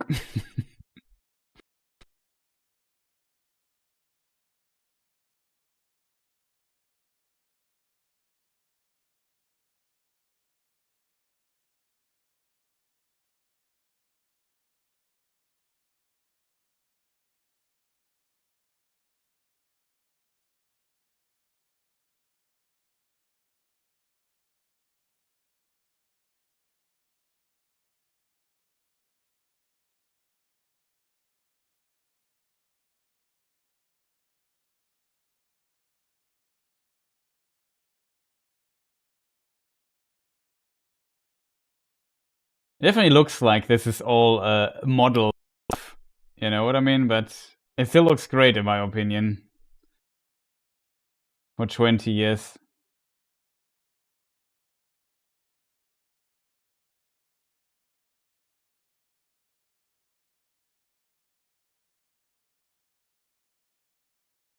Like miniature stuff. Oh, these miniatures were very big often.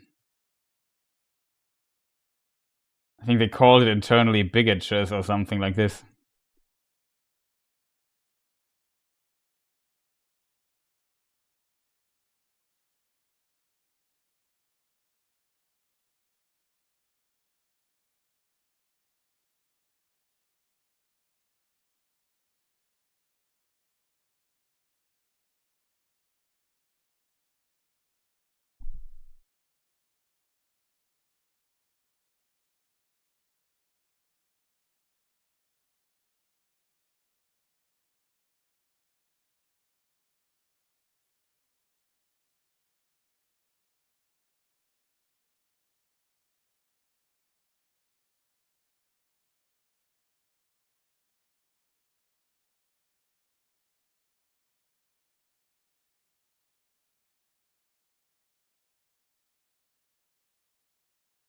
Also a cool shot. Like the back looks so awesome.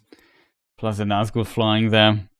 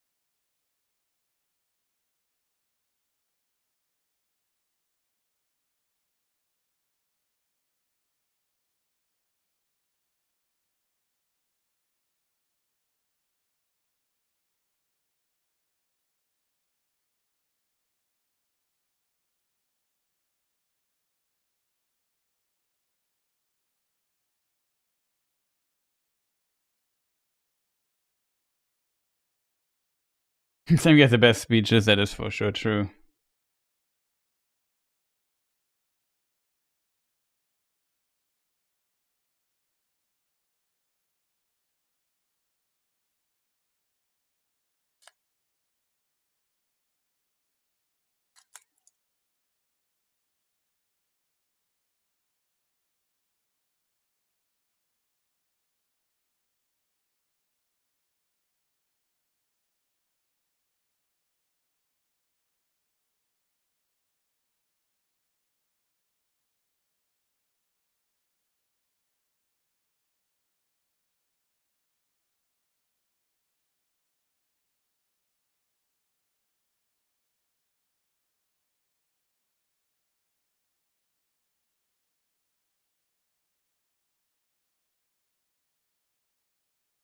Yeah, even Smeagol like this.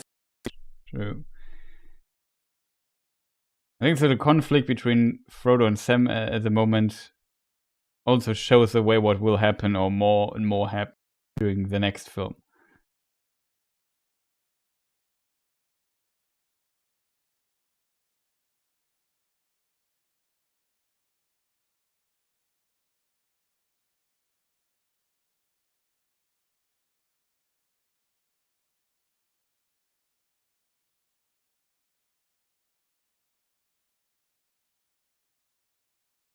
Faramir have to make the tough decisions.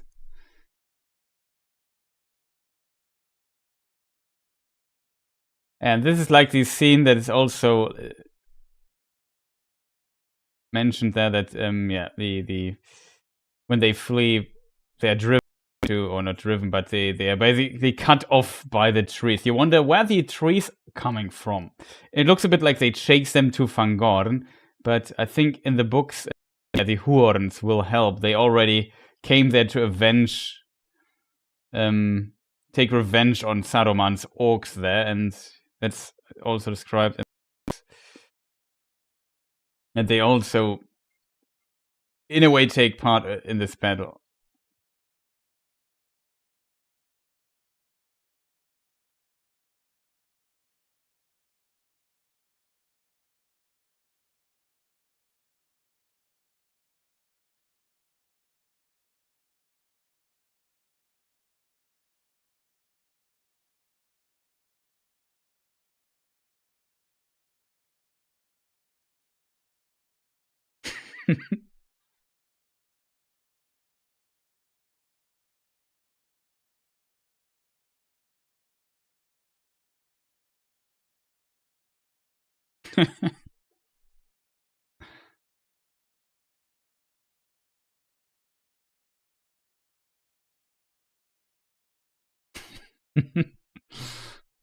This competition's also mentioned in the book. Kind of funny.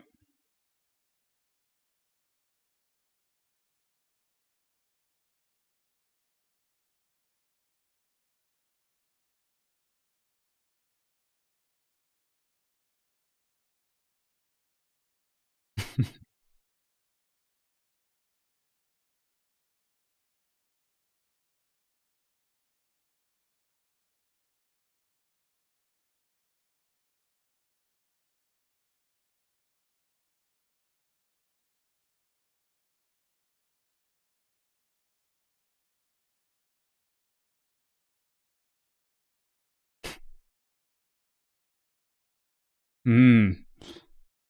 Mud water chicken, my favorite.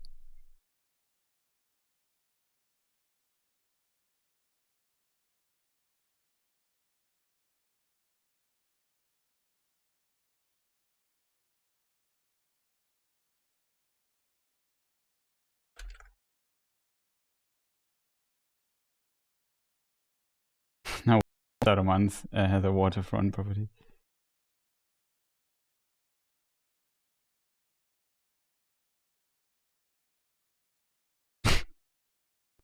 No. Could be distant relative, right?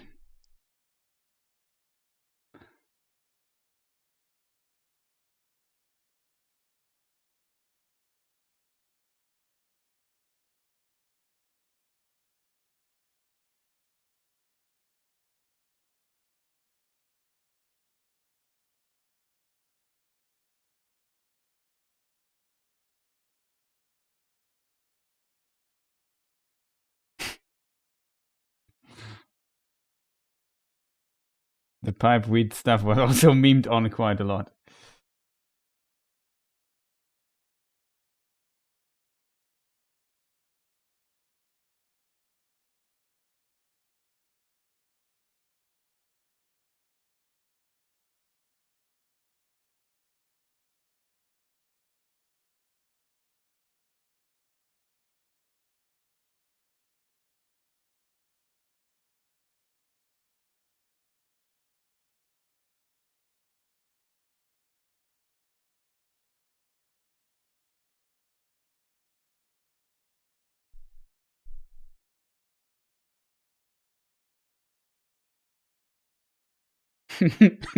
I like how Gollum just tries to slowly sneak away. He knows.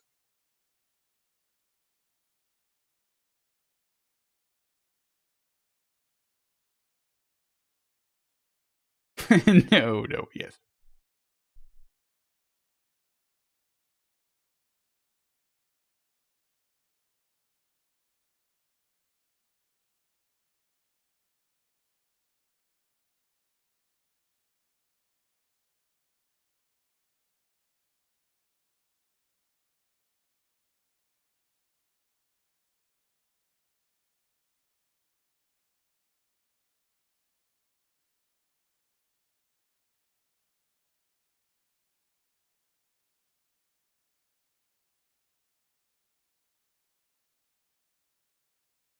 Yeah, Mike, we definitely discussed this. Re-editing tomatoes out of The Hobbit because they were found later, but potatoes and pipeweed were left in. Yeah, we're at 3 hours. So the film is like 10 more minutes or something. Maybe it's over. I'm not sure if it's 10 more minutes with credits. The credits are very long, though.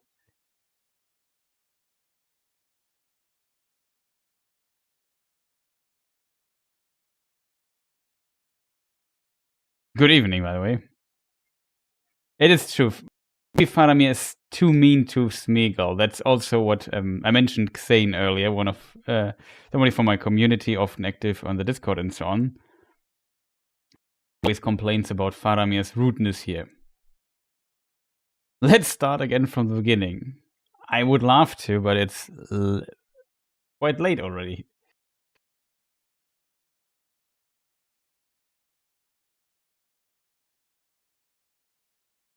Now, tomorrow we will watch Return of the King. Now here we have like a glimpse at the Grey Company, kind of. Well, not the Grey Company here, but that's also like a section that's kind of not in the films, too much of it at least.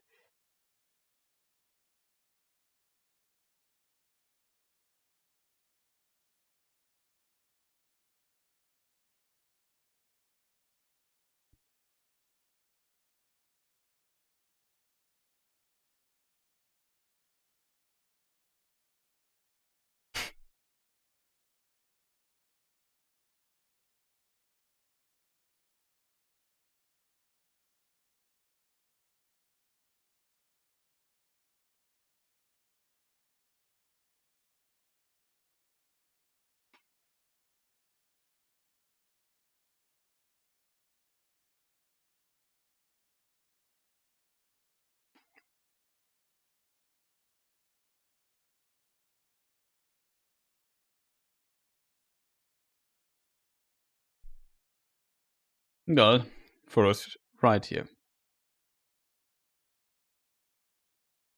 Samwise the Brave.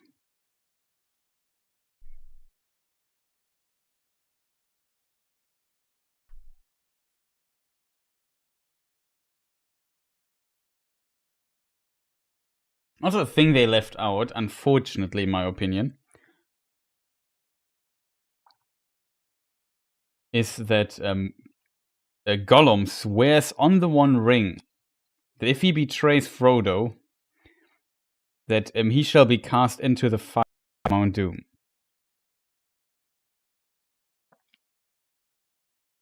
That is true, but we already discussed earlier that she was planned to fight, at least in the Horn section. There are some deleted scenes, but they decided against this, and I also think that it makes sense. In the book, she doesn't fight there, in case people wonder, but she's I assume she's part of the Elvish reinforcement that come, which are not in the book, but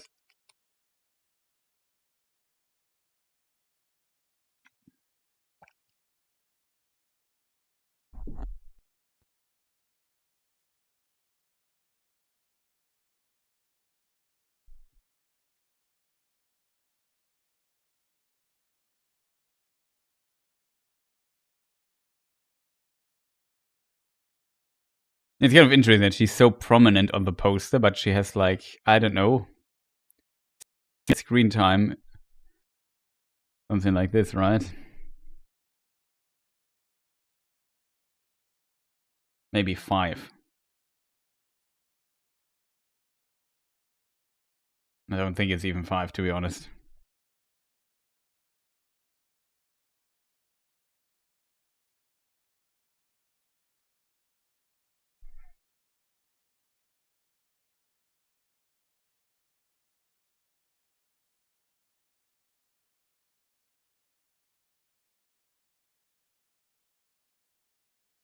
It's also such a cool shot with Mount Doom and Barad-dûr in the background, the Nazgûl flying around the land of Mordor. And this ends the film at, on my clock, 3 hours 35, 8. I thought it would be a bit longer, still. But I can now pause the film here. And yeah, we reached the end of Two Towers. This was the Two Towers. Let me stop the timer. Because, yeah, now we are at the credit scenes.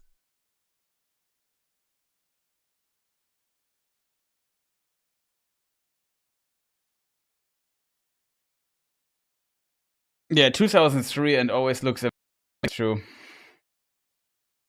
I think the movies really hold up well, which shows just how much work and also ambition went into these, but they still hold up so well for the most part. Of course, you see the CGI is not where it is today. That is obvious in many ways. And you notice, of course, that you have these miniature scenes often that are used very well, though, and look still very good.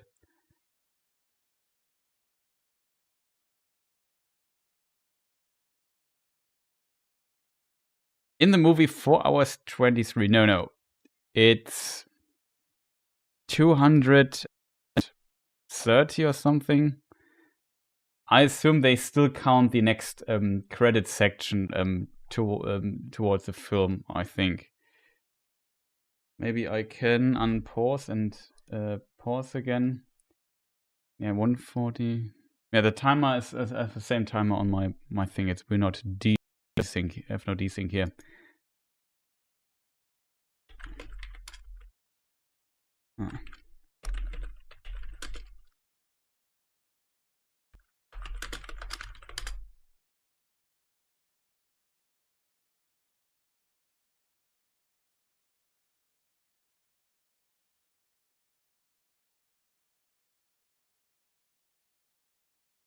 I think with credits, 3 hours 55 minutes. I think it's with credits this time that we see.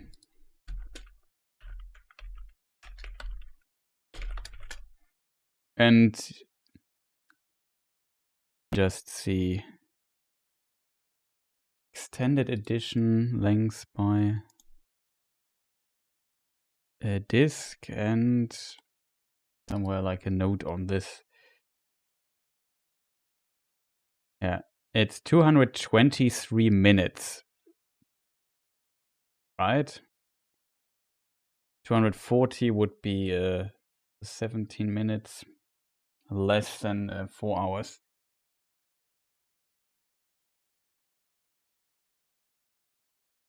That's quite something. It's a really long film. Like, I think the next film, though, is definitely still a bit longer. It goes over 4 hours with credits. Yeah, 250 minutes I have in the extended edition written here in my thing. Yeah, maybe with the credits it's 4 hours 23 or something. It's around 4 hours 23 minutes, just the credits.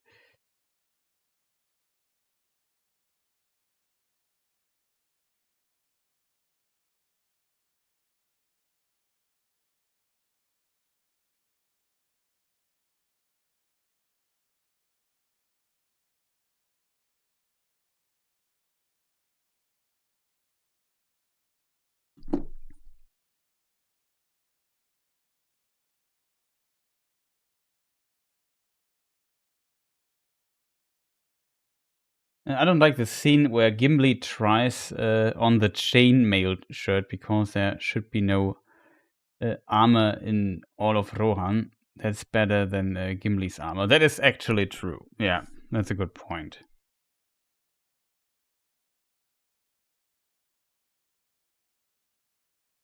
The view into Mordor at the end always seems like the scale is much too small. Mount Doom and Barad-dûr look too close.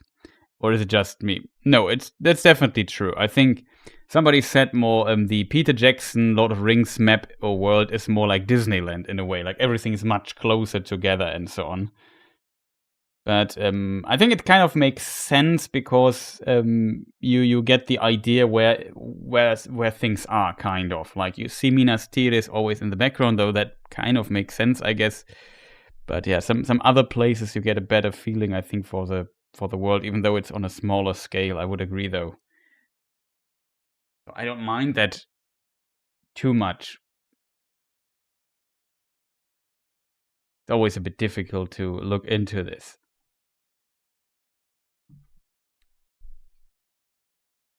To make this, to communicate things like this. Where's Isengard, and where is Meduseld? Where is in relation the Misty Mountains, the White Mountains, and so on. The Hornburg, and then this shot like Minas Tirith, Osgiliath, Minas Morgul, and so on. The Black Gate. And then inside of Mordor, Barad-dûr, Mount Doom.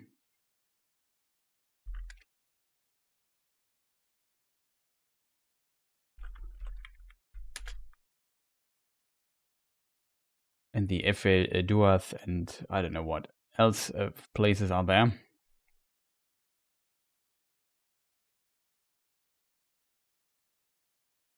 That we see in the film. It's kind of interesting to see.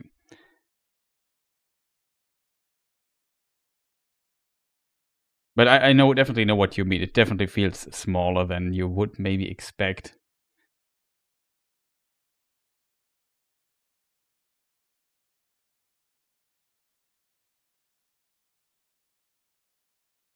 Then sometimes also the distance, like Faramir is 300 Eomer is 300 leagues away. Like, okay, Gandalf just travels over, I don't know how many miles these are. Like 300 leagues is quite a bit. That's 1,200, depending on your unit. It's far over 1,000 kilometers. I don't know. It's just quite a bit.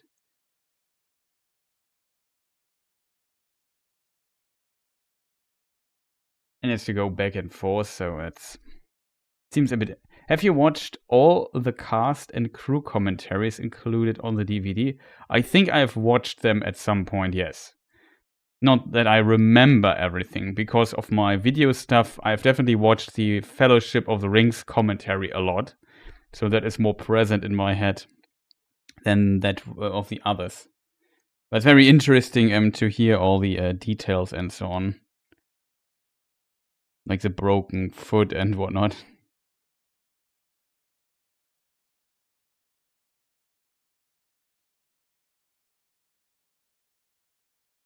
There's definitely so much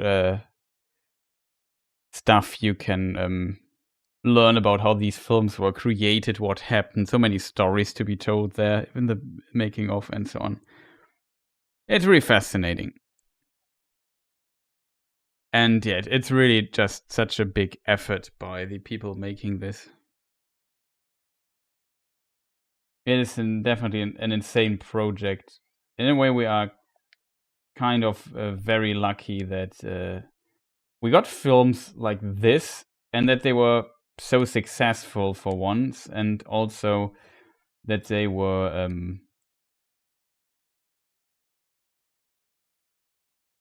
that they still hold up. Like, this could have been a complete disaster as well, you know, but somehow Peter Jackson and his crew pulled it off, and we're still talking about these films 20 years later because they are actually pretty good.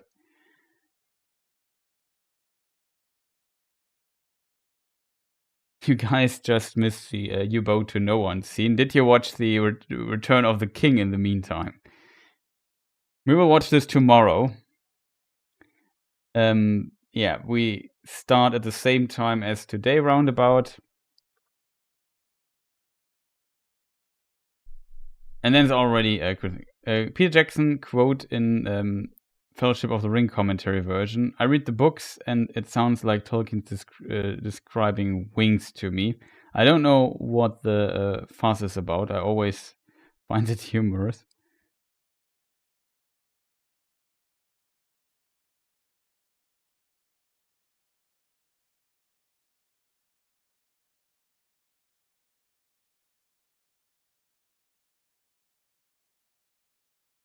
Yeah, I assume you mean the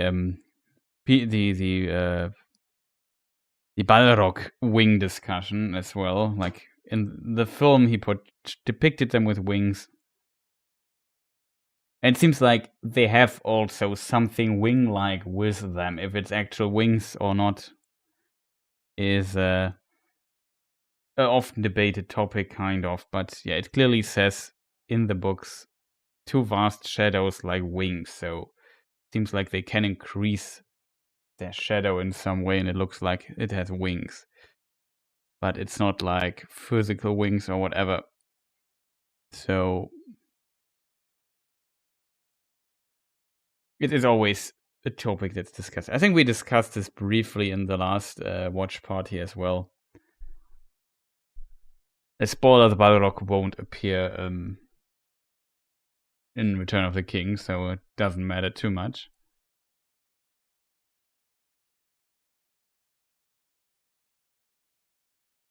Either way, I'm gonna go with the rule of cool in this one. The movie Balrog is great, or looks great. Yeah, I can definitely understand this. I also think the Balrog definitely looks really good, even for, if you consider that it's fully, this guy is completely animated, like it's CGI. It still looks so great. The next movie is Return of the King tomorrow. Like, from now, like, if we look at the clock, I plan on starting, because of the different time zones we have now in my place, 11 p.m. Yes, 11 p.m. I would start. What is the calculation? I can't do it. I can't do math. Round about at 6 p.m. from my perspective. So that is 5 hours ago. I would start. Tomorrow, like, go back 5. Like, take your current time, subtract 5 hours, and that is where the time we will meet tomorrow to watch the rest. I might be 50 minutes late or something. OMG, I thought Return of the King was today. No, it also says in the title, The Lord of the Rings, Two Towers. We watched Two Towers today. That explains why I was so confused. Yeah, why are we talking consistently about Hornburg and so on? Yes. That's very unfortunate. I hope you still enjoyed this watch party. But you have another chance to watch Return of the King again, if you would like to join tomorrow as well. Or you watch just Two Towers tomorrow in parallel, which would also be confusing. But yeah.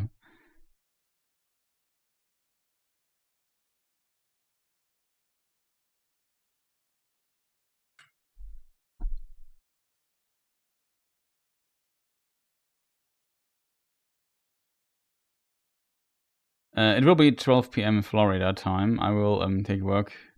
Will be at work then, so I'll catch the replay afterwards.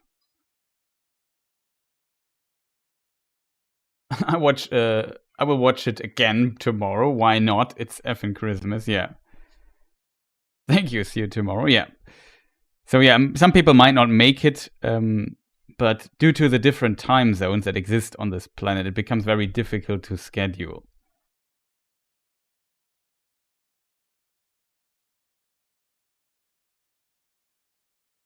So I would like to have the stream end at 11 p.m. kind of tomorrow as well. Maybe we can go a little bit beyond that for sure, but because I'm currently not in my office, and in my office I could stream how long I ever want.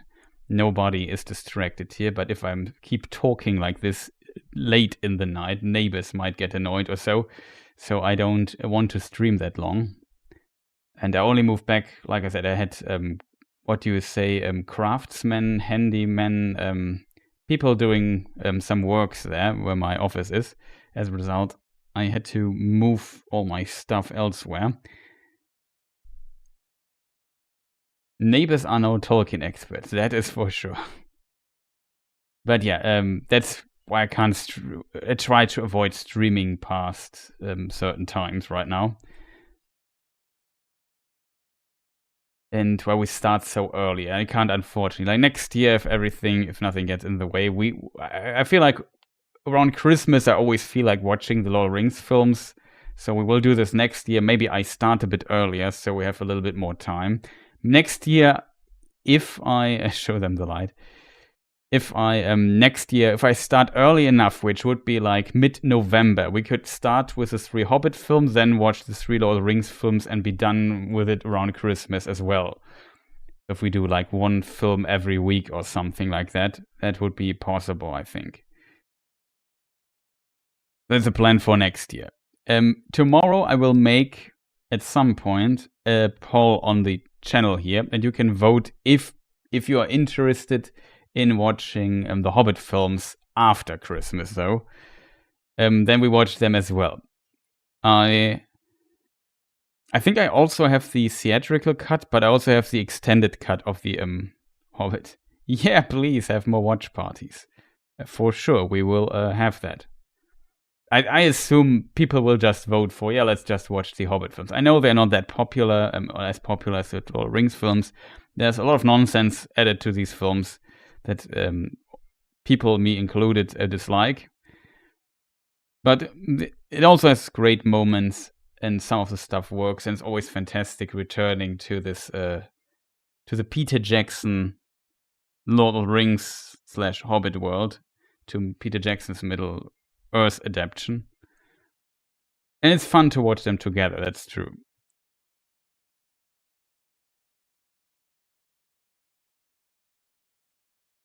Hobbit's harder to rewatch every year. Yeah, I might, like, I also prefer the extended edition of The Hobbit because it adds some cool elements to it, makes it more, some stuff work a little bit better out in the films. True Tolkien fans should say, Yule, not Christmas. Just kidding.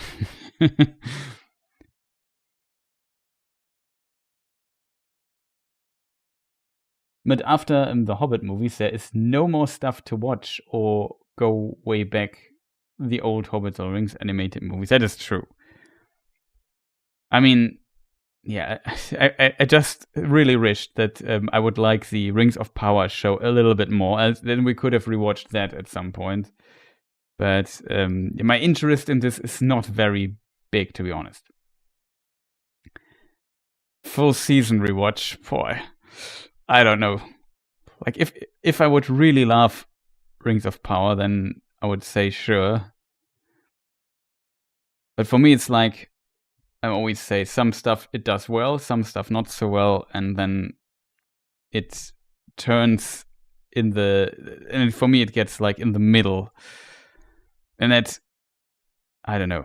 I had a lore question for you next time. Tell us about Yule details Tolkien made in the books. Oh boy, that's definitely a topic I'm not very deep into, I have to admit, like the Tolkien calendars and stuff like that. I mean, I have trouble saying, yeah, I'm there at 6 p.m. and then 10 past 6, I'm still not there. Time is definitely not my thing. Maybe we'll watch it at 2 times speed, and that would be... Nope, if there's a Rings of Power rewatch, I will certainly not intend. I have to say, after the ending of the last film, I'm so worried about season 2. Like, I can't even tell you how worried I am.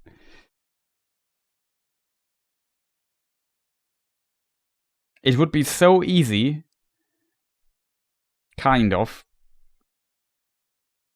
to I wouldn't say easy, but I feel like it would be possible to make a good Tolkien adaptation of this time without changing too many things. And they just, at the end, changed very important things, and that I dislike so greatly.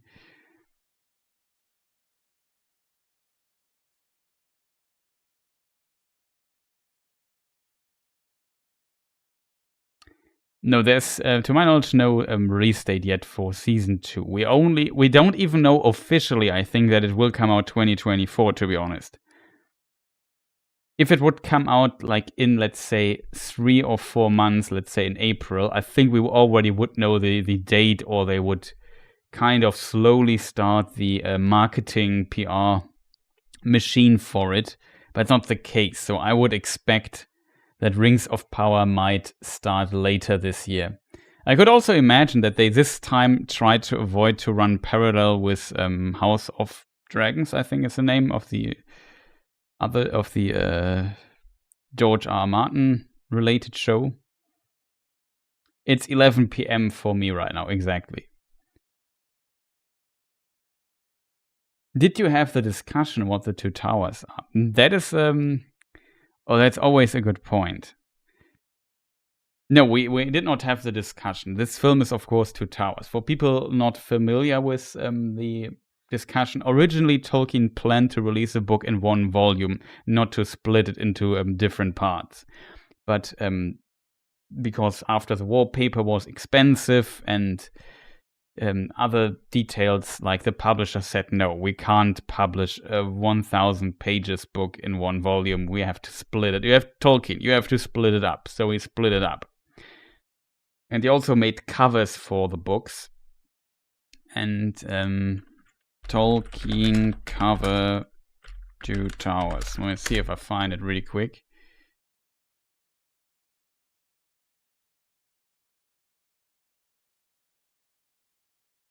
Maybe I find it on Tolkien Gateway. I found it on Wikipedia, but it would be great. Maybe they have a higher res version of it.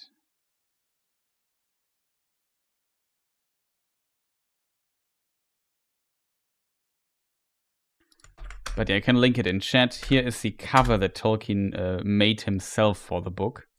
He also posted on the Twitch chat, because we're also streaming on Twitch.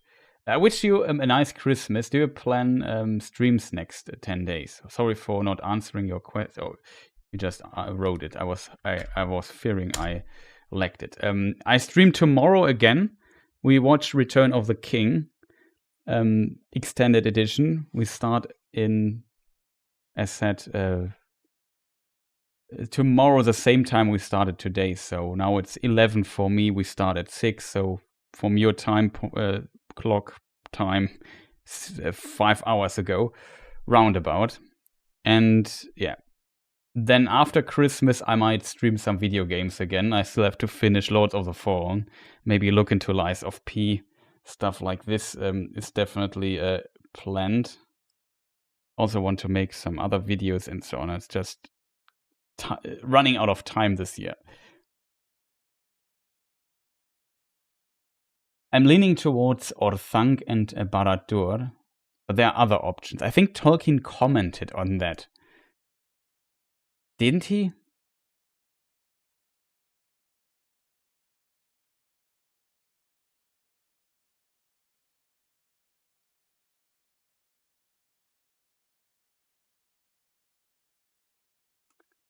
But yeah, it could be Barad-dûr. It could also be it could be Minas Tirith,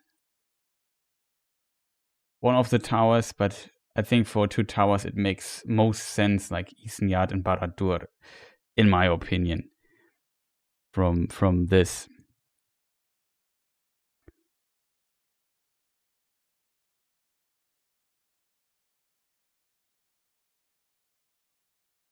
Let me just look up, like, if I find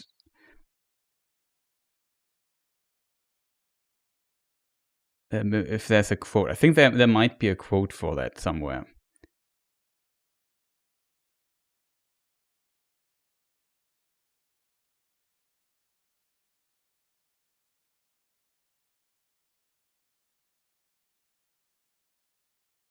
At the time, the identities of the titular towers themselves were unclear in Tolkien's mind. In his letters and sketches, Tolkien considered several sets of towers, including Minas Tirith and Barad-dûr, and even the possibility of leaving the matter ambiguous.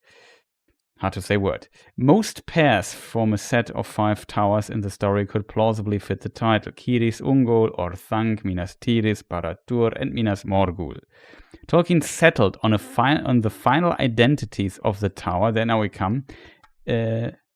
The towers no later than February 23rd of February 1954, on which date he sent to Ellen and Unwin this note, which appears in most editions of Fellowship of the Ring.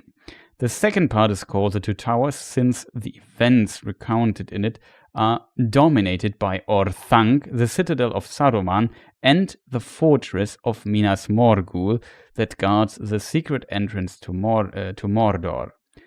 So it's Orthanc and Minas Morgul.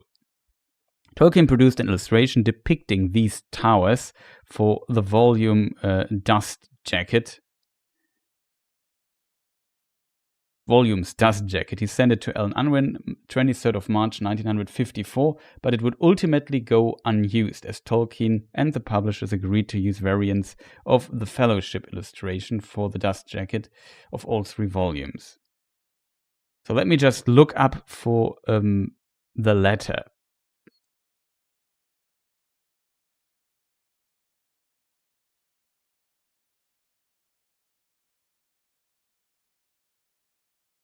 Let me see, is this published somewhere? No, it's only published in the thing.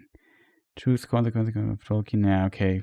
Footnote 60. That's interesting.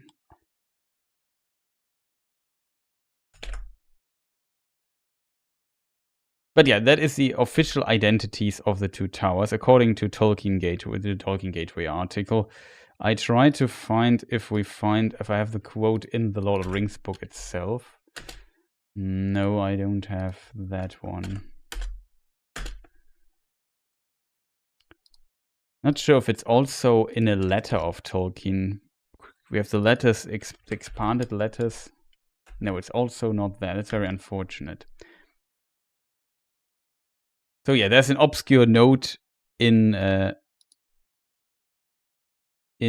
Wayne G. Hammond and Christina Scull, A Truth or Consequence, a cautionary tale of Tolkien studies.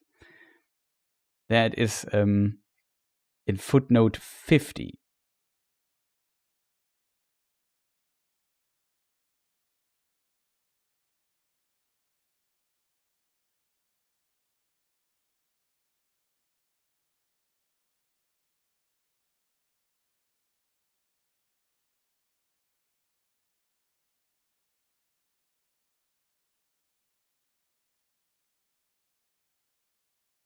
But there's a book, there's a letter, if I see this right, letter 139, where Tolkien also discusses different titles for the book, which is kind of interesting. I also didn't look at chat for. Do you think the persona Saruman is good enough presented in the movies? I think he is. It's an interesting story with Christopher Lee depicting him, because Christopher Lee is one of the few cast members that actually knew Tolkien or met Tolkien in person. I think he's the only cast member who met Tolkien in person, to be honest. And he was a fan of Tolkien's books back in the day. And he even talked to Tolkien at one point and said, if you ever make a movie, I want to play Gandalf. And now he got to play Saruman in a way that is kind of a nice closure for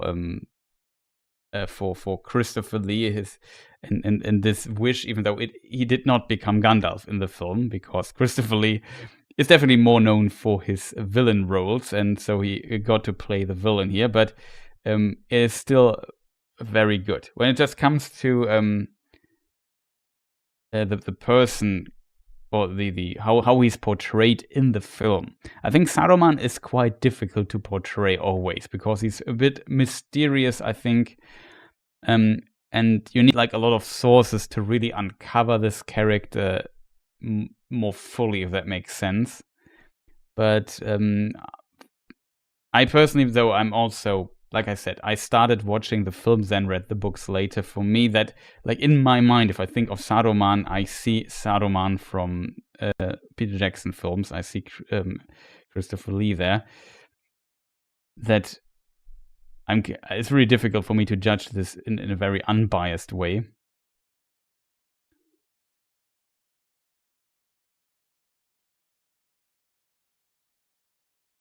But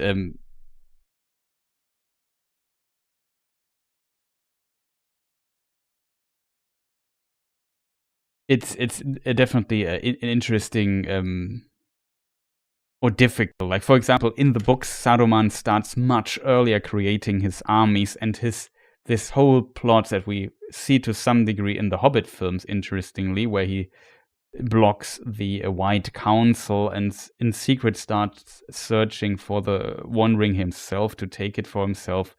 This we don't get to know in this film here. So here he's, like, in a way, it's a bit difficult, I think, if you just don't know the books. You don't, I think, fully understand why did Saruman betray Gandalf and his mission as one of the Istari, and tried to, like, the film also implies he tries to ally with Sauron, but if you look in the books, that's not really the case. He pretends to ally with Sauron, but he wants to take the One Ring for himself and then overthrow Sauron and rule over Middle-earth himself.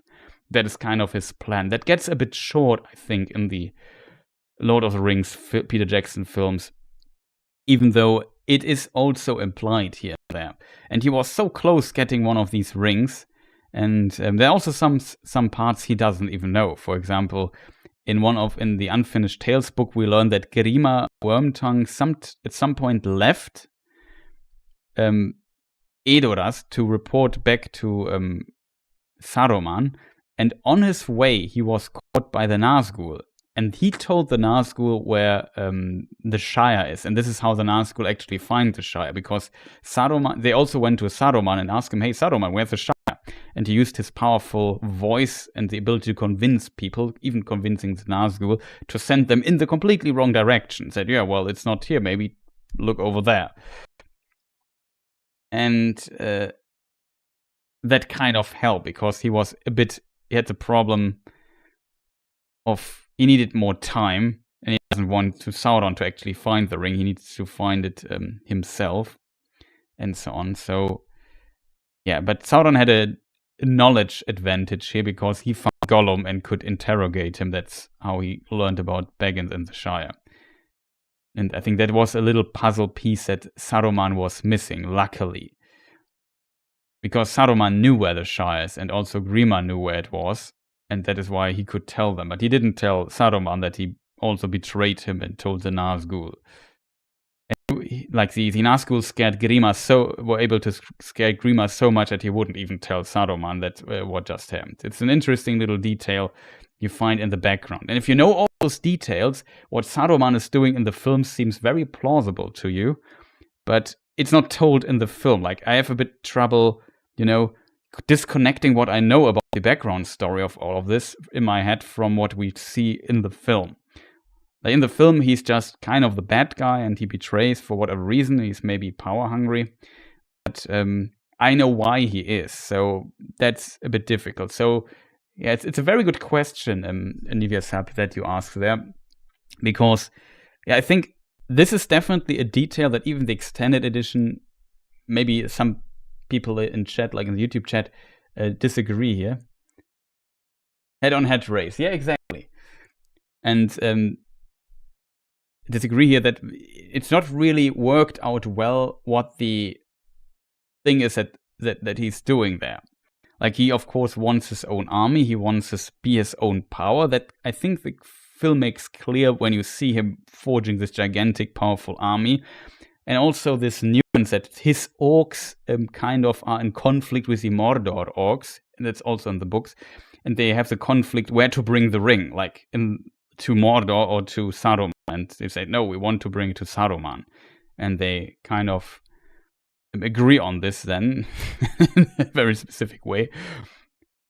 And then it develops from there further and further, which is very interesting from a dynamic. But Saruman's treachery goes far, far deeper and far back in the thing. Though the sequence also where Gandalf finds out about his treachery is when basically Saruman imprisons him and says, ally with me. Because together we are much stronger than Sauron, and we could do so much. You know where the ring is. I'm not sure if Saruman knew where the ring is, but yeah. Also, RB Kitty is here. Happy subversary. That's a word I need to read twice. But RB Kitty, thank you for your sub, much appreciated. Thank you for your support. As always, nice you were able to sneak in here for a moment. If you want to watch Return of the King, we will do this tomorrow in around about 19 hours from now. If I calculated this correctly in my head, which I might have failed at. But yeah. So yeah, Saruman is in this regard a very fascinating character, because at some point, like, he has to look. Interestingly, he was the ring expert. He looked into the lore of the rings, and it almost and he had and there was certain points in his life where he got where he remembered something, like when Gandalf came to Middle Earth. He appeared in the haven of Lindon first, and there Círdan saw him, and he understood immediately who that was. And he said, dude, you need this ring I have here more than I need it. Take Nenya, the ring of fire. And it can, how does he phrase it? Rekindle the fire in hearts in times, in chill times. Something like this. I'm not getting the quote right here. But it's a powerful gift, and Saruman kind of remembered this. Then also Galadriel suggested that Saruman becomes the leader of the White Council, but Gandalf refused. I said it wrong, right? Galadriel wanted that Gandalf becomes the leader of the White Council. Gandalf refused. And also Saruman remembered this, that not he was chosen. He was the leader of the Istari. Why was not he? And he had this, what do you call this word in English? Neid in German. Envy. Yeah, that's a word. Like, this was always in his heart, and it grew over time. And then he looked into the ring lore, and Gandalf was always like a person, grudge also, yes. And Gandalf, Saruman was with men for some time in Minas Tirith also, and doing research regarding the rings of power and the One Ring.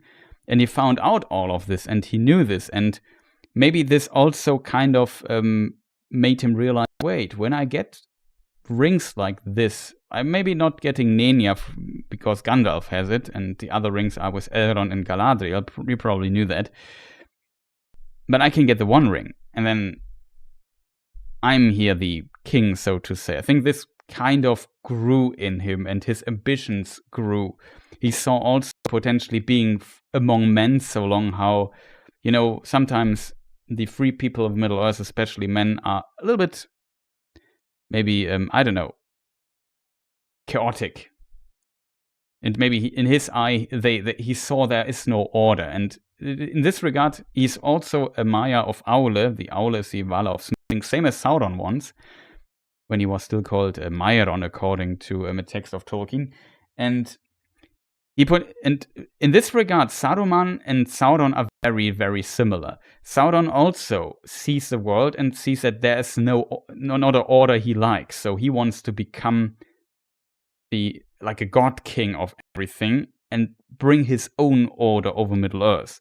Same with Saruman, I think. He just saw the ambition and he saw this shortcut to power to reach this, which is the One Ring, which would have made him very powerful, of course, because he already is powerful, and then he gets a part of Sauron's power with him that definitely would have helped. He also could have controlled others with the rings and so on. And he had a lot of ambition there.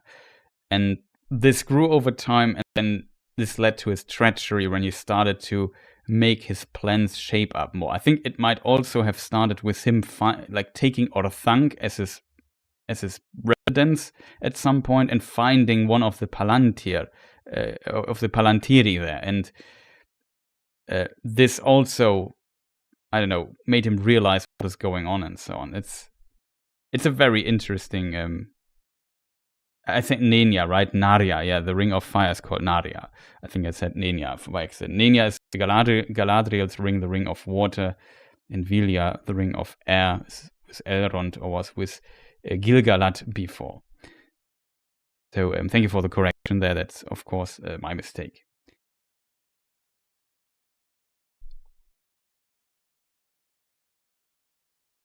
And yeah, it's in this regard a more complex character, Saruman versus well, it's a different character than Sauron for sure, but it's also an interesting character, and the films have struggled, I think, a little bit explaining this. I think maybe with The Hobbit you kind of understand it a bit more, because there we have these White Council section, which is very important to understand Saruman, I think. Though the very important scenes are not in there as well, so maybe it doesn't help too much, but it helps a little bit, I think. And at that point, like, it's very, what you, for example, don't understand in the Hobbit films when it comes to the White Council there, why, like, Saruman blocks the White Council to attack Dol Guldur, where Sauron was hiding for such a long time as the necromancer. And the reason why he blocks this is he was searching there in this region around the Gladden Fields for the One Ring himself. And then at some point, so why did Saruman change his mind at some point? The reason for that is he noticed that also Sauron was searching there for the One Ring at some point. And he knew, okay, when Sauron is searching there, he's in the way. If he finds it, I'm losing. I need to find the ring. Sauron cannot find the One Ring by any means. So he said, well, I could just allow the White Council to attack Barad-dûr and Dol Guldur and drive Sauron out. And then I have time again to search there, and Sauron has to find other means to search this area again. So that made completely sense at some point to change his mind on this particular topic. This also is not portrayed well, I think, in the film. So from this perspective, like, it's the portrayal doesn't do justice the complexity or the many interesting lore aspects of the character of Saruman. But I think it's also almost impossible to explain everything, because first of all, they don't have the rights for a lot of stuff that has to be considered. Hunt for the Ring is a chapter that explains a lot of background information, as an example, that is only be found in Unfinished Tales. They don't have the rights for that. And as said, it's a side character in a way, though he's important, but he has very little screen time if you all things considered, and you needed just much more time to work on this. So I can definitely understand why they went with a more simple route. Well, he betrayed his order for whatever reason and becomes a bad guy in a way, even though the reasons are not fully explained, I think.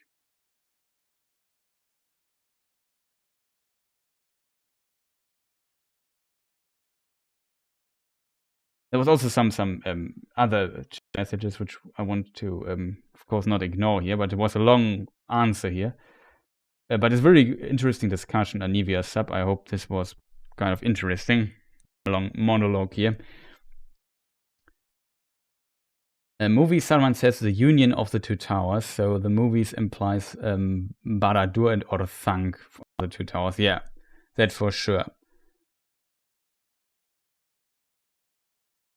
Because a reason for this is that if you look at the, you have to also consider that the structure of the books and the films are different. Like the Two Towers book has like quite a few other passages. For example, the stairs of Ciris Ungol is still part of Two Towers. Shelob's Lair, part of Two Towers. The Forbidden Pool, well, that makes, of course, sense, but the section from the Forbidden Pool journey to the crossroads and the stairs of Ciris Ungol, this is still the Two Towers book. So from the book perspective, it makes sense that the towers are Minas Morgul and Orthanc in a way, because this kind of reflect what's happening on in parallel, while they then later in Return of the King, we explore Mordor a little bit further, because the last book of Two Towers is the choices of Master Samwise. That is where after Shelob's Lair and so on, and he has to take the ring for Frodo for a time. So the reason why for the films it makes more, in this structure, it makes more sense to portray Orthanc and Barad-dûr, because Barad-dûr is more present in the films because Peter Jackson decided to portray Sauron as his flaming eye above Barad-dûr. It makes a lot of sense to portray these as the Two Towers meant. In the books, though, you have more Minas Morgul involved and so on. As a result, it makes there a lot of sense to have Minas Morgul and Orthanc, as Tolkien suggests in the mentioned note there. So that I think definitely makes there a lot of sense.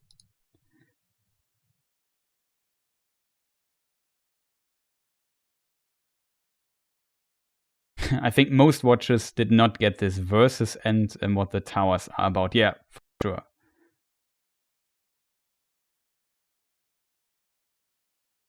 Another title for the book, Lord of the Rings, the tower meaning Barad-dûr.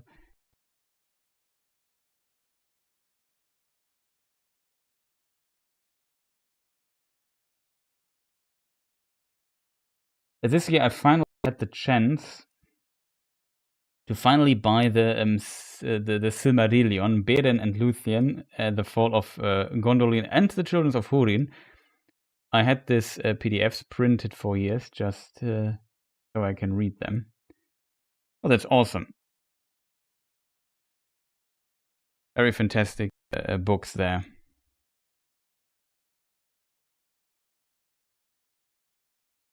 I like when reasons are held in mystery. It makes often also sense to kind of discuss them then, right? And kind of find your own answers. That's often fun.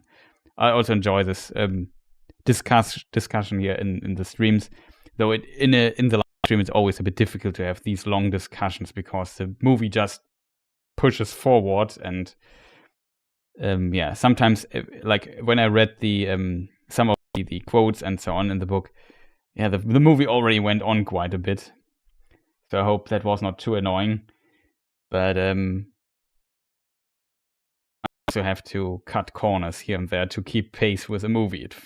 You could, like, the fascinating thing about Tolkien, like, you could literally take almost every scene in the film and then just talk an hour over it.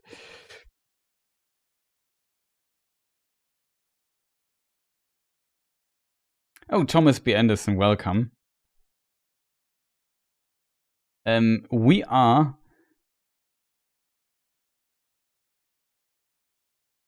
I just upvote him, you know. We already have completed the film, unfortunately. We watched Two Towers, and yeah, 3 hours, 35, something.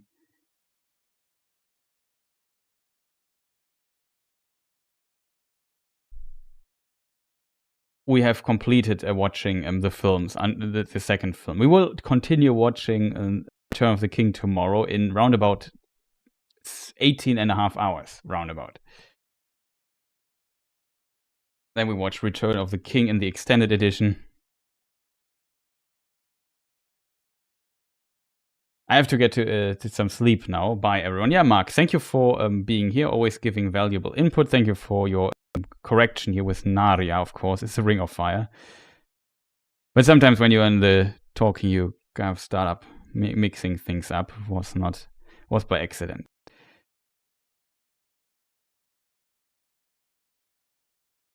Thankful for you to watching the watch party. Yeah, it's always fun. Like I really like watching the films.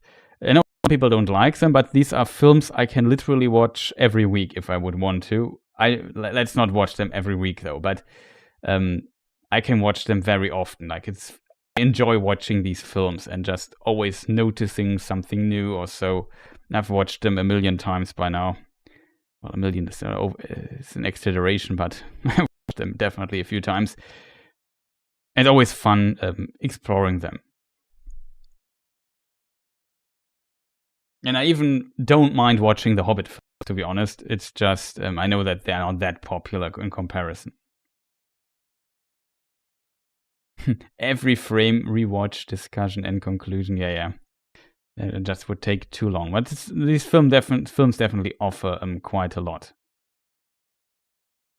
to discuss here. And it's always fun, especially like you have a lot of people in chat that also know the books and so on very well.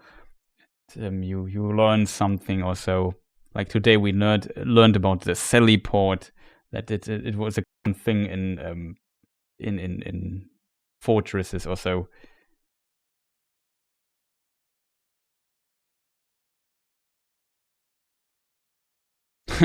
Yeah, I will run it the next days when I do a Lord of the Rings marathon. You deserve to be a big Lord of the Rings channel, but I also enjoy the underground feeling like that. Yeah, sometimes my channel is big, sometimes it's very small, unfortunately. It's kind of a mix. I'm very happy that people seem to enjoy my Blue Wizards videos so much. It's doing pretty well. The last episode of Who is Elrond also did very, very well. So happy about this. But yeah, currently I focus also on some other projects which slows down content production on the Lord of the Rings side a bit.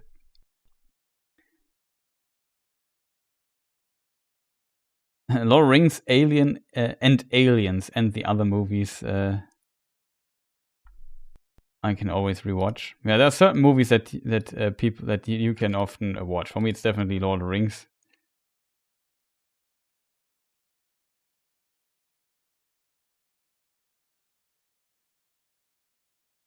That is the film I can watch a lot. Do you have a video on Faramir? Unfortunately, no. I think at some point I might have to make one. But since I have a very high standards to videos, that would definitely be difficult to make, I think. It's a complex character. I think, and also there are some sides that can be criticized and so on. It's not that easy to make a video about Faramir, I think. I mean, I just made 9 hours about Elrond, if you count all the videos together so far. I'm not even done with him yet. But yeah, I still plan to finish that. But I say this every stream, basically, and then it takes some time. But like I said, I got distracted by so many things this year. Next year, I might be able to get a bit more focus here on the main channel back.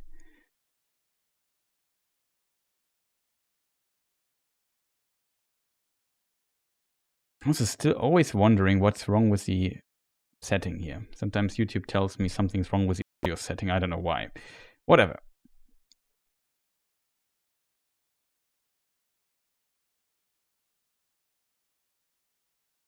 I also hope the Twitch stream is running, because they also get like this red line all the time. Thank you. I do love those Elrond videos. Why should you never call the Nazgul Black Riders? Okay. Maybe our last pun of the day. Very curious.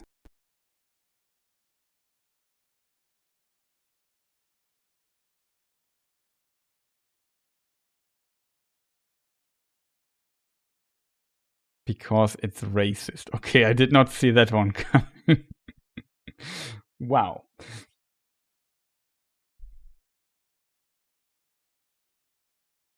Don't use the N-word. Yeah. Is there anything in the Two Tower books which you think should have been in the movies? I can't think of anything at the moment. I mean, it would have been nice to see Erkenbrand as his own character instead of being fused together with Eomer, I think. That would have been cool.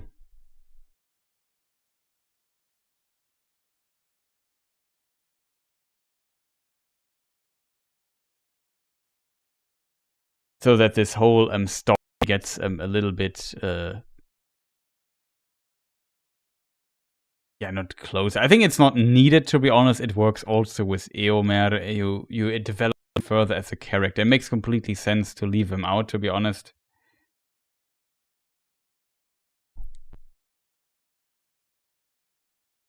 And I think the theatrical cut, Faramir definitely needed more screen time to understand him a little bit better. That works much better in the extended edition. I think you could still add to this, though. I think in the films.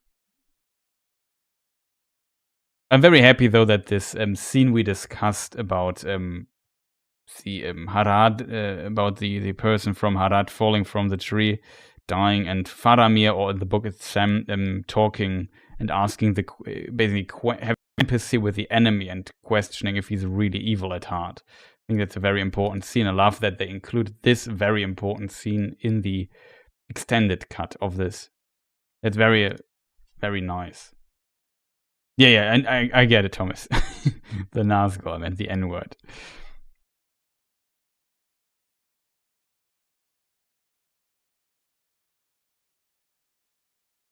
I still need some good topic. I can make some video in the future as a little side thing.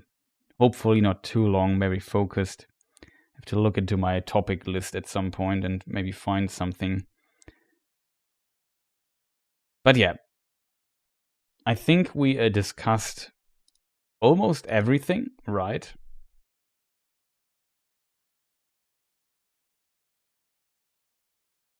This weird YouTube thing. I mean, next time I could simply set up 2 different bit rates for YouTube and for Twitch. But it's a technical problem because I don't need, I'm not playing games, so it should work that way. Have you tried TikTok short videos about LotR? You will laugh. I have made 1 TikTok short video about LotR. Who knows? Maybe it will help to promote your channel.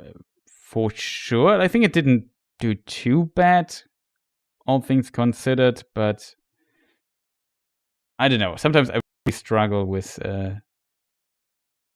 making like the content, like the art of LotR videos on like I also tried some YouTube shorts here and there, and the difficulty is always finding a format, structuring it, and compressing it to like 60 seconds or whatever.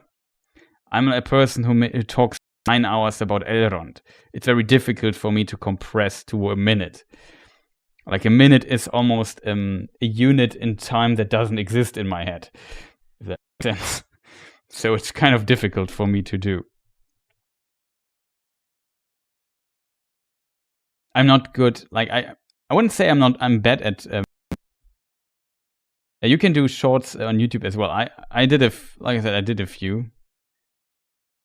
I think most people don't even know that I have a TikTok thing. I just wanted to try it out to see what's going on. TikTok is not a platform I use myself, though.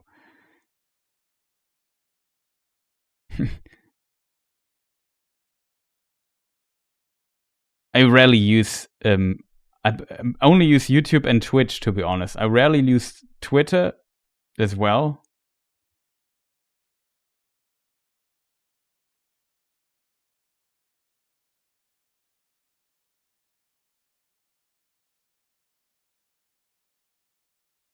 I mean, like spamming TikTok with LotR. Yeah.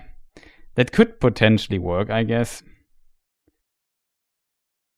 I don't even know how what its length is. I also uploaded one of the law stuff to what the other channel called Instagram, the other social media thing, the small thing. Maybe you haven't heard of Instagram yet.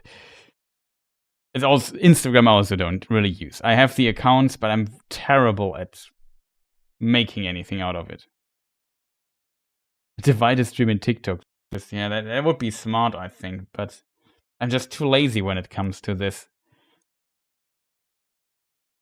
Like, there are so many things I would love to do. I would love to do more videos in German, to be honest, because that's very interesting for me as well, but I don't have the time for it.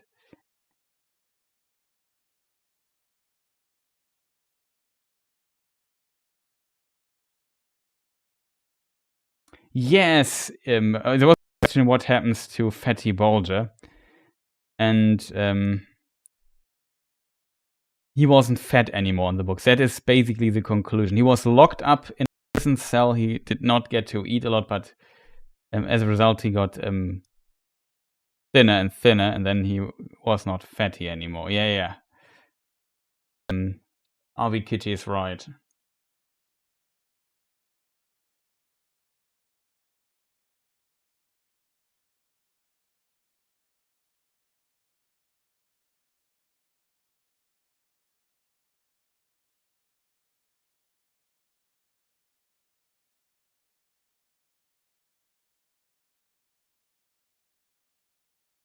So the question is there anything left to discuss? Because it's getting really late again.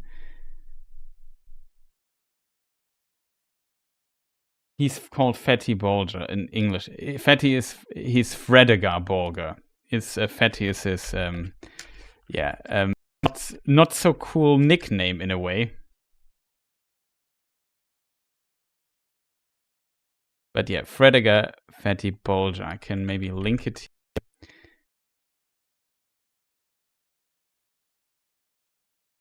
But yeah, in the German version, he is called Fredegar Dick Bolger, I think. Assuming that's how we would pronounce him in German. Maybe I can post it here if people are interested in this.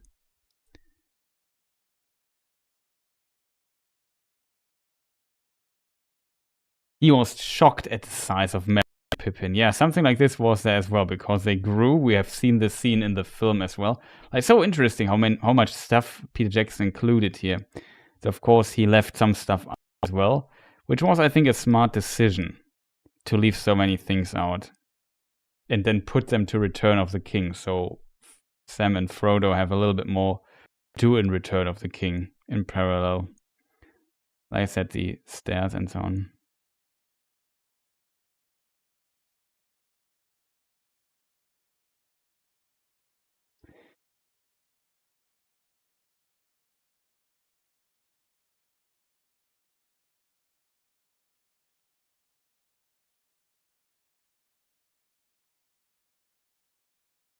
Fat shaming Tolkien, yeah.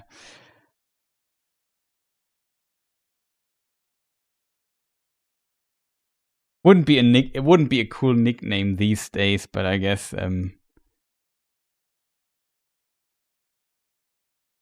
if you're born like 1892, maybe I don't know. It was like a name more acceptable, I think. I'm not sure.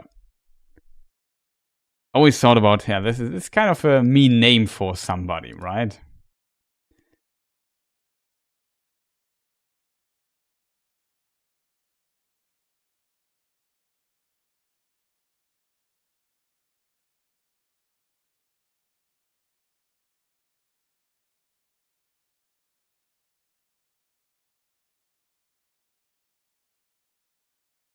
Interesting. In early versions of the text, The Return of the Shadow, like one of the History of Middle-earth books, his name was Hamilcar Bolger.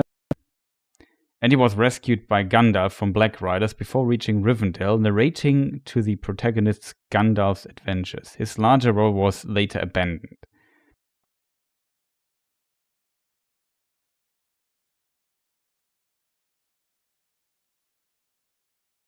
Yeah, and before the 4 hobbits go in the Old Forest, they have 6 ponies prepared because Fredegar was supposed to go with them. The number was corrected 5 in the 50th anniversary edition.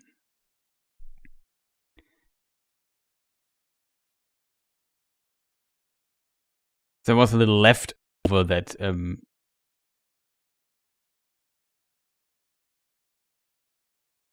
of him there in this old version. It's interesting. Depends on the culture, I suppose. Yeah, that's maybe also a thing.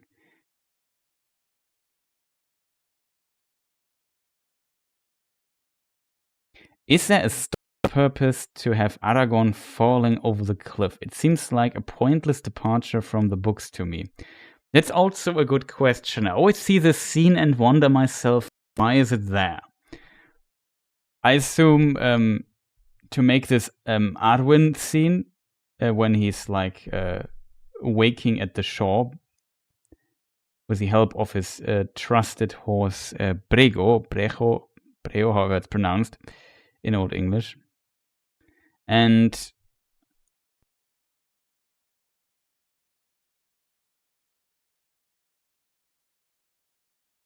yeah, I don't know, maybe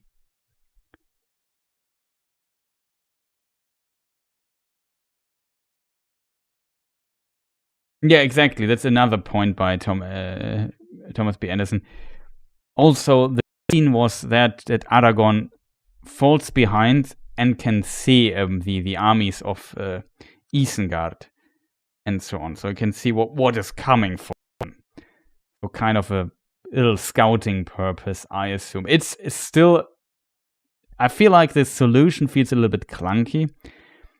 I also think maybe another reason for this scene might be when he returns and reaches Hornburg, like for example, Eowyn is happy to see him, and they have also this conversation, and to have her express kind of her feelings for him. I think Peter Jackson thought, okay, it would be great if people maybe think he's dead, he comes back, and then they are very happy that he survived and he's back with them, and she can express her feelings there in this scene. So it has a little bit more drive towards this emotional, basically unloading these emotions in this scene, because you have like a good hook that leads there. I think that's maybe the reason for this particular scene as well, beyond, as pointed out, seeing the armies of Isengard in full strength, as Thomas wrote, and yeah, stuff like this. We also have then this conflict, this little conflict between Aragorn and Legolas and so on. Maybe you could also tie this further in.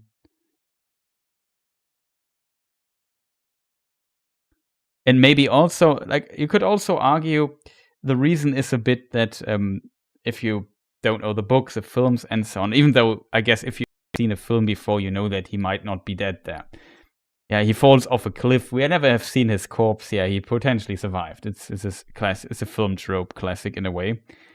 But it also might show that also something is at stake. The hero can fall, can die, and then the others have to move on without him.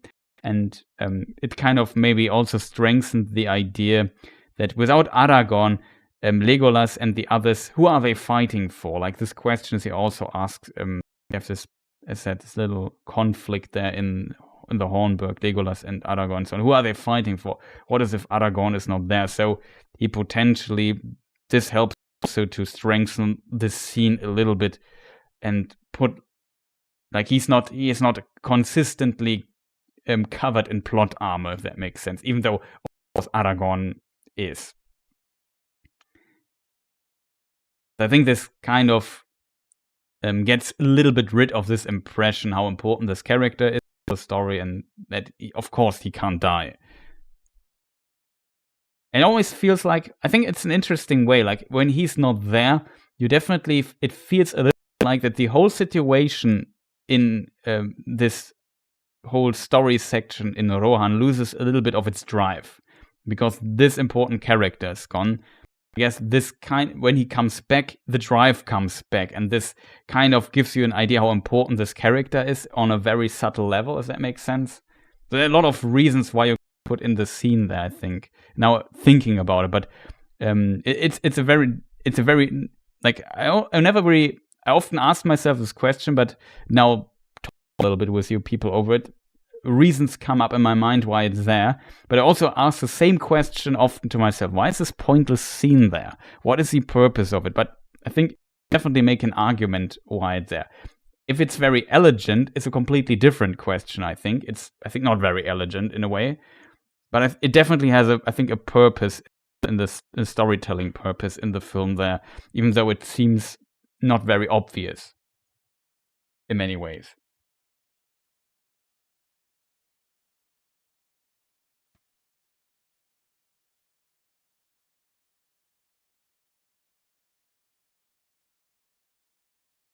So I'm not sure if chat both agrees or disagrees here with me.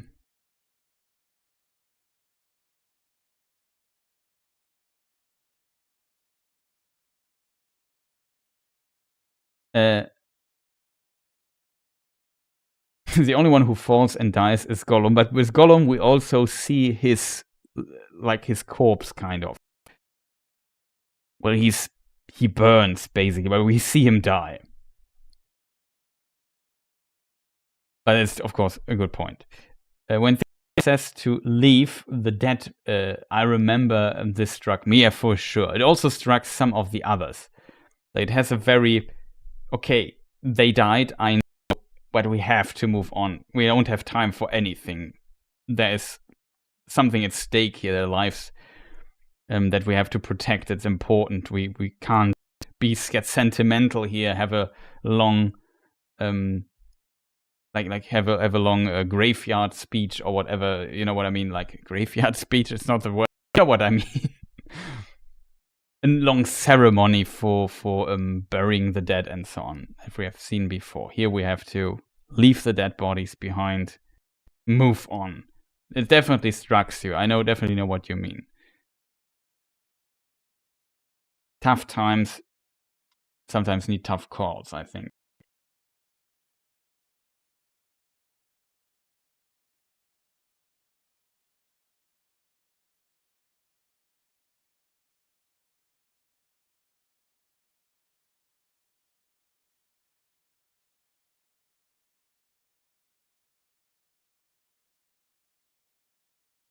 There's the same scene in Fellowship of the Ring where Aragorn says, Legolas, get them up, give them and then Boromir says, give them a moment for pity's sake.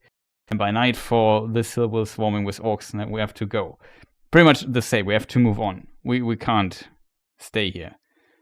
Same situation, like it's kind of a reflection of that. With the difference, this time Aragorn is not there to say this. But all know that is what needs to be done. Like Legolas looks at Theoden, that's a cool scene actually. And I think it's also well seen, well played by both actors, where Legolas looks at Theoden and says, watch you. And he puts his hand on his shoulder and says, come on, let's go. I forgot what he says exactly, but you know what? I think you know what scene I mean. And he knows, and Legolas knows what's right to do.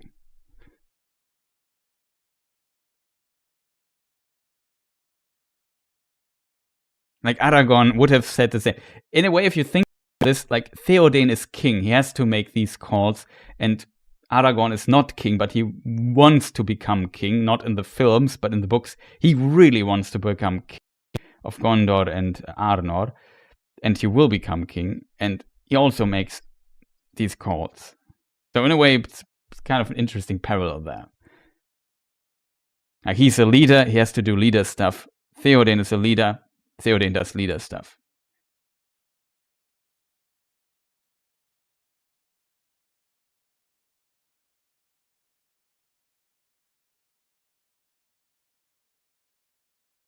I mean, in theory, they could say, but shouldn't we go down the river and search for Aragorn? Maybe he survived the fall or so. They know they have to move on. Not even for Aragorn, they can make an exception. And same with the scene with Aragorn where Gandalf, the grave fell into the abyss. No, we can't wait here. We can't wait for him. We have to go. Not even for Gandalf, we can make an exception here. It's kind of interesting. It's a good point that you make here.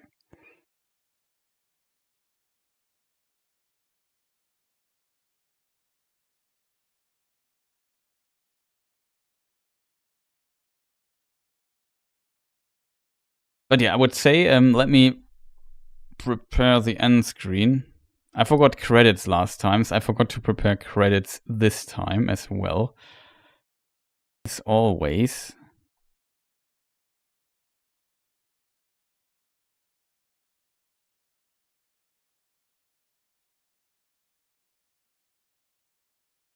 And they couldn't wait, but Legolas should have been able to do a quick search down there for sure.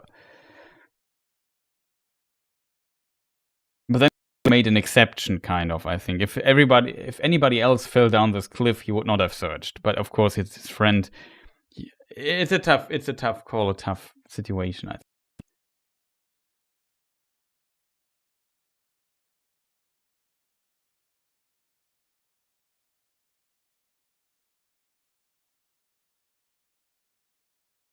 Let me think.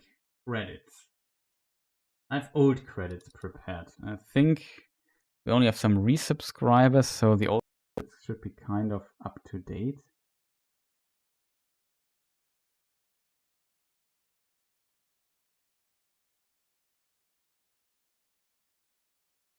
I have no idea. Let's hope people are there. Still shout outs, of course, to all the supporters here, to the artists that use any artworks today, except for the film poster that I made a little bit, zoomed in a little bit. But yeah, shout outs to all the supporters. I think that brings us here to the end of the stream for today. We will be back in already, from my perspective, 18 hours from now. Roundabout. Give me, let's say, 18 hours, 15 minutes, roundabout, something like this. And I think there's some names missing there on the list, though. So I maybe shout them out manually. Always a bit worried to miss people here supporting me. I promise to put them in the credits.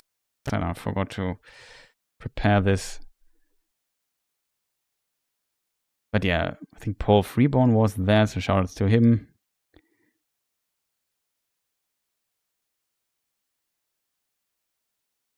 Actually, that might be the list. Aris Aurelian, of course, Bad Boy, Matt Coles, Priscilla TV, we had Novo, we had here also in the list, I think, RB Kitty, Bibzuda, I think, the Twitch people I have to look up. I don't know them out of my head here, and the list is more difficult to get. But yes, thank you so much for your support, people. It's much, much appreciated, even though I did a lot of other things this year. Let me just get the list really quick. Good old subscriber lists, not up to date, Chris. What is wrong with me?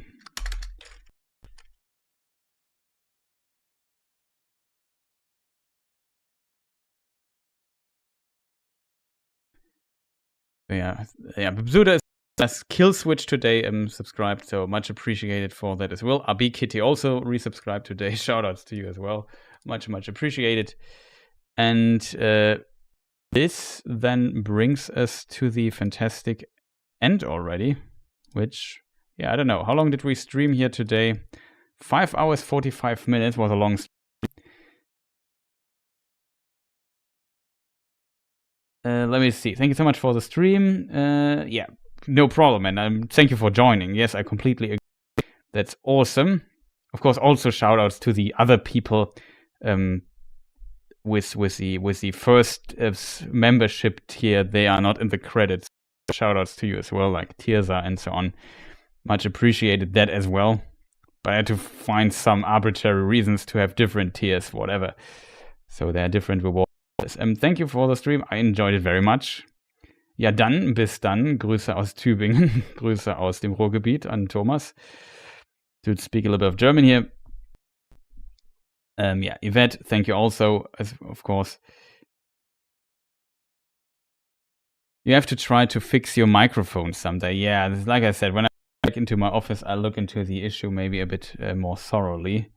But last time I tested, the microphone worked. I could imagine it's just something to do with the stream audio thing.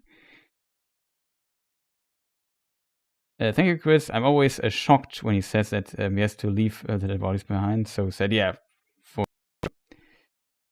must try to fix this. Thank you. Yeah, okay. So thank you everyone as well. Hope you enjoyed this. If so, maybe press the like button and maybe check other stuff here on the channel. If you like gaming stuff, check the gaming channel. There's also things I do. Or if you want to watch on Twitch, there's a Twitch channel. ! Twitch or something like this, and get you there as well.